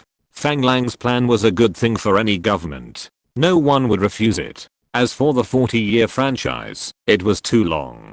Don't you see what the current situation is in various countries? The risk of this investment is so high that it is impossible to recover the cost in a short period of time. It is not too much for others to ask for a 40-year franchise, okay? With the highway, the economic recovery speed of various countries will rise to a higher level. After all, the impact of transportation on the economy is still very huge. At this moment, Marshall felt that this trip was really worth it. Fang Lang heard Marshall's question, glanced at several people from the Morgan family, and slowly said, "Since it needs to be guaranteed by the local government's tax revenue, then it should not be too much for the local government to deposit the tax revenue equivalent to the loan amount into the bank that provides the loan." As soon as these words came out, the faces of several people from the Morgan family changed instantly, and Harkin Morgan was even more incredulous, and he was about to jump up from his seat. Fortunately, the old patriarch Charles Morgan beside him was relatively calm. He stretched out his hand and grabbed Harkin Morgan, who wanted to stand up. All this naturally did not escape the eyes of Fang Lang, who had been paying attention to the reactions of several people. At this moment, Fang Lang couldn't help laughing in his heart. This was considered to be pinching the Morgan family's weak spot. Want to get rid of me with a simple grain merchant business? Where in the world is such a simple thing? Rockefeller on the side was also horrified when he heard this. He was not just an oil merchant. After several generations of development, the current Rockefeller family has already spanned multiple industries. Although it cannot compete with the Morgan family in the financial field, it is not much behind. Fang Lang's deposit of taxes in the bank that provides loans is of course not as simple as it seems. Taxation is the main source of income for the government. Taxes of various countries are generally deposited in central banks of various countries, such as the Federal Reserve in the United States and the Bank of England in the United Kingdom. Therefore, it is impossible to deposit all taxes in a private bank, and it is even impossible to deposit taxes equivalent to the loan amount in a private bank. However, the central banks of various countries can come forward to establish some cooperative relations with this bank. As for how to cooperate specifically, it depends on the attitude of the local government and how much it is willing to pay for economic reconstruction and highway construction. Fang Lang's words were obviously meant for Morgan and Rockefeller. This is an excellent opportunity to establish connections with central banks of various countries. If Fang Lang's own Brazilian Development Bank takes over this business, the Brazilian Development Bank will instantly become a world-class bank, not to mention how much profit the bank can bring from various financial businesses in these countries. Just obtaining the right to international currency settlement can make the Brazilian Development Bank one of the giants of the World Bank. Compared with such a big cake, the tolls collected from the construction of highways are not worth mentioning at all. Therefore, just this short sentence shocked Morgan and Rockefeller. As for whether this request can be realized, the two families can understand it with just a little thought, and the chance is very high. At this time, the two families also understood the huge ambition of this young man, and had to start to treat Fang Lang's existence with caution. Marshall obviously didn't expect Fang Lang to be waiting for him here. This kind of thing was obviously not something he could decide, so he could only say hesitantly, "I can't answer you this. I think you need to negotiate directly with the local government." Hearing this, Fang Lang shrugged indifferently and said, "Okay then." Then, Fang Lang looked at Morgan and Rockefeller with a smile and said, "I wonder if you are interested in joining my project?" As he said this, he glanced at Rockefeller calmly, and Rockefeller on the opposite side immediately understood. Before the Morgan family members could speak, Alvin Rockefeller laughed and said, "Of course, Fang, such a good project cannot be without the participation of our Rockefeller family. I think my petrochemical company can provide the best asphalt for highway construction. Our family's bank is also willing to provide loans." This statement made the three Morgan family members frown. After looking at each other, Charles Morgan sighed helplessly and said, "Fang, I have to say that I underestimated you. Here, I want to express my most sincere apologies to you on behalf of the Morgan family." Hearing this, Fang Lang's face was calm. At this moment, he had already seen the true face of the consortium. There was no such thing as friendship with the Morgan family. There was only interest. As for the so-called most sincere apology, it was probably just a lip service. In the end, it still depended on how the other party was prepared to respond to his proposal. Therefore, Fang Lang did not respond, but quietly waited for the other party's next words.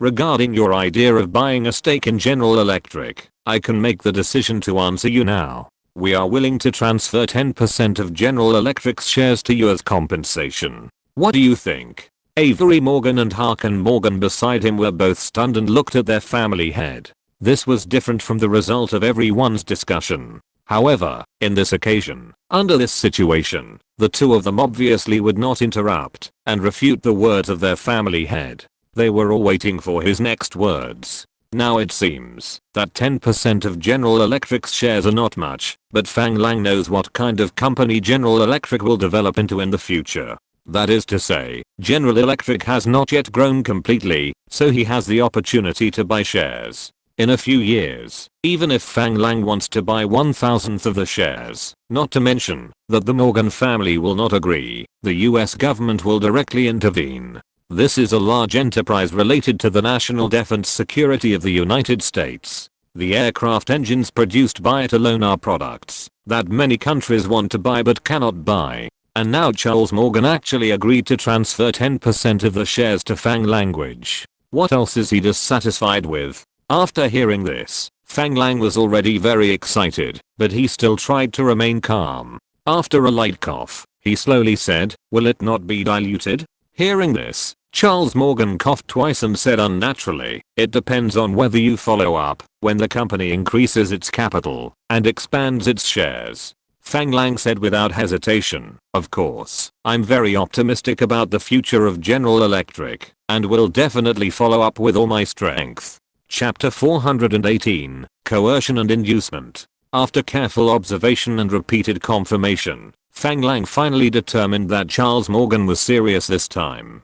From the expressions of Ellie Morgan and Harkin Morgan, he also guessed that this was definitely not their original plan. Obviously, his operation made Charles Morgan change his original plan. He had to take out more chips to exchange something with him. Now, it seems that the Morgan family, as a financier, has already understood Fang Lang's intentions. Seeing this, Fang Lang did not hesitate to take the benefits handed over by the other party. Alvin Rockefeller, who was standing aside, saw that the Morgan family seemed to have reached a deal with Fang Lang, and a gleam of light flashed in his eyes. At this time, he already knew what Fang Lang wanted, and it seemed that the other party's goal had been achieved. Obviously, Fang Lang temporarily gained some advantages in this confrontation, which made him have to raise Fang Lang's status in his mind again. After all, people who can take advantage of the Morgan family are extremely rare. Several people looked at Fang Lang, the youngest and the youngest. They all knew that the Morgan family would not make concessions without reason. The purpose of all this was obviously to target the bank that provided loans for the highway. Whether it was Morgan or Rockefeller, everyone knew that, since the other party had announced the plan in front of everyone had the opportunity to participate. As for how to participate specifically, it depended on what kind of chips everyone could bring out next. Now that General Marshall was present, no one continued to discuss the issue of choosing a bank in depth. Fang Lang changed the subject and said, "Actually, I really think highways are a very profitable business. After all, they are a cash cow after construction. You can earn money just by sitting at home. I wonder if Mr. Morgan and Mr. Rockefeller are interested in participating in it." Fang Lang thought that neither side would reject his proposal, but he didn't expect that everyone smiled after hearing his words. Charles Morgan even said directly, "This kind of heavy asset investment is not within the scope of our consortium's business. The investment cycle is too long. Our focus is still on the financial industry." The other party refused very straightforwardly and finally reminded himself that their focus is on the financial industry. Seeing this, Fang Lang could only turn his attention to Alvin Rockefeller on the other side.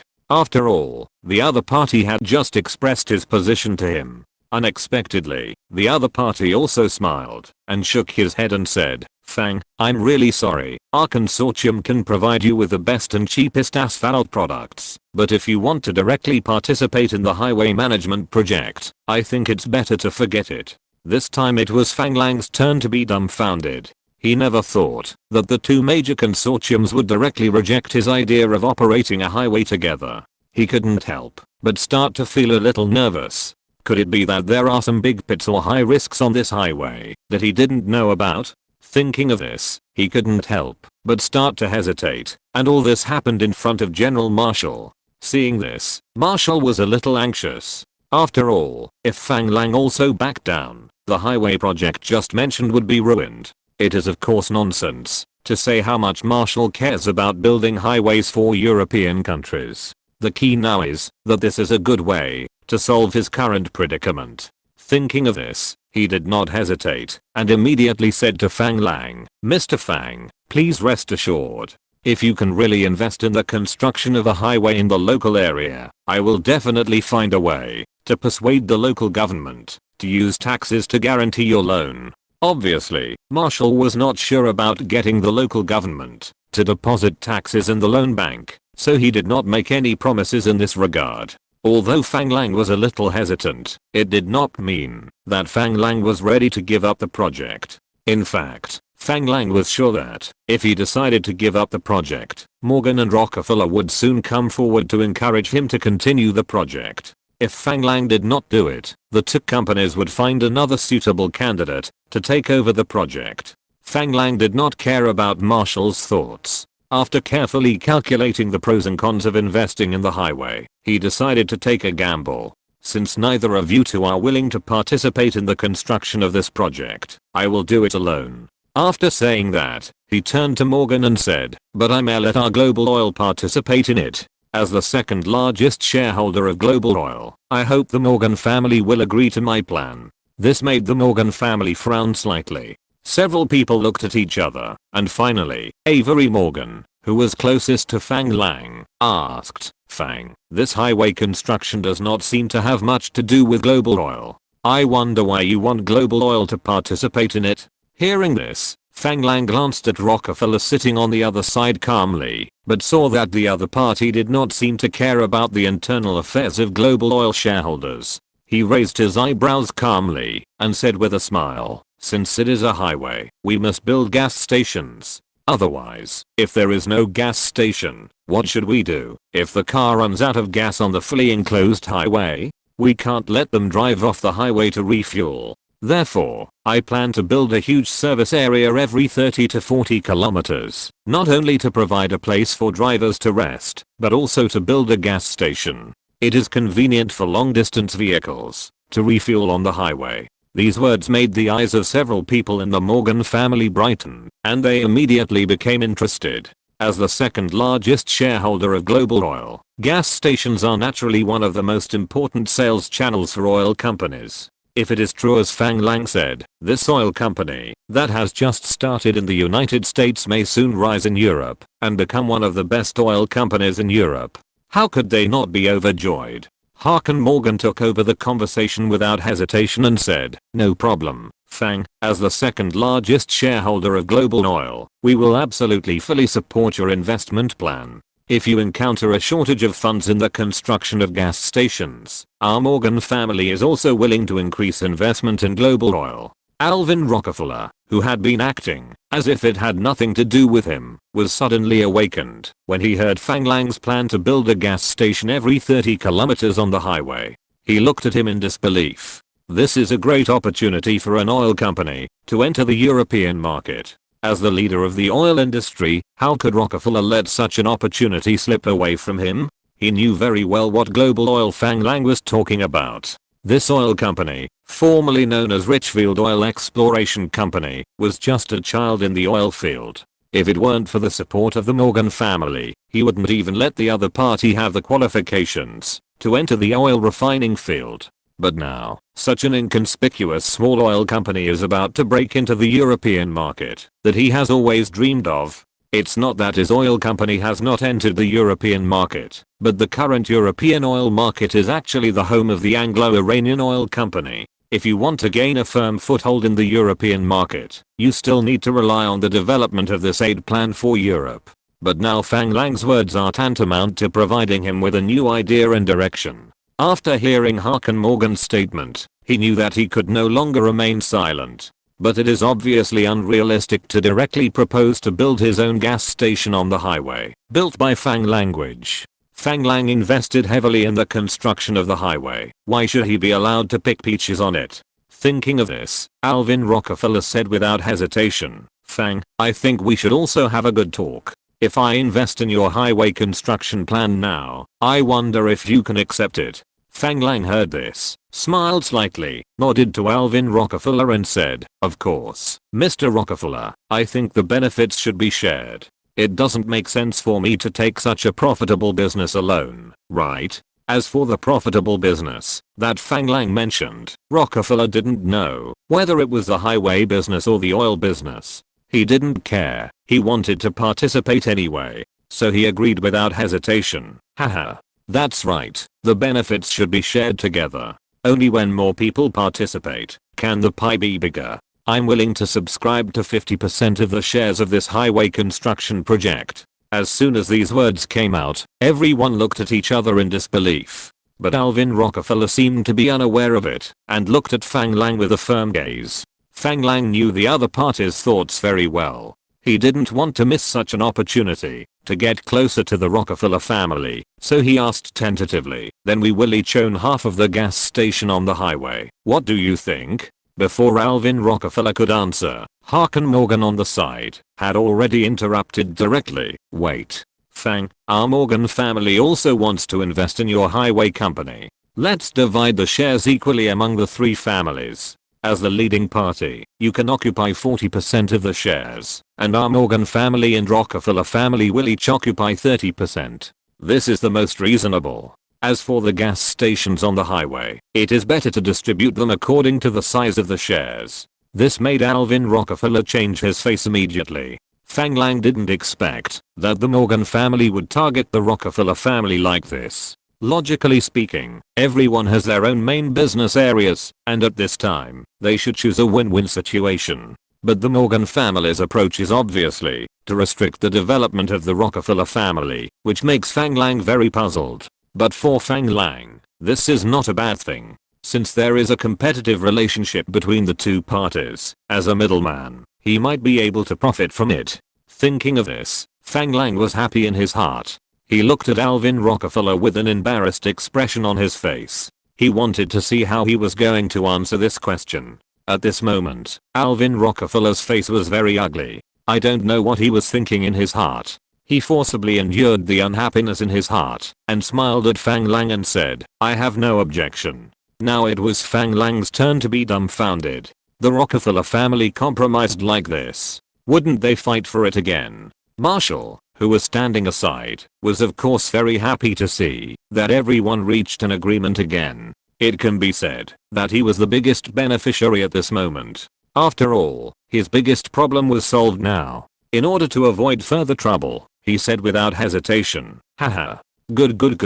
Thank you for your help. With your participation, this highway company will surely rise to the top and become the world's first-class highway company. When the time comes, when we negotiate with the local government, as long as we show your identities, everyone will look at the company differently. Marshall praised everyone calmly and pointed out that only a company with everyone's participation can give them the confidence to negotiate with the local government. Everyone was non-committal about this. At this moment, everyone was obviously not very satisfied with the result. Both Morgan and Rockefeller were obviously passively involved, and Fang Lang felt that it was still a little bit lacking. However, everyone knew in their hearts that this matter was almost settled. If you want to join the game, everyone has to compromise with each other and pay some benefits. It's not that Fang Lang is mean, he must pull the other two companies to join this company before he can feel at ease. In fact, although these capitalist countries in Europe claim to abide by the contract, in fact, if you are not strong enough, you may be eaten by others at any time without leaving any bones or residue. With the participation of Morgan and Rockefeller, no country dared to take the idea of these two highways. After all, these two companies were the owners behind the two ruling parties in the United States. If the people in those European countries wanted the government to nationalize these highways in advance after two demonstrations, they should be prepared to face the accountability of the US government. This is much safer than his own investment. After all, although the global group is an American company, he is actually just a Brazilian as the boss, and many people look down on him from the root. Of course, using this project to contact the Rockefeller family can be regarded as achieving his first goal. Some people may think that global oil is the only one in the market, and it is more profitable to monopolize the gas stations on the highway. But Fang Lang really dare not be so blatant. You must know the principle that the first bird to come out will be shot.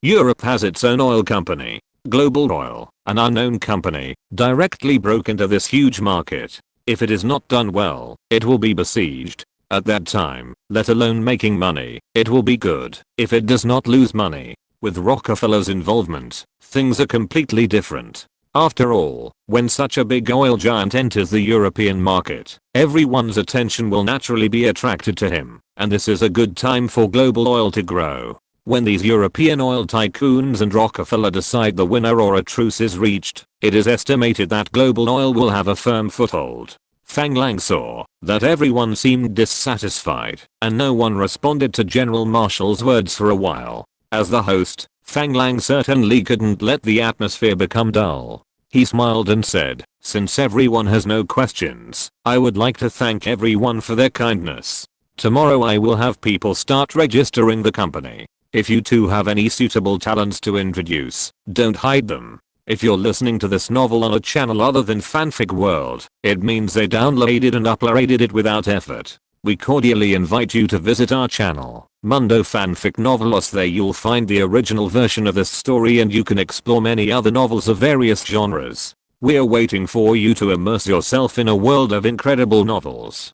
Chapter 419 Caterpillar. Fang Lang's meaning was also very clear. Since it was a company jointly funded by everyone should arrange their own people to participate in the construction and management of the company. Since the two companies had already expressed their intention to participate, of course they would not be polite and nodded in agreement. Seeing that the atmosphere seemed a bit dull, Fang Lang quickly handed everyone a cigar and spoke again. "To be honest, I have some ideas about building this highway. As you all know, I'm Brazilian. The traffic environment in Brazil is still relatively bad. I want to take advantage of this opportunity to build highways for Europe, to accumulate some experience in road and bridge construction. After training a strong team, I also want to try to build a few highways in Brazil. Originally, I was thinking of using reinforced concrete pavement directly, but since Mr. Rockefeller proposed that high quality asphalt could be provided, I wonder how far the asphalt pavement has developed now. It won't melt when it encounters high temperature, and the car will stick to it when it drives on it. Also, it won't deform when a heavy car presses on it. In fact, what Fang Lang meant was that this road and bridge company was going to organize itself, which would also be convenient for it to be pulled back to Brazil for road and bridge construction in the future. In fact, neither the Morgan nor the Rockefeller family had any interest in this. After all, this was just a contractor's job, and big financial groups like them didn't lock down on such a business. But Fang Lang didn't think so. After all, in the next few decades, the world would develop rapidly, and there would be countless construction projects. As long as his road and bridge company could really be trained in Europe, he could take orders from all over the world and build some big projects. Even hundreds of floors of high-rise buildings. These were all engineering projects that could make a lot of money. Think about the road and bridge companies in the future, which were huge. When Rockefeller heard Fang Lang's question, his expression froze. All the confirmations about asphalt that Fang Lang mentioned were actually existing. This was also the reason why concrete pavement was popular during this period. After coughing twice, he said awkwardly, well, there are definitely some problems with asphalt materials, but compared to concrete pavement, the construction time of asphalt pavement is shorter. In fact, Fang Lang still has a certain understanding of cement pavement and asphalt pavement. The current level of asphalt pavement construction in Europe and the United States is actually the asphalt road of the old national highways in my hometown. After a period of use, it will become bumpy. Especially in the summer, the high temperature can even melt the road surface. Walking on it will stick to it like a fly sticker. If it is crushed by overloaded trucks several times, it will directly become bumpy. Therefore, for a long time afterwards, the highways in my hometown used concrete pavement. It was not until the new asphalt concrete material was researched and put into use that a large number of asphalt pavements began to appear. The new asphalt concrete pavement not only has low noise, less dust, good drainage, less wear on tires, comfortable driving, short construction time, and convenient maintenance. Of course, it is not without disadvantages, such as the cost is often higher than that of concrete pavement. Another reason is that the road surface is softer than the concrete road surface. If the vehicle stops and continues to exert pressure on it, it may deform. This is why highways are all asphalt, while toll booths are concrete. After all, vehicles need to stop and wait in line to pay the toll, which can easily cause the road surface to deform. Seeing that Rockefeller was not telling the truth, Fang Lang did not expose him. If the highway franchise negotiated with the local government was less than 30 years, he would definitely choose the concrete road surface without hesitation. After all, it would be cheaper. As for the maintenance problem after 30 years, it would not be his business. And if it exceeds 30 years, he would definitely have to find a way to reduce his maintenance costs. At this time, the new asphalt road surface is obviously more suitable. He smiled and said, "Mr. Rockefeller, the current asphalt pavement materials are definitely not suitable for highway materials." Then he looked at the Morgans on the other side and said, "But I do have some new asphalt concrete technology that can solve these problems very well. It can be said that I have certain technical advantages in the construction of this highway. Of course, in order to complete our highway construction plan better and faster, I need everyone to help me a little." After saying this, he looked at everyone present with a burning gaze. Morgans and Rockefeller looked at each other with a chuckle in their hearts, wondering what this guy was going to do. Especially the Morgan family, who had already begun to get a little overwhelmed by Fang Lang's endless new tricks. When they heard that they needed a little help from themselves, they couldn't help but start to secretly complain in their hearts. It didn't look like a small favor to need the help of the few people who came here. This made them have to be cautious. Although Rockefeller on the side didn't have such a deep understanding, he was also a little unpredictable about Fang Lang's wild and unconstrained mind, and he didn't dare to express his opinion easily. Marshall, a government official, didn't care. He looked at Morgan and Rockefeller and said, "Fang, you are too polite. Since you can promise to build a highway in the local area, it will solve the biggest obstacle in our negotiation with the local government. If there is anything I can help with, please feel free to ask. I will spare no effort to help you solve it within my ability. If I can't solve it, I will report it to Mr. President and find a way to help you solve it." Marshall, who has come this far, must not be a simple person. He is very clear about the status of the people in front of him at this time, so he calmly pointed out Morgan and Rockefeller and told them that Fang Lang's ideas helped them solve the biggest obstacle. He only made a promise to Fang Lang on his own behalf. Fang Lang did not comment on this. In his opinion, his request for everyone to help a little was really just a little help. Seeing that several people were staring at him intently, Fang Lang did not keep them in suspense and spoke directly. I have just said that I have a new asphalt concrete technology that needs to be applied, and this requires the use of some brand new machinery and equipment. My company does not have the research and development capabilities in this area, but I believe that for the powerful United States, there should be a lot of such companies.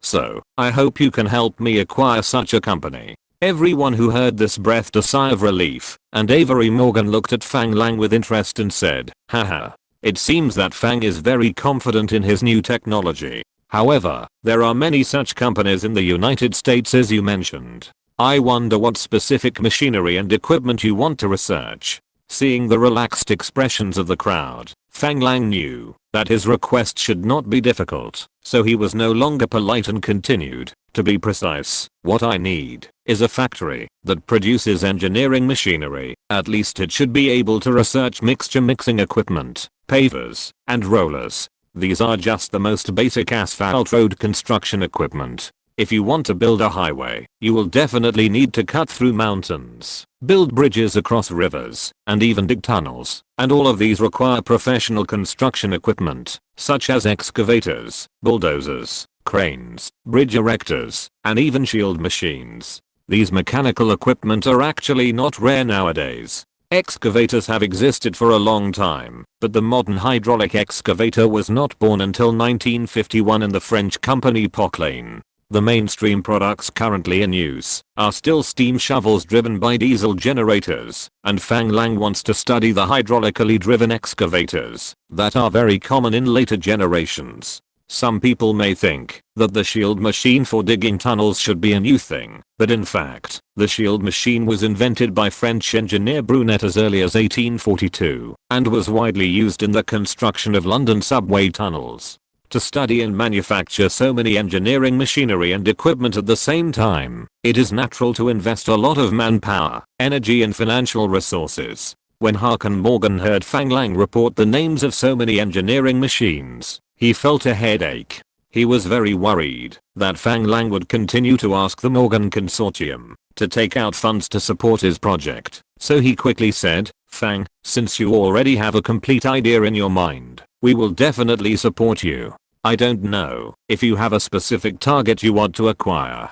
Tell us, and we will all help you think of a solution. Hearing this, Fang Lang took the cigar and put it to his mouth and took a deep puff. He slowly exhaled a puff of cigarette, and his sharp eyes were hidden behind the smoke. He glanced at the expressions of the crowd. He smiled at the corners of his mouth and said, speaking of a target, I do have one. It is a company that produces crawler bulldozers in Illinois, USA, called Caterpillar. Everyone had different expressions after hearing the name of the company, especially the Morgan family. They obviously didn't know much about this company, and they all thought it was no problem. Rockefeller on the side, however, was moved, and he unconsciously glanced at General Marshall. General Marshall had obviously heard of the name of this company. He looked at Fang Lang with a flickering look in his eyes, and then slowly said, oh, I know the company you are talking about, but there may be some trouble. Because the other party is still the main supplier of the chassis of the M4 medium tank of our US military.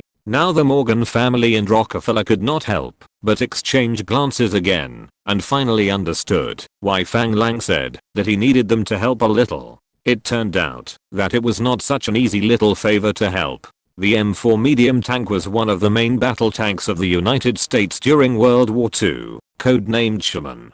And this bulldozer company, which seems to be not very eye-catching now, is the world's largest manufacturer of engineering machinery and mining equipment, one of the manufacturers of gas engines and industrial gas turbines, and one of the world's largest diesel engine manufacturers. His products are very common in China in later generations. It is the engineering machinery brand known as Carter. His logo is a yellow triangle under the three letters CAT. The reason why he was able to grow from a factory producing bulldozers to such a large scale was naturally because he took advantage of the World War II and produced a large number of Sherman tanks for the United States. Later, he took advantage of the European aid plan and acquired some factories in Europe, opened branches and grew rapidly. Fang Lang even suspected that the other party might have poached a lot of technical experts from the defeated Germany, which was one of the main reasons why Fang Lang targeted this company. After hearing Marshall's words, Fang Lang smiled indifferently and said, "Isn't the Sherman tank discontinued now? And what I want to acquire is Caterpillar Civilian Engineering Machinery Manufacturing Factory, which should not be difficult." Hearing this, Marshall hesitated a little. In fact, Caterpillar during the war was already one of the main suppliers of US tank chassis. But with the end of World War II, although the new tank project in the United States is still under research, the production progress has obviously slowed down. For example, the main battle tank Sherman in World War II has indeed been discontinued. This situation did not reappear until March of this year, that is, March 1947, when Leodoo gave a speech in Congress, announcing the official implementation of Leodooism. The world began to be divided into two poles, and the United States began to act as the world police, and conduct military intervention all over the world. In other words, if Fang Lang really wanted to take down this Caterpillar company, he had to take action quickly before the United States restarted the arms race with the Soviet Union, and not give the US government too much time to consider. Now is the last window period, so Fang Lang certainly does not want to miss such an opportunity, and looked at Morgan and Rockefeller. At this time, the four people also looked at each other, and understood what each other meant. Obviously, now everyone is barely on the same rope. Although they don't understand why Fang Lang would like this company, for capitalists like them, using a factory that does not belong to you in exchange for an investment opportunity that can bring you huge benefit is a sure win deal that does not need to be calculated at all. Therefore, after the four of them looked at each other, they all nodded to Fang language. Charles Morgan, as the representative of the Morgan family, spoke first. "No problem, we will do this small favor. Tomorrow I will arrange for people to start buying Caterpillar stocks in the market." Alvin Rockefeller, who represented the Rockefeller family, did not hesitate. After Charles Morgan expressed his position, he immediately said, "I will also arrange for people to start secretly buying the company's stocks tomorrow." The intentions of the two companies were very clear, and they would definitely not encounter any resistance if they came forward to buy the company's stocks. As for whether the two companies' interest in the same company's stocks would cause a reaction in the market, Fang Lang was not worried at all. He did not even look at the backgrounds of the two companies, let alone doubt their professional ability to play acquisitions. Maybe, the two companies could pick up the stocks of the companies mortgaged in their two banks. It would be enough for Fang Lang to become the majority shareholder of this company. As for how to turn other people's stocks mortgaged in the bank into their own assets, it would be too easy for them. No one said at what price the company's shares would be sold to Fang Lang, nor what percentage of shares would be acquired in the end.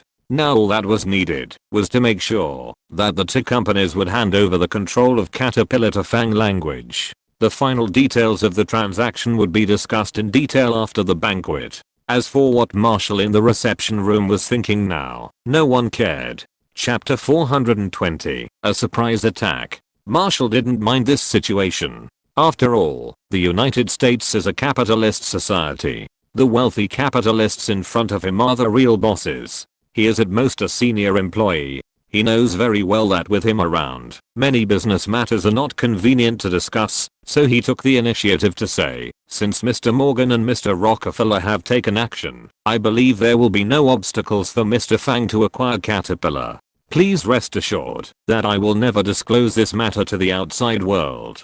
Fang Lang was very satisfied with Marshall's attitude. Although the other party has not officially taken office as Secretary of State, the company that Fang Lang wants to acquire is a part of the US defense industry, and the shares of General Electric that the Morgan family agreed to sell to Fang Lang just now, which is equivalent to Fang Lang, as a Brazilian Chinese, actually investing in two very important US defense industry companies. In addition, the other party is also one of the shareholders of Shatter Company. Judging from the situation of today's discussion, they will definitely find a way to promote the US government to intervene militarily in the European situation. This will definitely involve Shatter Company. After all, Shatter Company is now the only stockpile weapons seller authorized by the Ministry of Defense. Once the United States launches armed intervention in European countries, The first step is definitely to provide the local government with the necessary weapons and equipment. It is unlikely to repurchase new equipment to provide them. After the United States' large-scale disarmament, the weapons and equipment left behind will definitely be the first choice. In this case, the importance of Shatter Company will inevitably be highlighted, and Fang Lang's identity as the major shareholder of this company will certainly be very conspicuous. Doesn't Marshall know all this? Of course not, but the other party chose to ignore it, and even proposed to protect everyone's business secrets. In this case, Fang Lang had to accept the other party's favor. Haha. Thank you, Mr. Marshall. By the way, if the acquisition of Caterpillar is successful, I may not have much time to manage this company in the United States. I heard that Mr. Marshall's youngest daughter is engaged in finance. I wonder if she is interested in helping the new company? According to Fang Lang's investigation of Marshall, he loves his youngest daughter very much, but his youngest daughter has not gained much convenience because of her father's identity. She was just an ordinary housewife, married to a construction engineer, and lived the life of an ordinary American family. She was not particularly wealthy. The job offered by Fang Lang was obviously not a simple job. In fact, it was to give some benefits to Marshall, the incoming Secretary of State. Hearing Fang Lang's words, Marshall was stunned at first, but he quickly reacted. He looked at Morgan and Rockefeller with a somewhat unnatural look, and found that everyone nodded to him with a smile, which made him feel a little relieved. After hesitating for a while, Marshall was not polite, and nodded gratefully to Fang Lang and said, "Then I would like to thank Mr. Fang on behalf of Catherine. Haha. I should thank Mr. Marshall for training me in excellent talent." Fang Lang reached out, and took off the cigar that had been in his mouth, stood up and came to Marshall, giving him a big hug. He looked at the big guys in the room and said, "Since the matter is almost settled, how about we all go down to the banquet hall to have a couple of drinks to celebrate?" Hearing this, several people did not refuse, and stood up one after another. Ellie Morgan said directly, "We should have a couple of drinks to celebrate. Besides, I brought my wife with me this time. If I leave her for too long, she will complain when I go back." Everyone laughed at what he said. No one cared whether what the other party said was true or false. The main business had come up with a rough framework. Of course, everyone needed to go back and digest it before continuing to start more in-depth formal negotiations. After all, the most important thing was the bank that provided loans for the project. How to distribute the benefits had not yet been discussed. Such a big thing cannot be explained in a few words. It must be carefully negotiated by the management teams of each company. Everyone walked out of this inconspicuous reception area, talking and laughing. No one knew that in just a short period of time, the conversation of several people in this inconspicuous reception room had a profound impact on the future world pattern. Although there was no reminder from Fang Lang, Leodu would definitely propose the famous Leoduism in the end, and start to act as a world policeman unscrupulously around the world, pointing fingers at the internal affairs of other countries. But now with Fang Lang's participation, this duism may be released ahead of schedule, and it is unclear whether it is good or bad for the world. In addition to accidentally accelerating the process of the US military's armed intervention in the internal affairs of European countries, in fact, an invisible achievement was achieved in this small conference room. That is to gather the Morgan family, the Rockefeller family, Mr. Marshall and Fang Lang, and others into a temporary alliance group. Everyone tacitly determined that, while promoting the armed intervention of the White House, they should take the lead in seeking the greatest interests for each party before the various forces reacted. The butler Zolf Henry, who had been waiting at the door, heard the sound of the door opening inside, and hurried forward and opened the door of the reception room. After everyone left the reception room, Fang Lang gently closed the door and followed behind everyone, waiting for the host's call at any time. Fang Lang turned his head and nodded to Zolf Henry, saying, "Zolf, tell Miss Lilith to bring a few Mrs. Morgan to the banquet hall. Let's go downstairs and have a drink. In addition, remember to notify Mr. Rockefeller's assistants." Hearing this, Zolf Henry nodded in response. In fact, Fang Lang didn't need to pay too much attention to this kind of thing, but those who came with Morgan and Rockefeller were all his guests, and he also needed to treat them well. Rockefeller laughed at Fang Lang and said, "Don't worry about my assistants, just notify them. As for Mr. Ellie Morgan's wife, you have to help him find her quickly, otherwise Ellie Morgan will make trouble for you after he goes back to clean up." Haha. Everyone laughed when they heard Rockefeller's joke. Of course, Ellie Morgan didn't care about Rockefeller's ridicule. The group walked into the banquet hall, talking and laughing. When the guests in the banquet hall saw these big shots, there was a commotion and they all came forward to greet them. Vivian, who was accompanying herself and her sister's best friend in the banquet hall, saw Fang Lang coming out, and she squeezed forward and took Fang Lang's arm. This made several people look sideways. Fang Lang didn't care about it at all. He smiled and said to everyone, "This is my girlfriend Lilith's sister. You can call her Vivian." Vivian also greeted everyone politely, with a well-behaved and cute look on her face. When several people saw the intimate actions of the two, they didn't believe that Vivian was just Lilith's sister. They all looked at Fang Lang with a playful look on their faces. Mr. Avery Morgan, who was most familiar with Fang Lang, smiled playfully and whispered, "Fang, I think it's not just my girlfriend's sister." After saying that, he did not forget to raise his eyebrows at Fang Lang, as if he had seen through everything. Fang Lang heard this, smiled and patted Vivian's hand that was holding his arm, and said to Avery Morgan, "Okay, let you find out. Vivian is also my girlfriend. She is currently studying fashion design in France. I plan to use her name to set up a fashion brand for her. I hope everyone can support her when the time comes." After hearing Fang Lang's words, Vivian, who had always seemed carefree, surprisingly blushed a little, and the hand holding Fang Lang's arm could not help but use a little more strength. At the same time, in her heart, she felt very happy that Fang Lang took the initiative to admit his identity to the outside world. After all, no one would want to exist as a lover. And it was precisely because of this consideration that Fang Lang took the initiative to announce Vivian's identity in a small range. As for asking everyone to support Vivian's clothing brand, it was just a casual remark. After all, the people sitting here are not the ones who pay attention to the clothing brands they wear every day. Even Fang Lang's clothes are customized, not to mention these big guys. Ali Morgan was just joking with Fang language. After all, this occasion is not a serious occasion. Appropriate jokes can help everyone deepen their friendship. Unexpectedly, Fang Lang actually admitted it directly, which was beyond everyone's expectations. Seeing Vivian's expression, everyone also understood Fang Lang's thoughts, and they all showed their expressions. Won Chungsin, one of the organizers of the banquet, saw the boss and others coming down, and hurriedly stepped forward, and said to Fang Lang, "Boss, I just talked to everyone, and everyone said they wanted to meet you. I wonder if it would be convenient for you to come out and say a few words to everyone." This is obviously the appearance of the two big guys Morgan and Rockefeller, which made these big bosses attending the banquet curious about the mysterious boss of the new consortium, the global group.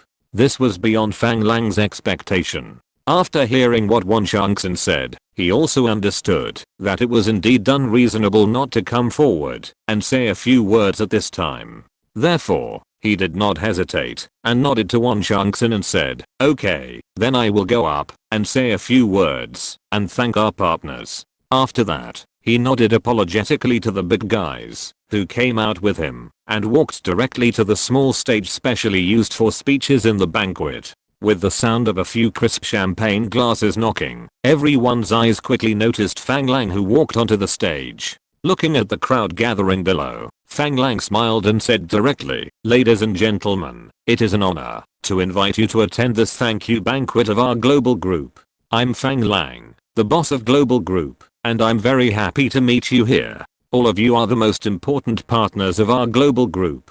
In the past, it is because of your presence that our global group has achieved what it has today. So, here I would like to take this opportunity to express my sincere gratitude to everyone." There was warm applause from below. Seeing this, Fang Lang held the champagne he had just received from the waiter and raised it to the crowd. After the applause stopped, Fang Lang continued, "In the new year, we are about to usher in new opportunities. I hope that everyone here can continue to support the business of our global group as always. I believe that, while our global group is developing rapidly, it will inevitably allow you to achieve a win-win situation with us. Fang Lang's speech was not long. After all, he was not prepared to speak on stage at first, and this was considered a temporary appearance. However, the suppliers attending the banquet showed extraordinary enthusiasm for Fang Lang's appearance. After finishing his speech, Fang Lang, who had stepped down from the stage, was quickly surrounded by people.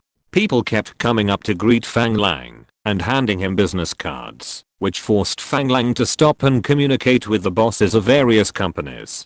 After the communication was over, time passed unknowingly. General Marshall was the first to bid farewell to Fang Lang, followed by several people from the Morgan family and Alvin Rockefeller. As time passed, the guests finally left. Fang Lang also felt exhausted. After all, being surrounded by a group of people and communicating non-stop was very exhausting. Just as he was hugging Lilith and Vivian and preparing to go back to his room to rest, the butler Zolf Henry rushed over and knocked on Fang Lang's door again. "Boss, the three Morgans are back again." Fang Lang was stunned by this. He opened the door and looked at Zolf Henry outside and said, "What time is it now?" 1 in the morning. "What's going on? Didn't they just leave? Can't we talk about it tomorrow?" Fang Lang muttered in dissatisfaction, glanced at his butler and said, "Where are they now? I have arranged for someone to guide them to your reception room." In fact, Fang Lang already had some guesses in his heart. The thing that could make the three of them ignore the time and come again must be the issue they are most concerned about. What are the specific regulations of the bank that provides loans to the highway company? It's not that Morgan's own bank can't do this business alone, but since this idea was proposed by Fang Lang, of course they have to talk to Fang language. As for the surprise attack at this time, Fang Lang guessed that they must want to reach a consensus with Fang Lang first without Alvin Rockefeller present. In the eyes of the Morgan family, the threat of the Rockefeller family is obviously far greater than Fang Lang's. "Then if you want someone to serve them tea, I'll change my clothes and go over."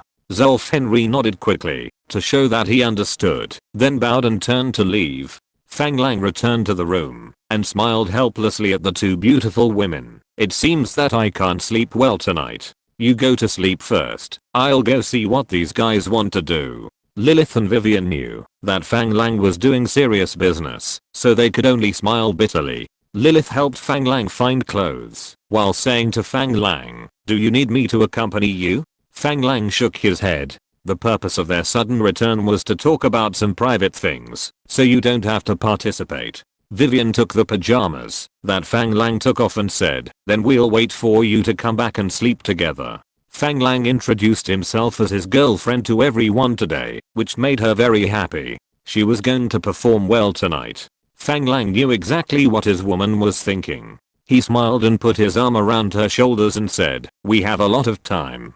You guys go to sleep today. There will definitely be no one to disturb us tomorrow." Chapter 421 Coincidence. With the help of the two girls, Fang Lang took off his pajamas and put on a neat suit. After a long French kiss with the two girls, he reluctantly walked out of the room and went to the reception room. As soon as he opened the door, he saw the three people from the Morgan family smoking in the reception room. Fang Lang smiled helplessly and said, "Mr. Charles Morgan, you are really strong and healthy. You are not at home to rest at this time, but you still have the energy to come back." When the three saw Fang Lang coming in, they all stood up and greeted Fang Lang with a smile. "Alas, it's your suggestion that makes me unable to sleep and eat. I'd better reach an agreement as soon as possible so that I can sleep peacefully," Charles Morgan said directly without any hesitation. Fang Lang didn't mind and went forward to shake hands and hug several people one by one.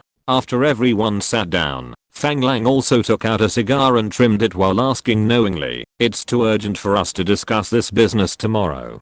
Besides, Alvin is not here now, so our discussion will not count." Harkin Morgan smiled and said, "Fang, let's not beat around the bush. Given the relationship between us, of course we hope that both parties can reach an agreement first and then go together to talk to Alvin Rockefeller. This will be more beneficial for us, isn't it?" Hearing this, Fang Lang smiled. His hands kept moving. He picked up a long match, lit it, and then lit his cigar. At this time, he was negotiating alone with the 3 people from the Morgan family, so he had to take a puff of the cigar to refresh himself to avoid falling into the trap set by the 3 people. Fang Lang was not surprised to hear Harkin Morgan speak so eagerly. He shook off the extinguished match, took a deep puff of his cigar, and then slowly said, "Oh, I wonder how you guys want to proceed." Hiding his eyes in the smoke, Fang Lang carefully observed the expressions of the 3 people. Harkin Morgan winked at Ellie Morgan, indicating that Ellie Morgan, who had the closest relationship with Fang Lang, should speak.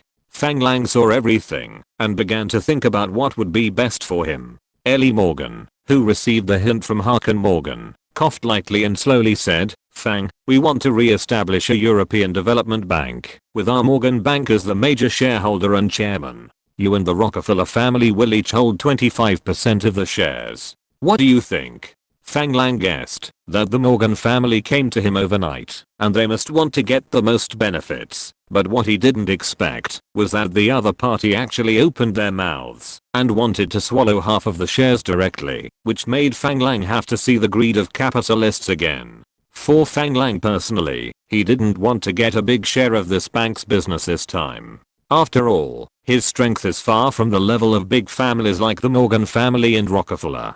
But Morgan now wants to let himself and Rockefeller get the same shares. Don't say what he thinks. Just after Rockefeller knows this distribution ratio, he will probably spit in Morgan's face. Therefore, he said bluntly, "I don't think it's a good idea, Mr. Morgan. We are friends. This business was proposed by me. You want the Morgan Consortium to take the lion's share. This is unfair to both me and the Rockefeller family. Moreover, I think it will be useless for you to talk to me now. After all, without Mr. Rockefeller, the result of our current discussion cannot be the final result." Hearing Fang Lang's ruthless refusal, Avery Morgan's expression froze, and his eyes involuntarily looked at Mr. Charles Morgan, the patriarch beside him. Charles Morgan seemed to be unaware of Avery Morgan's gaze, and he continued to smoke the cigar in his mouth calmly, as if this cigar was a rare delicacy in the world. Harkin Morgan, who was standing by, saw that Ellie Morgan had stopped breathing and felt a little dissatisfied. He glared at Ellie Morgan, then laughed and said, "Fang, if you are not satisfied with your share ratio, we can talk about it. Can you tell me how many shares you want?" Fang Lang looked at the eye contact between the people in front of him calmly. In a short moment, Fang Lang understood that Ellie Morgan should have been dragged here by the other 2 to play the emotional card with him. After all, the relationship between the 2 was the closest among the few. The wily patriarch Charles Morgan should be the manipulator behind the scenes. He didn't speak at this time, probably because he wanted to wait until Harkin Morgan couldn't talk anymore, and then come out to smooth things over. The whole negotiation team was a complete one, but Fang Lang was alone, which would put him at a disadvantage. Fang Lang didn't want to start negotiations under such circumstances, so he shook his head and said, "If you ask me what percentage of shares I want, I will tell you that I want to be the majority shareholder. But needless to say, you all won't agree. So, I think it's better for everyone to go back and rest early and discuss this issue with the greatest sincerity tomorrow when everyone is here." Since Harkin Morgan has come, he certainly doesn't want to let Fang Lang go, so he waved his hand and said, "Fang, you have to understand that it's not that we want to take the majority. It's that our Morgan family started out in finance, and banking business is our old business. We have an advantage in this regard. In addition, our Morgan Consortium has long had business dealings with the central banks of European countries. If our Morgan family comes forward to communicate with them, we can gain their trust." Fang Lang agreed with what Harkin Morgan said, which was why Fang Lang proposed his plan in front of several people from the Morgan family. In fact, Fang Lang had a plan in mind for this bank project. He knew that with his own strength, he had no ability to occupy too large a share, but he was also unwilling to let the Morgan family dominate alone. This would make him dispensable, and the Morgan family could get rid of him at any time and not play with him. That's why he brought the Rockefeller family with him. With the Rockefeller family, the Morgan family would not abandon him and start a new business. Just when he was annoyed that the Morgan family was pushing him too hard, the door of the reception room was knocked again. Fang Lang said impatiently, "What's the matter? Tell me." The voice of the butler Zulf Henry came from outside the door. "Boss, Mr. Alvin Rockefeller wants to see you." Fang Lang was stunned when he heard this. What's the situation with these guys? They all like to collude privately? This is the case with several people in the Morgan family, and this Alvin Rockefeller is also the same. Or maybe Rockefeller has arranged spies in his own manner, and he got wind of it when the Morgans came. However, this is also good, at least he doesn't have to face the 3 people of the Morgan family alone like now. When the 3 Morgans heard that it was Alvin Rockefeller who came, their faces changed. The reason why they came back to talk to Fang Lang in the middle of the night was to get rid of Rockefeller and reach an agreement with Fang Lang first. Unexpectedly, the other party also thought the same thing as them. This made them feel a little embarrassed. Harkin Morgan looked at Fang Lang with suspicion, wondering if the other party had reached an agreement with Rockefeller a long time ago, and this time it was Fang Lang who notified him to come. However, Fang Lang also looked surprised, and it seemed a little different. For a moment, they were a little unsure, but they couldn't think too much. Fang Lang certainly couldn't miss this favorable situation. Without waiting for Morgan and the others to react, he said directly, "Then please ask Mr. Alvin Rockefeller to come over too." The butler Zulf Henry outside the door received clear instructions, so he didn't stay and responded directly, "Okay, sir." Then the footsteps of leaving the door were heard. Fang Lang turned his head and glanced at the Morgans in the room, shook his head with a wry smile and said, "It seems that my wish to go home early to accompany my girlfriend tonight will not be fulfilled." The 3 of them also shook their heads helplessly, and Ellie Morgan also sighed and said, "It seems that our wish is also going to be unfulfilled." Fang Lang raised the corner of his mouth slightly when he heard this, and smiled unconsciously. Harkin Morgan said in a serious tone, "Mr. Fang, we are friends. While Mr. Alvin Rockefeller has not arrived yet, I wonder if you can tell us the truth. What is your bottom line in your heart?" Fang Lang looked at the aggressive Harkin Morgan in silence, shrugged and said, "To be honest, I thought of this matter temporarily, so I didn't think about my bottom line in my heart. But I personally think that, since everyone is cooperating, it is better to be fair. If it can be divided equally, it is better to divide equally." After several contacts with Harkin Morgan, Fang Lang really didn't like the chairman of Morgan Company. This person gave him a feeling that he was superior. He often spoke aggressively, showing the greedy nature of a businessman vividly, which made Fang Lang very disgusted. Therefore, Fang Lang didn't want to answer the other party's questions seriously. What he said about equal distribution was obviously perfunctory. Fang Lang, who is doing business, knows very well that if a company really distributes shares equally among shareholders, the company will not go far. After all, each shareholder has different ideas. If the shares are equal, then everyone has equal say. In this case, the company will become a mess and have no direction. After hearing Fang Lang's words, Harkin Morgan seemed to believe it and said directly with dissatisfaction, "Fang, this is impossible." Before he finished speaking, the shrewd Charles Morgan interrupted him and said, "Okay, don't ask about the bottom line of the partners.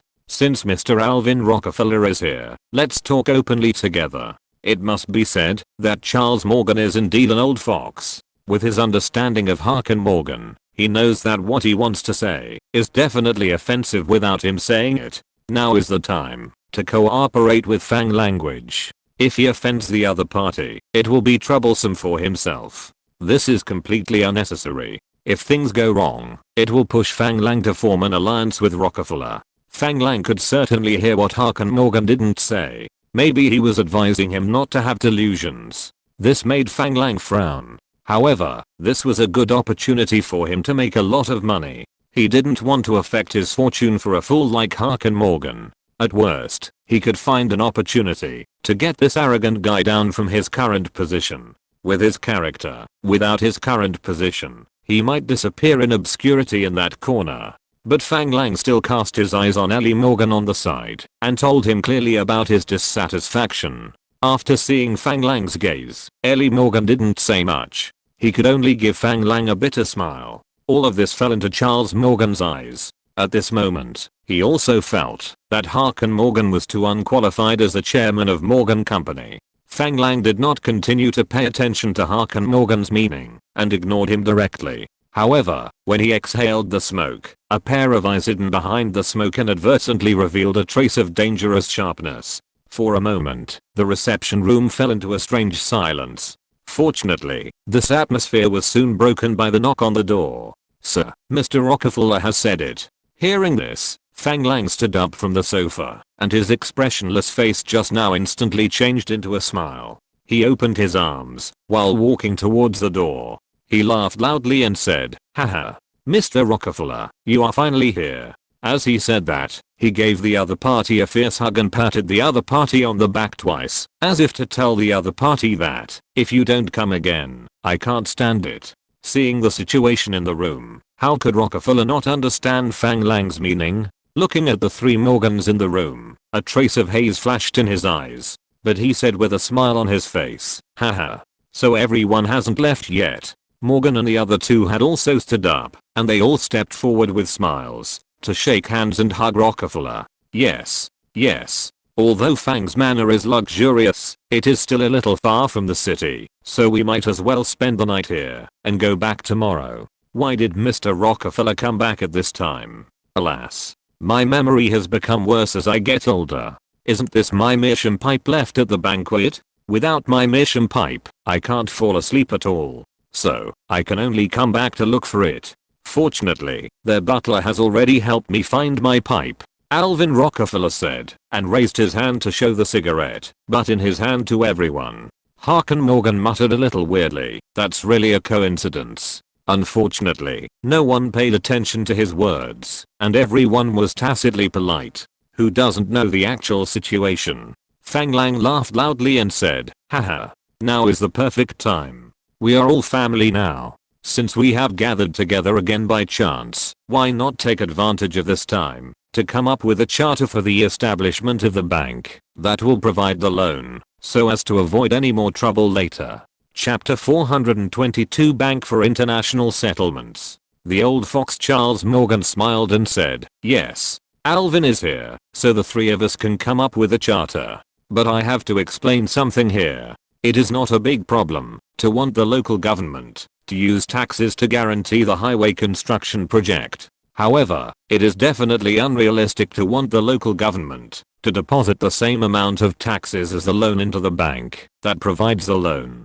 We must make this clear first. After all, this is a right that only the central bank has. Besides, if the local government has so much tax revenue to deposit in this bank, they don't need us to borrow money to build the road." In just a few words, Fang Lang's wishful thinking was directly brought down to earth, and everyone returned to reality. He even deliberately weakened the importance of this bank. Fang Lang heard this, flicked the ash on his hand, and smiled calmly. "Mr. Morgan is right. I just said it casually before. But this does not mean that we have no chance to use this matter to establish connections with the central banks of various governments. As long as we can establish connections with the central banks of various countries, does it mean that we have obtained the qualifications to enter the country, to engage in financial business? In this upcoming European aid plan, with this qualification, does it mean that we can directly provide loan business to other industries in various countries?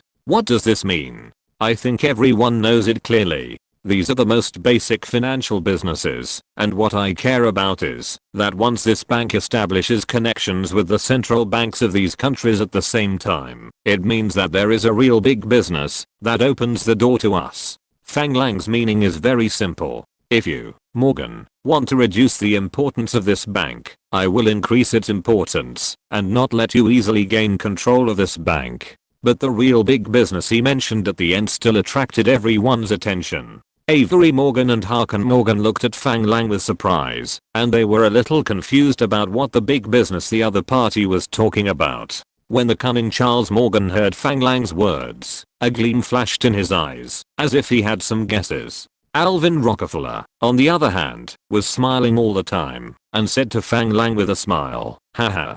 Fang, it seems that you have a better idea, which is really great. Why don't you come forward to set up this bank? I completely believe in your business acumen. I'm willing to merge our Chase Manhattan Bank into it and join your plan. What do you think?" It must be said that the old ginger is still spicy. When Alvin Rockefeller said this, not only did Fang Lang drop his jaw, it also made several people in the Morgan family stunned. The Morgan family, who had just thought about becoming a major shareholder to control this bank, was kicked out of the organization right in a blink of an eye by Rockefeller's words. How could this not make the three Morgans grit their teeth? As for his proposal to merge the Chase Manhattan Bank controlled by his family into this bank, it was obviously to obtain enough shares and voice. Before Fang Lang could reply, Harkin Morgan on the side could not help but speak first. No, the financial industry is the main business of our Morgan family. We are professional in opening banks. The organization rights of this bank must remain in the hands of our Morgan family. Fang Lang and Rockefeller frowned when they heard this, but Alvin Rockefeller soon smiled and turned his attention to Fang language. He looked like he only followed Fang Lang's lead. Fang Lang certainly would not easily believe Alvin Rockefeller's words. This was obviously the other party's trick. If the Rockefeller family really merged Chase Manhattan Bank into it, how could he gain the dominant power of this bank? Not to mention the current global Morgan Bank. Fang Lang is only a major shareholder, owning 70% of the shares, and the other 30% is still in the hands of the Morgan family. Although the Brazilian Development Bank, which is far away in Brazil, has developed very well in the past 2 years, Brazil is not the United States. The size is still there. If it is incorporated into this project, it is obviously not comparable to the Chase Manhattan Bank of the Rockefeller family. Therefore, not to mention that the Morgan family will not agree to this plan. Even Fang Lang will definitely not accept it. But Alvin Rockefeller's position still made him very satisfied. After all, there were 3 Morgans here, and there were only 2 of them. Fang Lang's eyes accidentally swept across the huge clock in the room. The time was already 2:30 in the middle of the night. He looked at the other people who seemed to be still very energetic. He sighed helplessly and said, "Everyone, I know what you are thinking and you will want to get more shares, but it's getting late. Can you please be open and honest and show some sincerity? Don't dilly-dally and waste everyone's time." After speaking, he glanced at the people in the room again. Seeing that everyone was waiting for you to speak first, he said helplessly, "Okay. Since no one is willing to speak first, let me speak first. First of all, I want to thank Mr. Rockefeller for his kindness and letting me organize it. But everyone knows that my main job is a soldier, and I don't have much time to manage specific businesses. So, here I want to say sorry to Mr. Rockefeller. I'm definitely not suitable to be the organizer of this bank. Although what Mr. Harkin Morgan said was not very pleasant to hear, I have to admit that the Morgan family is indeed a real expert in the financial field. Therefore, regarding the specific management of this bank, my opinion is that the Morgan family should be responsible for it." After saying that, he glanced at Alvin Rockefeller, only to see him lowering his head and slowly filling his pipe with tobacco, as if he hadn't heard Fang Lang's words. But Fang Lang knew that the other party must agree with his point of view. After all, he didn't raise any objections. After hearing Fang Lang's words, Harkin Morgan and Ellie Morgan were both delighted. Only Charles Morgan, the old fox, was still waiting for Fang Lang's next words. "But since we are working together, the minimum fairness must be guaranteed. So my opinion is that the share ratio should be distributed according to 30% for each family, and a part of the remaining 10% should be used as equity rewards for the future management of the bank. Of course, since it has been decided to hand over the bank to the Morgan family for management, this share can also be controlled by the Morgan family." After hearing Fang Lang's words, Alvin Rockefeller lit his cigarette with a match while looking at Fang Lang and several members of the Morgan family from the corner of his eye. He found that Fang Lang's eyes were looking at him. His eyes were very clear, and his face was full of guilt. The Morgan family frowned, obviously not satisfied with Fang Lang's distribution plan. Harkin Morgan even glared at Fang Lang fiercely. With just one glance, Alvin Rockefeller had a rough idea in his mind, regardless of whether the previous few people had reached a consensus on the distribution of shares. Now Fang Lang's proposal was definitely not a proposal from the Morgan family. This made him feel relieved. From the fact that he took the initiative to push Fang Lang to organize the establishment of the bank, it can be seen that he was not very interested in the control of the bank, or he was not very sure After all, he was invited by Fang Lang to participate in this meeting this time. Judging from the course of events, this was also Fang Lang's impromptu idea. As a guest, he had the opportunity to participate in it, which was a big profit for him. Therefore, he never thought about fighting for this control. He also knew very well in his heart that this control was not something he could fight for. Fang Lang's distribution ratio was quite satisfactory to him. Now Fang Lang's eyes were looking at him, obviously wanting to get support from him. After realizing that Fang Lang did not team up with the Morgan family to deal with him, he took a puff of cigarette and gave Fang Lang a reassuring look. He then looked at the expressionless old fox Charles Morgan and said slowly, "Mr. Charles Morgan, I think what Fang Lang said makes sense. I will take his opinion." Charles Morgan, who narrowed his eyes and looked tired and a little sleepy, heard the words, and a gleam of brilliance flashed in his eyes, but he did not speak. Harken Morgan on the side stared at Fang Lang's face and said very dissatisfiedly, "Fang, our Morgan family has been very kind to you. We have just agreed to transfer 10% of General Electric's shares to you and promised to support the grain export business of your nice company. I didn't expect that you would stand with the Rockefeller family and betray a Morgan family." These words made Fang Lang frown. He really didn't understand how someone like Harken Morgan became the chairman of Morgan Company. Even a bank employee with a little emotional intelligence would not say such a thing. He really didn't want to discuss these boring issues with the other party, but since the other party had spoken, and Charles Morgan didn't interrupt, he didn't hesitate and said directly, "Mr. Harken Morgan, please make it clear that it was not me who betrayed our friendship first. If I remember correctly, our original agreement was that the Morgan family would assist me in winning the food export project of the European aid plan, and the shares of General Electric were Mr. Charles Morgan's compensation to me." After hearing Fang Lang's words, Harken Morgan looked dissatisfied and wanted to continue to refute. Mr. Charles Morgan, who had been silent, finally opened his eyes, glared at Harken Morgan fiercely, and then laughed. "Haha, Fang, don't mind. Harken was just angry. I believe that our friendship will continue. As for your proposal, I think it is very appropriate, and I agree with it very much. But there is a small problem here. If we set up a new bank now, it will appear too purposeful and easily arouse the vigilance of European countries. I have a new proposal. You guys think about it and see if it is feasible." Fang Lang and Rockefeller looked at each other, then looked at Mr. Charles Morgan and said, "Oh, I wonder if Mr. Charles Morgan has any new proposals. Please feel free to bring them up. I will listen attentively." After hearing Fang Lang's answer, Charles Morgan did not answer immediately, but continued to look at Alvin Rockefeller on the other side. The two people's eyes met in the air, and a spark was detected. "Mr. Morgan, if you have any good suggestions, please don't hide them, just speak directly."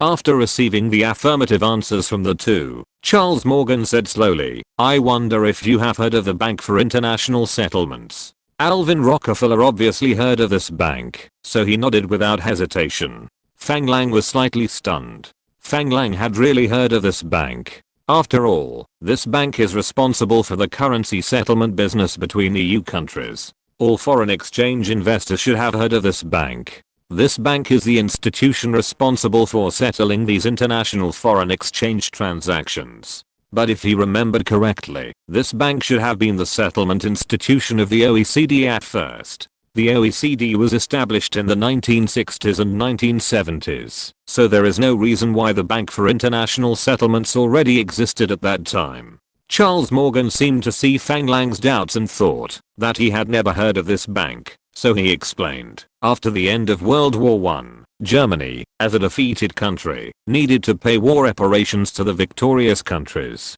This work was originally handled by the Reparations Committee. It was not until 1930 that, after repeated communication and efforts between our Morgan family and the League of Nations, an international agreement was signed at the Hague Conference in the Netherlands, deciding that our Morgan Bank would organize some American banks, such as Citibank of New York and Citibank of Chicago, and central banks of countries such as Britain, France, Italy, Germany, Belgium, and Japan to establish the Bank for International Settlements. According to the agreement reached between the governments of Britain, France, Belgium, Germany, Italy, and Japan. In the Swiss government, Switzerland promised to issue a construction bank charter to the Bank for International Settlements. The charter stipulates that the Bank for International Settlements has international legal personality and is tax-free. The Swiss government will not expropriate, seize, or confiscate the bank's property. The bank is allowed to import and export gold and foreign exchange and enjoy diplomatic privileges and immunities.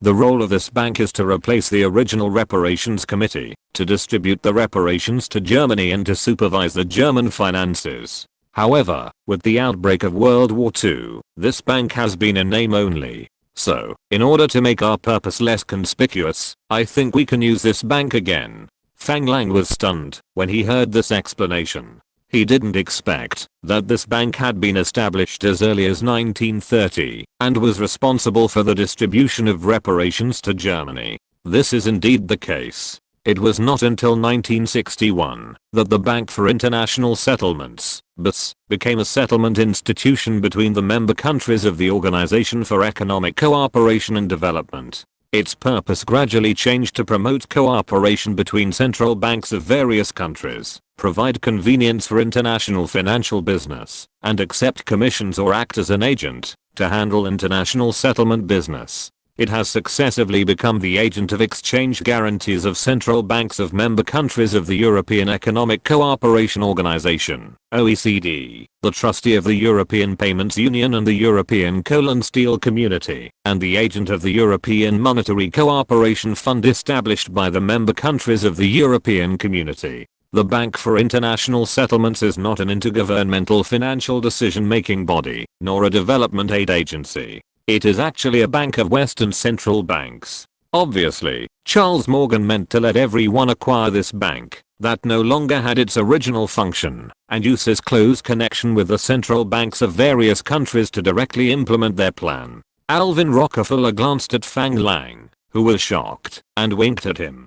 Fang Lang nodded in understanding. They all said to Charles Morgan, "Okay." Chapter 423 New Business of Military Contracting Company. Fang Lang and Alvin Rockefeller knew very well that once they chose to invest in this bank, the proportion of shares they could obtain would definitely not reach the original 30%. Moreover, it was obvious that the Morgan family, as one of the original shareholders of this bank, must have a very huge influence on this bank and could almost absolutely control the direction of the bank's operations. But they didn't mind. After all, there was a bank that was originally responsible for distributing German reparations. Their entry into the European financial market would definitely not be particularly obvious. At least, other financial groups in the United States would not immediately react to what happened. As for the Morgan Financial Group as an original shareholder, they did not need to invest money to invest in such a small matter, so they would not take it to heart.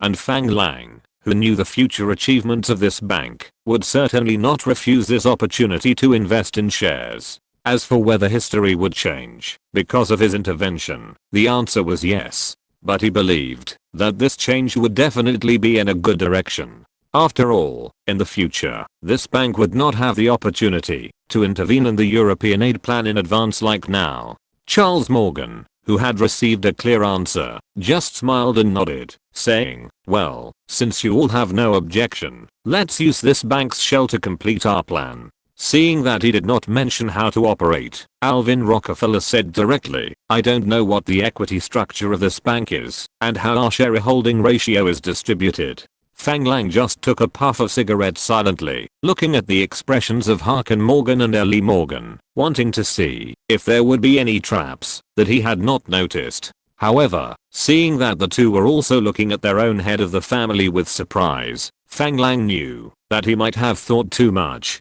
Obviously, this proposal might also be something that Charles Morgan thought of temporarily. Thinking about it, this plan was originally proposed by himself tonight, and the Morgan family should not have made arrangements so quickly. Besides, everyone is destined to become a long-term partner, and it is necessary to maintain the necessary vigilance, but it is unnecessary to be overly suspicious. The central banks of several major countries hold 35% of the shares, so we have to find a way to take the remaining 65% of the shares. If you have no objection, the distribution ratio will be 25% for us and 20% for each of you. What do you think?" Fang Lang and Alvin Rockefeller were both stunned. They obviously did not expect the other party to be so generous. They only held 25% of the shares. The two looked at each other and exchanged their ideas. Alvin Rockefeller simply nodded and said, "I have no objection." Fang Lang followed with a smile and said, "I have no objection either."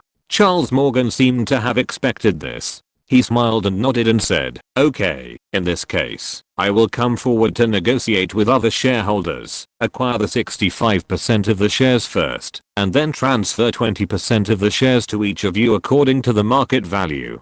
Although he didn't know why the other party suddenly became so easy to talk to and took the initiative to acquire the shares. But Fang Lang didn't think much about it. After all, whether the other party would make much profit in the acquisition process had little to do with him. As long as he could successfully become a shareholder of this international settlement bank, he would have achieved his goal. So he nodded directly and said, "No problem." Alvin Rockefeller took a deep puff of cigarette and seemed to find nothing unusual. He also smiled and nodded. "Okay." Hearing this, Charles Morgan smiled and stood up first, stretched out his right hand and said, "In this case, I wish us a happy cooperation." Fang Lang and Alvin Rockefeller looked at each other and then stood up directly, laughed and stretched out their right hands, and the three hands were tightly clasped together. Haha. Happy cooperation. In this way, everyone reached a consensus in this simple reception room, and the International Settlements Bank, which would almost become the same as the European Central Bank in the future, officially began its reorganization work. When Fang Lang sent several guests out of the manor, the sky in the distance had already turned a little white. Fang Lang, who had achieved his goal, did not feel tired, but instead had an indescribable excitement.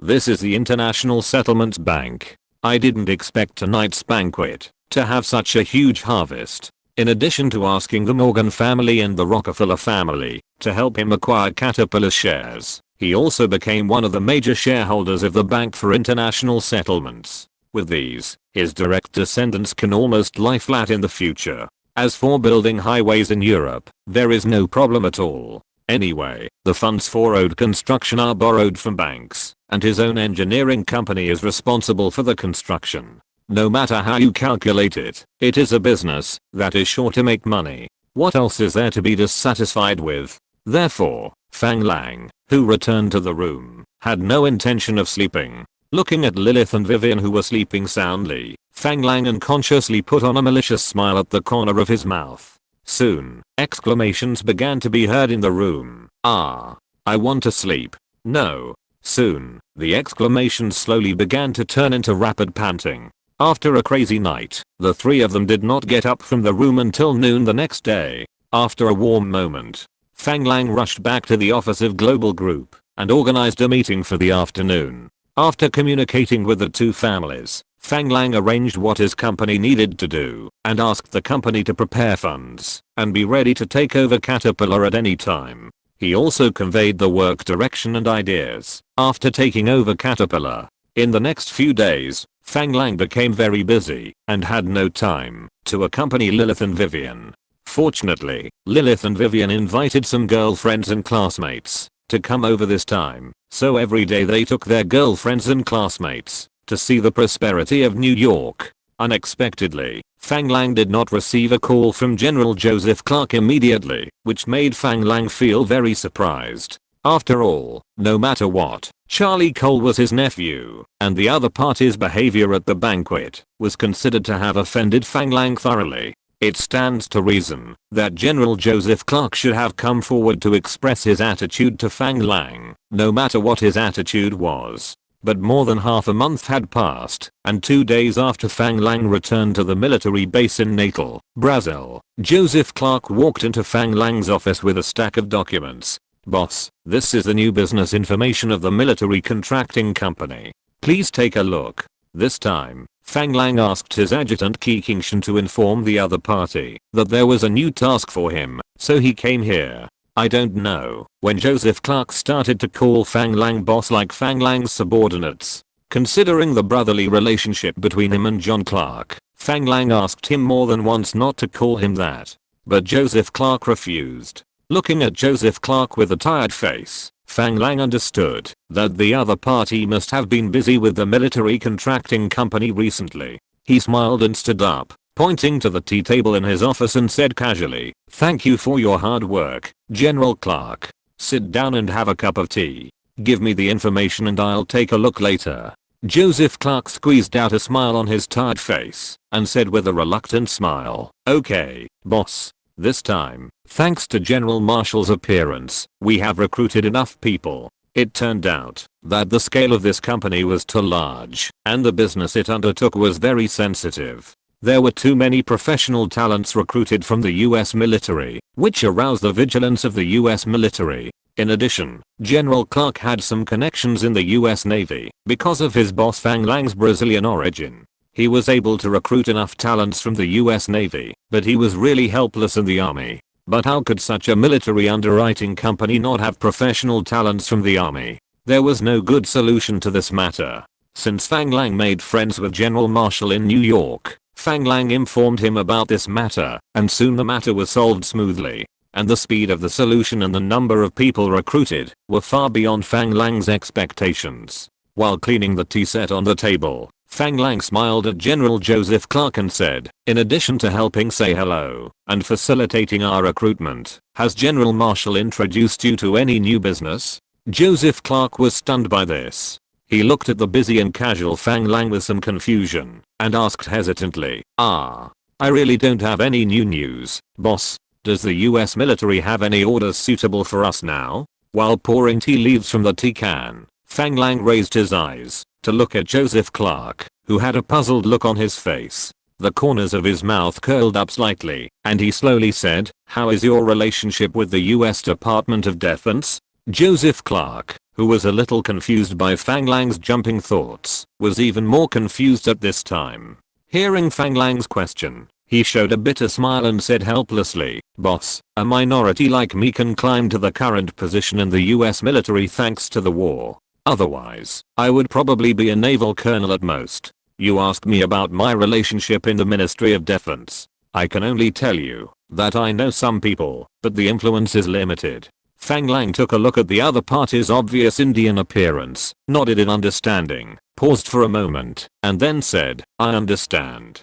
Let's put it this way. You should know that among the retired generals, those people have a greater influence on the Ministry of Defense." Joseph Clark was able to become a rear admiral of the US Navy as an Indian, so his mind is naturally quite flexible. After hearing this, he already had some guesses of his own. He said uncertainly, "Boss, do you mean, let us win over a few such people? But is it necessary?" While making tea, Fang Lang smiled at Joseph Clark and said, "Not winning over. My opinion is that it would be best to hire a few influential generals to serve as consultants to our military contracting company. It would be best if there were generals from the Navy, Army, and Air Force. They don't need to clock into the company every day, but they should be able to come out and solve problems for us when we need them." At this time, Joseph Clark's eyes lit up, and he said with some surprise, "I understand, so we won't be as passive as this time. If we want to recruit some outstanding Army talents, we will be restricted everywhere." Handing a cup of brewed tea to Joseph Clark, Fang Lang smiled and made a gesture of inviting tea, saying, "This is just one aspect. Remember what I just asked you about whether General Marshall introduced you to the business?" Joseph Clark, who took the teacup, said thank you, and looked at Fang Lang with some surprise and said, "What does the boss mean? Does the US military really have business orders suitable for us now?" Fang Lang picked up the teacup and took a sip and said to Joseph Clark, "It should still be promoted now. I expect that the White House should be able to make up its mind in March this year. If it is determined, then we will make a fortune." As the head of a military contracting company, Joseph Clark certainly hopes that the company he is responsible for will have as much business as possible. After hearing Fang Lang's words, he asked excitedly, "Boss, do you have any new news?" Fang Lang believed that there would be rumors about this matter soon. As Joseph Clark was his own man, Fang Lang did not want to hide it. After all, he was going to let him be responsible for lobbying the US government. So, he smiled and said, the influence of the Soviet Union in Europe is expanding rapidly now. The US government is very worried about this. I believe you should have noticed this, right? Hearing this, Joseph Clark nodded hesitantly and said, are you going to go to war with the Soviet Union? We can't get involved in such a big thing. The World War has just ended. This kind of large-scale war is not something that the United States or the Soviet Union want to see, so the situation you said is impossible to happen. However, the US government has raised its vigilance against the Soviet Union to the highest level. Former British Prime Minister Patek Philippe came to the United States to give a speech, and Mr. Truman personally attended. Do you know about this? Joseph Clark was of course clear about the question raised by Fang language. After all, as a senior military commander, he must be the first to grasp this kind of current news, which is related to the future direction of government policy. He nodded unconsciously, but still didn't quite understand the business that Fang Lang was talking about. Fang Lang saw the other party's expression, smiled, and continued to pretend. After I met General Marshall this time, we had a deep discussion on this matter. I gave him an idea, that is, the United States should intervene directly in the chaotic situation in European countries. To completely eradicate the influence of the Soviet Union in Europe, the US government must launch military intervention. I estimate that the US government should have begun to discuss this matter now, and there should be a definite result soon. Joseph Clark opened his mouth and looked at Fang Lang in surprise and said in disbelief, you mean, the United States may send troops into these European countries to directly suppress the opposition in these countries by force? If so, can the governments of these countries accept such usurpation by the US government? It seems that Americans at this time have not yet developed the character of the global village in later generations. They still have some bottom line in their hearts. Unfortunately, this bottom line is about to be broken under his own promotion. At this moment, Fang Lang felt an indescribable feeling in his heart. Chapter 424, Opportunity to Contain the United States. Fang Lang knew that, even if he didn't participate in this matter, it would soon be promoted by others. Therefore, instead of complaining about it, it would be better to take the opportunity to seek greater benefits for himself. After taking out the fair cup and adding a cup of tea to Joseph Clark, Fang Lang slowly said, now this society is still a capitalist society, and the governments of various countries are also capitalist governments.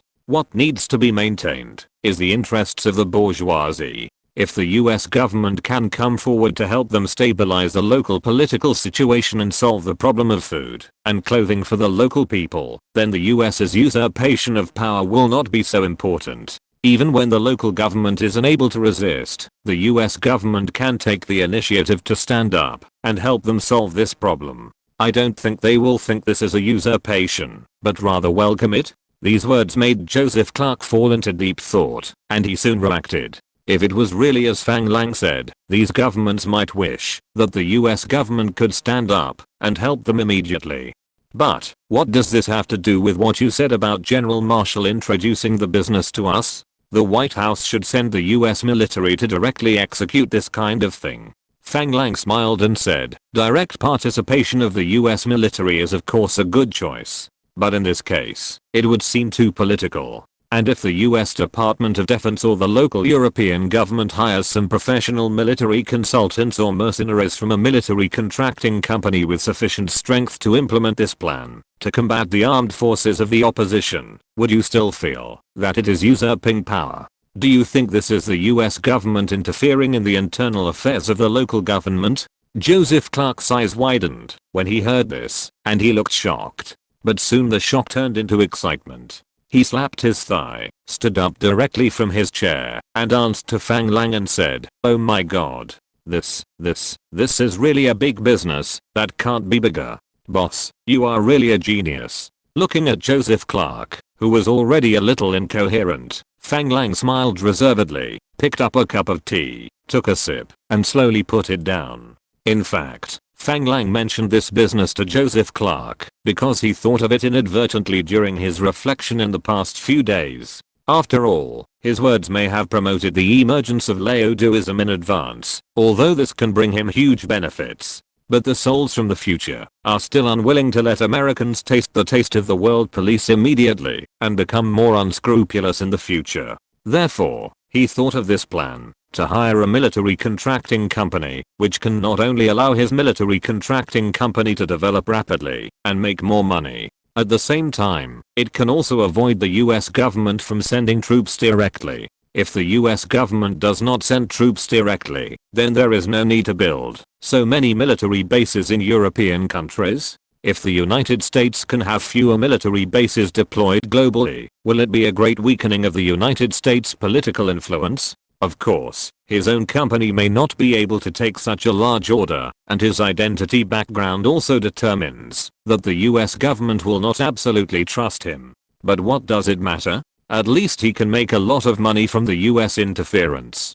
At the same time, it can also reduce the political influence of the United States. And turning this government's military behavior into a commercial behavior has another advantage. That is, even if the military contracting company needs to build some military bases during the operation, the military bases of this company and the military bases of the government are two completely different concepts. Once the governments of various countries regain control of the situation, they will definitely not allow these companies to have such a military base on their own territory. And for the sake of their own profits, the company will not be able to maintain the operation of a military base that they do not need for a long time. After the mission is completed, these bases will definitely be revoked on their own initiative. In this way, will the number of military bases commonly seen everywhere in the United States in the future be greatly reduced. In other words, if Fang Lang executes according to his own plan, he may turn the military action carried out by the US government to contain the Soviet Communist Party into a military action to contain US hegemony. Of course, this containment is invisible. After all, no one in the current US government knows that after the implementation of Laoduism, the US Soviet hegemony will allow the United States to have so many military bases around the world. All of this is a secret that only Fang Lang knows, and it must not be shared with anyone else. Seeing Joseph Clark's face flushed, he was so excited that he could hardly control himself. Fang Lang pressed his hand and gestured with a smile. This is just an idea of mine now. Its specific realization still depends on your efforts. Therefore, I asked you to hire some influential people from retired American generals to serve as consultants for the company. With these people coming forward to help us lobby the government, we will have the possibility to take over this huge business. As for how much money we need to invest in the early stage, it is not a problem. As long as we can get this business, our efforts will be rewarded 1,000 times. After Fang Lang stated that funds were not a problem, Joseph Clark seemed more confident, and he said without hesitation, "Boss, I understand your idea. I think the feasibility of this matter is very high. Please rest assured that I will do my best to get this business." Fang Lang smiled and nodded, indicating that he understood. General Joseph Clark seemed to be greatly stimulated. He finally controlled his emotions, stood up and said to Fang Lang, "Boss, I'll go down first." Seeing that the other party really didn't intend to talk to him about his nephew Charlie Cole, Fang Lang also felt a little strange. Since he had handed such an important matter to the other party, of course he still had to untie the knot in his heart. So, in the end, Fang Lang decided to take the initiative to speak. He stretched out his hand and pressed down, motioning the other party to sit down, and then he said slowly, "General Clark, don't worry, I have something private to talk to you about." Joseph Clark, who was still immersed in excitement, was stunned when he heard the words, but he quickly reacted and said to Fang Lang hesitantly, "Boss, do you want to talk about Charlie Cole?" Fang Lang nodded and said slowly, "This matter makes me very embarrassed. The other party made such racist remarks at the banquet I hosted and insulted my girlfriend, which made me very angry. However, considering that he is your nephew, I can't do anything to him. So." Before Fang Lang finished speaking, Joseph Clark had already said directly, "Boss, you don't have to look at my face. I don't have such a nephew. Moreover, he didn't just make relevant remarks to you and your girlfriend. I knew a long time ago that this guy was a thorough white supremacist. Even my uncle doesn't know how many times he has scolded me as a yellow monkey. If it weren't for his father who still understands some things, our two families would have cut off contact long ago. Fang Lang didn't expect that Charlie Cole would even discriminate against his own uncle. He is really a strange flower. But from Joseph Clark's words, it can be found that the other party still has a certain good impression of Charlie Cole's father. This is somewhat inconsistent with Fang Lang's original guess that Charlie Cole's becoming like this has something to do with family education. In this case, Fang Lang couldn't help but hesitate in his heart whether it is necessary for him to be ruthless to this family. It seemed that Joseph Clark had no intention of coming forward to plead for mercy. He asked with some doubts, "Hasn't their family asked you for help recently? After all, their family's business should have been greatly affected now." Hearing this, Joseph Clark sighed at Fang Lang with a bitter smile, picked up the tea on the table, and drank it in one gulp, calmed himself down, and then slowly said, "Why didn't they ask us for help?" However, the person at fault in this matter is Charlie Cole himself. As an adult, he should be responsible for his actions. As for your global group, stopping cooperation with their family business is a normal business behavior.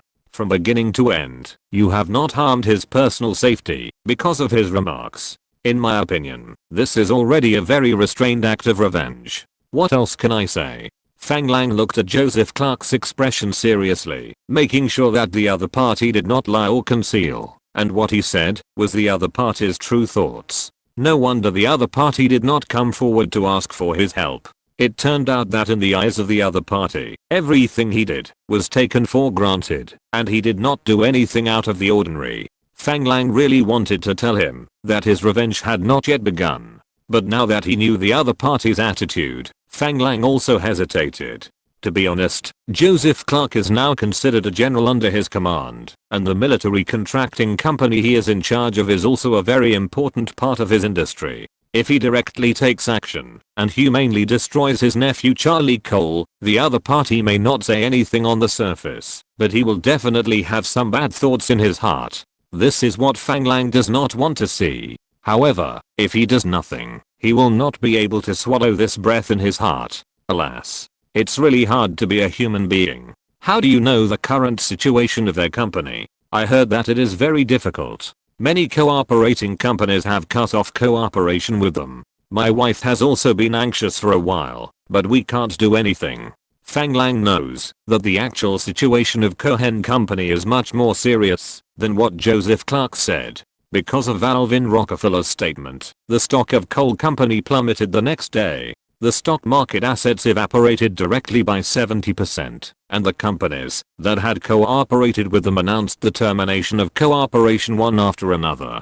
The business volume also shrank on a large scale. Banking institutions also began to stop lending to coal industries and began to collect loans that were about to expire. This forced coal industries to choose to sell off part of its business to stabilize people's hearts. In just half a month, the size of coal industries has shrunk by 60%.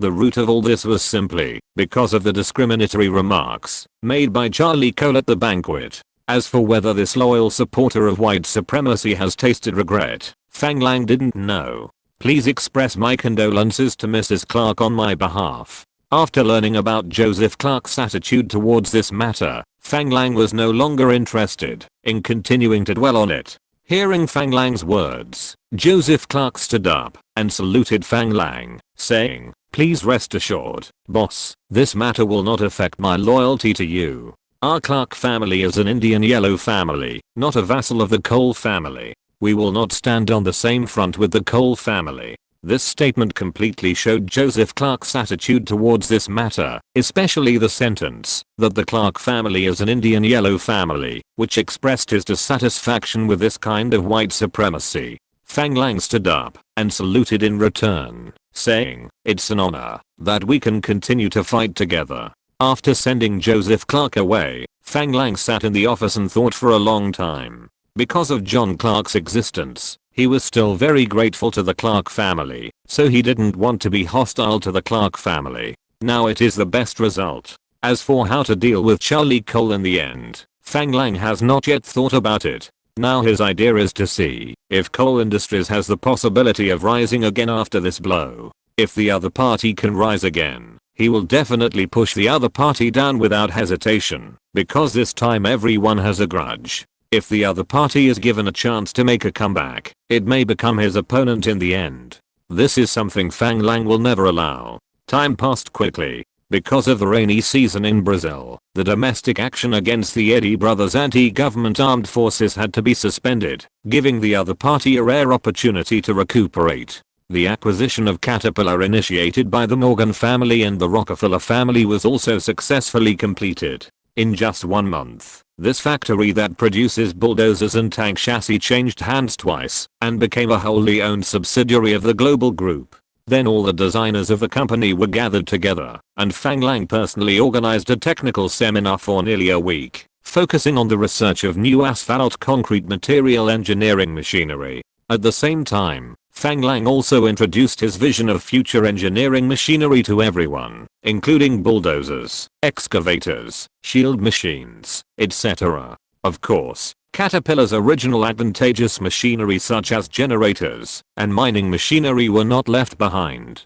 In comparison, the change of shareholder information of the Bank for International Settlements, headquartered in Switzerland, was more secretive. Except for a simple notification to the central banks of several other governments, this matter did not cause any waves at all. After all, the current Bank for International Settlements is basically closed. Then, due to the promotion of the Morgan family and the Rockefeller family, US President Adu officially delivered a speech to Congress at the end of February to announce the birth of the Old Do Doctrine and officially started the decades-long Cold War. This was nearly 20 days earlier than in history. And the military contracting company, with the unremitting efforts of General Clark and the help of the new Secretary of State Marshall, recruited several influential generals from retired American generals. The lobbying team composed of these people successfully persuaded the US Department of Defense to contract out some dangerous military missions as an experiment in private military contracting. If the expected effect can be achieved, this new model will be widely adopted in the future.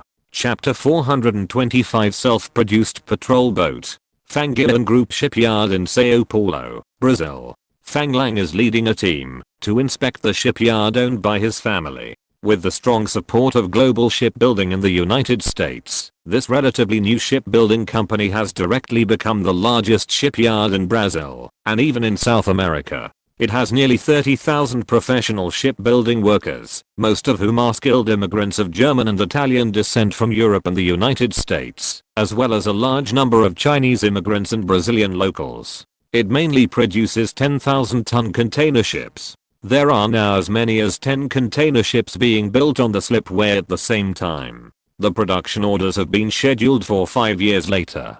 Due to the advancement of welding technology, Fang Lang Group uses the most common block shipbuilding method in later generations, so the shipbuilding speed is very fast. Although it cannot be compared with the Victory ship during the American War, it only takes about 2 months to launch a ship. This has reached the world's advanced level in this era. Today, Fang Lang brought a group of officers and soldiers from the aircraft carrier formation to visit, of course, not to visit these 10,000-ton container ships. Boss, this is the 500-ton inland patrol boat we designed and built according to your requirements. It is 56 meters long, 9 meters wide, 1.5 meters deep, and has an armor thickness of 35 millimeters. It is equipped with 3 Mercedes-Benz diesel engines, with 3,900 horsepower and a maximum speed of 22 knots. It is equipped with a 105mm gun, a 40mm Bofors anti-aircraft gun, and 4 12.7mm heavy machine guns at the front and rear.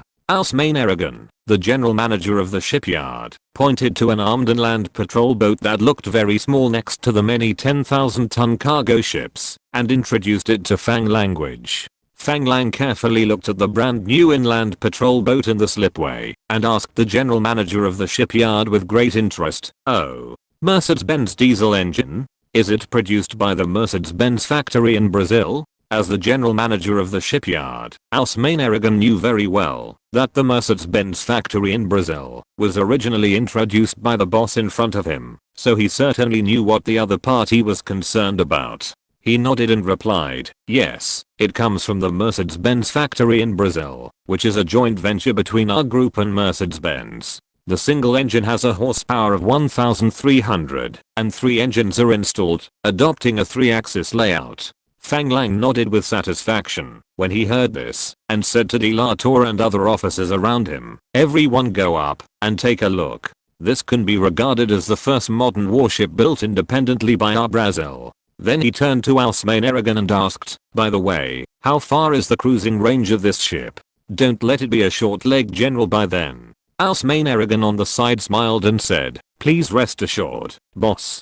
This is designed and built completely according to your requirements. The cruising distance is 2,000 nautical miles. Although it is less than half of the entire Amazon River, it is enough to be used as a standing patrol force. The naval officers who came with Fang Lang were all from the aircraft carrier fleet. Of course, they looked down on this small boat that could not even be called a warship. But this is the first armed patrol boat produced independently by Brazil. Looking at the 10,000-ton giant ships around, with the experience of designing and manufacturing patrol boats, can we start producing and building larger tonnage warships soon? Although building patrol boats and building warships are two different things, it can't stop everyone's inner expectations. Therefore, everyone showed great enthusiasm for visiting this small patrol boat, climbing up and down, in and out, pointing and talking. It was very lively.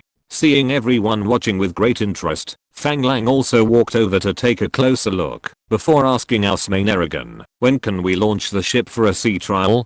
Of course we can do it at any time. In fact, we have already done tests. The firing of cannons during movement is very stable, and it definitely meets the design requirements. Aragon answered without hesitation. Hearing this, Fang Lang nodded, and said to him, then let's give it a try. General Lita from the Defense Force Logistics Department will come to our factory to visit this inland patrol boat this afternoon.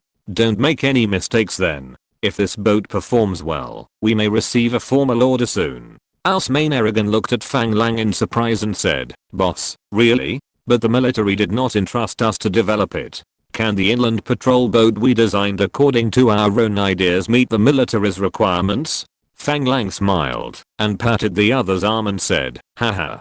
Don't worry. It doesn't matter whether the military has approved the project. The key is that the military is in urgent need of such a weapon, and we just happen to have it. Isn't this a perfect match? As for whether it is suitable, there is no need to worry. I personally participated in the design, and I have confidence in it. In fact, as early as when the Eddy brothers declared rebellion in the town of Betancourt, Fang Lang had already determined that the Brazilian military must be in urgent need of an inland patrol boat that could maintain stability in the Amazon River and strike the enemy. Otherwise, the few old antiques from before World War I that the Brazilian Navy has on the Amazon River that are almost rusted through cannot meet the needs of the Brazilian army. If things go wrong, the sailors responsible for the safety of the Amazon River basin will rebel the next time they want to launch an attack, because letting them drive such warships to fight the enemy will definitely cause strong dissatisfaction. In addition, with Fang Lang's current influence in the Brazilian army and his relationship with General Lita, Fang Lang is not worried that the Brazilian military will not buy it. With the guarantee of his boss, Aragon smiled and patted his chest to guarantee. Haha. Boss, don't worry. I will arrange for someone to go into the water immediately, and I guarantee that there will be no mistakes. After that, he gave instructions to a staff member who followed him. At the same time, Fang Lang said to his chief of staff, Delator, how do you feel? Delator, who was studying the stern engine, looked up at Fang Lang and said with a smile, boss, I can't see any problems now. We still have to try it out in the water to know, but I think this thing is good. He patted the Mercedes diesel engine beside him. Fang Lang knew that the other party was a veteran of the Navy and had his own criteria for judging the quality of ships. However, this kind of inland patrol boat was obviously the first time for the other party to come into contact with it, so he couldn't give an accurate evaluation. But he was very satisfied with the 1,300 horsepower engines on the ship. Then you will take people up to test it and see if it can meet the design standards. The inspection standards can be set higher. After all, this is the first warship produced in Brazil. If this inland patrol boat can meet our requirements, the next step I will prepare is to let them start trial making a destroyer to try. After all, there is still a huge gap in the Brazilian Navy's destroyers. De La Tour nodded when he heard this, stroked the cold hull of the patrol boat with his hand, and said seriously, "No problem. Please rest assured, boss, we are professionals." Hearing this, Fang Lang nodded with a smile, and continued to ask Osman Aragon, "What about a small and fast patrol boat? If you want to move freely in the complex Amazon jungle, it is obviously not enough to rely on this patrol boat of about 500 tons. After all, many small waterways are obviously not suitable for the entry of such ships. If they are not careful, they will run aground, or lose maneuverability, and be pressed to the ground." Therefore, at the beginning of designing patrol boats, Fang Lang designed two types of patrol boats. One is a 500-ton inland patrol boat, which is mainly used on the main road of the Amazon River, and can attack local ships remotely through artillery, or provide fire support to the army through 105mm artillery. After all, it is basically an impossible task to transport a 105mm howitzer into the jungle, and there is obviously no problem with installing it on a ship to provide long-range fire support. But if the patrol boat cannot enter the jungle, it will certainly not be able to cause effective damage to the enemy hiding in the jungle. Then this 500-ton patrol boat may only be able to patrol the main river channel and limit the range of activities of enemy ships. In the end, it became a tasteless product that was a pity to abandon. In this case, the emergence of small and fast patrol boats has become an inevitable option. If he cooperates with the 500-ton patrol boat, the enemy will have nowhere to hide. Osman Aragon, who was excited about the chance to win the Brazilian military order, had a flash of embarrassment on his face after hearing Fang Lang's words. He hesitated and slowly said, "Boss, we have no experience in manufacturing this kind of small speedboat, although we have manufactured a prototype. But the pump jet engine you requested cannot meet your requirements for the time being, so in order to complete the trial production task within the time you requested, we still use propeller technology. Please rest assured that we have organized manpower to tackle the pump jet engine technology you requested. It is expected that qualified products will be produced within 2 months." Hearing this, Fang Lang's brows were tightly knitted together. Whether in his previous life or this life, Fang Lang had an indissoluble bond with ships, so Fang Lang still had some understanding of the pump jet technology of ships. The so-called pump jet is also called water jet propulsion. Unlike the common propeller propulsion method, the thrust of water jet propulsion is obtained by the reaction force of the water flow ejected by the propulsion pump, and the ship is manipulated by manipulating the rudder and the reverse rudder equipment to distribute and change the direction of the jet. This propulsion method is generally used in high-performance, high-speed ships, which can give the ship excellent high-speed maneuverability, a smaller turning radius when turning, and a shallower draft. Of course, it is not without disadvantages. For example, in waters with more aquatic plants or debris, the inlet is prone to blockage, which affects the speed of the ship.